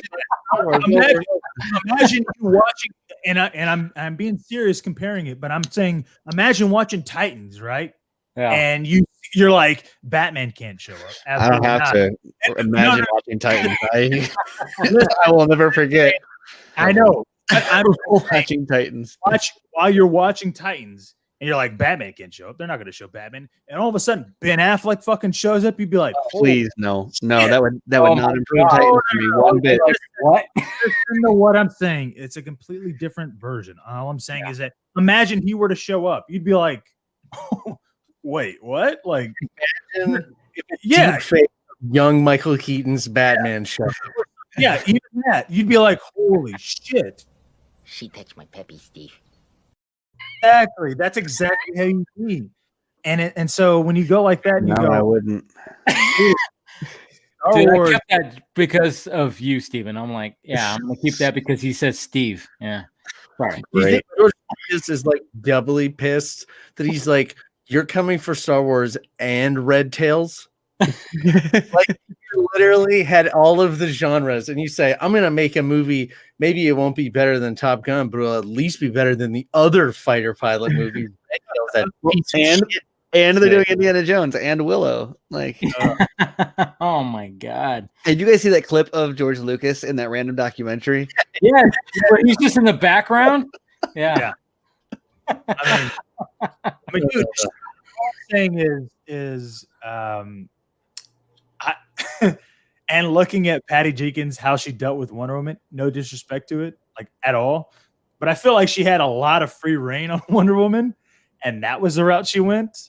I don't think they have that much free reign in fucking Marvel and Disney. I'm just saying. They need to go back and remind people that she made like monster, like that she exactly.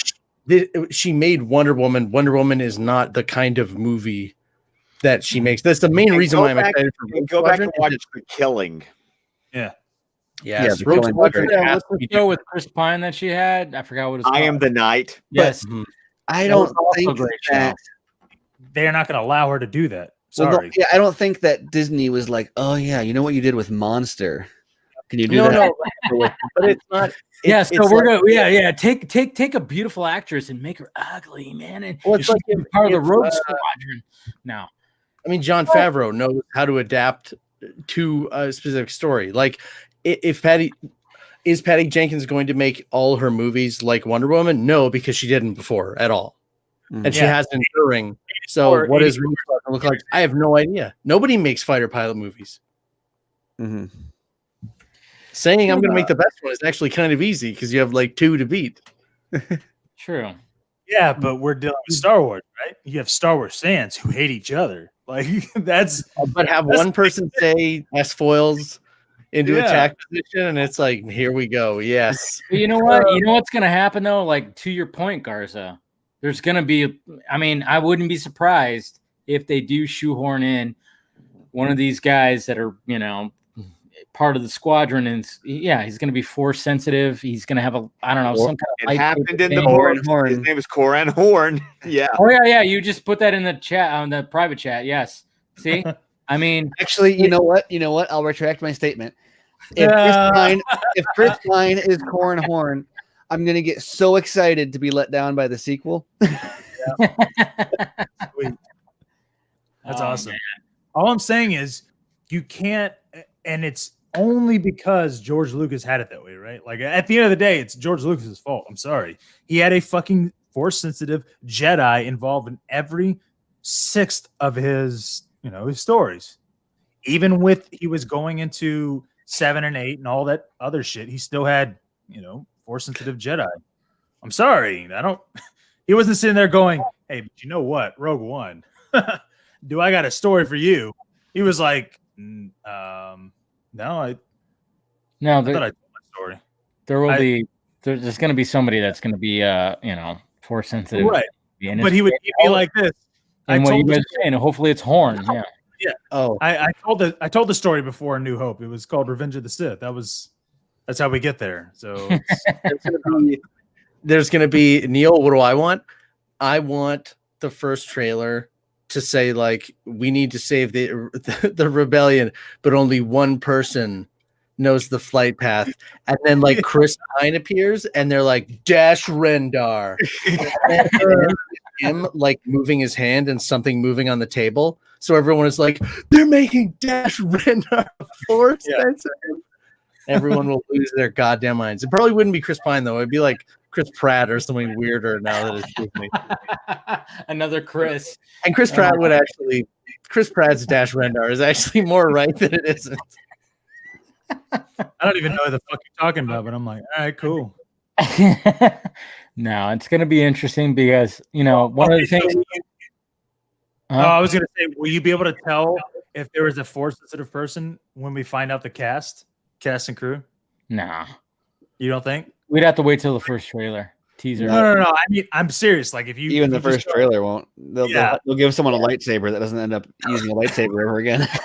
John Boyega back, and they'll be like, "Hey, dude, can you do this? Can you just like appear into an X-wing?" There's gonna be a Jedi riding a fucking X-wing. Like, yeah, let's do this, bitch. It's gonna be like fucking Fast and Furious status, like when they went off the fucking bridge, and then he's gonna be riding the top. Oh, there, you nailed it. We'll have the whole movie, and then the credit sequence will be Wedge pulling up in a parking garage, and then he looks over, and Han is like, "Hey, I heard you were friends with Chewie." it'll be a digitally de-aged. No. What's his Dennis Lawson for 5 seconds? Oh man. Cost him $1 million. Scott, what do you think about all this? You're just kind of looking at us like, what are you guys talking about? What do you want to see? Do you want to see a Jedi riding an X-wing? Once again, it's Corin Horn is there. I mean, like it's not outside the realm of possibility. I mean, they even wrote no. And I think you're absolutely right. It's like what Garza was saying. It's like you have to have some kind of Jedi, like Rogue One had that Jedi presence. Well, so they might do a maybe they'll include Corin Horn, but they won't include Corin Horn breaking out of a prison inside of a super star destroyer buried underneath Coruscant, rising out of the ground in the climax, right? Yeah. If what you talk about, I got the big script. That's a thing. No, that's a thing from one of the. I know. Listen, all I'm saying is Snyder. Like legend says there's a super star destroyer buried underneath the city, and then that'll be like that's all they'll say, and we'll be like, but why not? I just have to say that Star Wars is lightsabers and Jedi. I'm sorry, it's not anything else. It is literally that. That is it. Like there is a reason why they keep going back to the Skywalker saga and why they keep trying to tie everything back. You look at the High Republic now. Okay, well, it's 200 years before Episode 1. Okay, well, this is all Jedi. Okay, cool. You look at the Mandalorian. Mandalorian's 5 years after Return of the Jedi. You were thinking, oh, they're just going to be Mandalorians. All right, that's cool. Oh, no, not only are we introducing the Darksaber, like it is a full-on fucking Jedi weapon, we're also going to bring back Ahsoka. We're going to bring back a Luke, which the moment we bring back a Luke in canon on the Mandalorian, there is no going back. I'm sorry. Just like Joker said, you've changed things forever. Sorry, dude. That's it. Okay. Just like Rogue One did the whole Vader thing, Han Solo, that was literally the only film that didn't have any kind of Jedi presence. And guess what happened? Wow. Didn't it? Did it bomb? I don't know. All I know is nobody saw it, right? Well, I like that. I like it too. I get that you liked it, but I'm saying that anybody see it. It didn't have. I mean, it's for the same reason that I would hope, like Rogue Squadron, like you said, like Dirty Dozen, it can have an attitude that the rest of Star Wars can't. Right. So I hope that again, Patty Jenkins saying that it's either going to go down in history as her putting it all out on the table, or just the massive disappointment right out of the gate. Yeah, but do you think a Star Wars is going to do you think the people that are running Star Wars, let me phrase it that way, what are going to allow Kennedy? Yeah, or Filoni? Yeah, well, it's not Filoni. Oh yeah, Kennedy. Kathleen. Yeah, because it's movies. Yeah, I don't know. I mean, I guess time will tell. We're probably going to get a Wonder Woman 3 before that, though. Jesus Christ, she's a busy woman. All right, let's go ahead and wrap this up. We're at like 4.5 hours here. Woof, man. And I appreciate everybody clicking in. You didn't even have a guest tonight. I know. It's crazy. I knew we had a lot to talk about. I mean, it was inevitable. But I appreciate you guys coming on the panel and everything like that. Let's go around the horn. And I mean, it is nice that Scott, you're actually last this time, and you're gonna send us home as you normally do. Anyways, go ahead, Steven. Let's do it. It's 4.5 hours in. That's insane. Yeah. I'm Steven. You can find me on Twitter at smcolbert, and find my writing at screenrant.com, and you can find me breaking down Batman v Superman and Justice League 1 minute at a time with Andrew Dice at snyderminute.com. All right, Garza. I was just laughing because I got this picture sent to me. It was like, oh, now it makes sense. I don't know if you guys can. I can't see it. Who is that? A photo of Dave? Yeah, no. You can't tell who it is. That's Grace. Oh yeah, of course. Where's the drop? She has a lightsaber.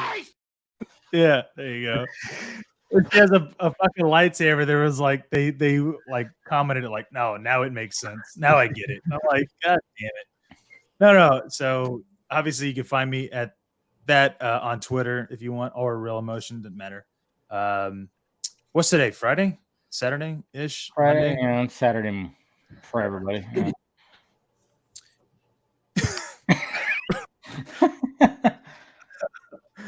Rogue Squadron ain't gonna be shit. I'm sorry. Go on, Drive. I'm sorry. I'm just kidding, but go on, Dice. Yeah, you can follow me on Twitter at this. And then I've given up on that.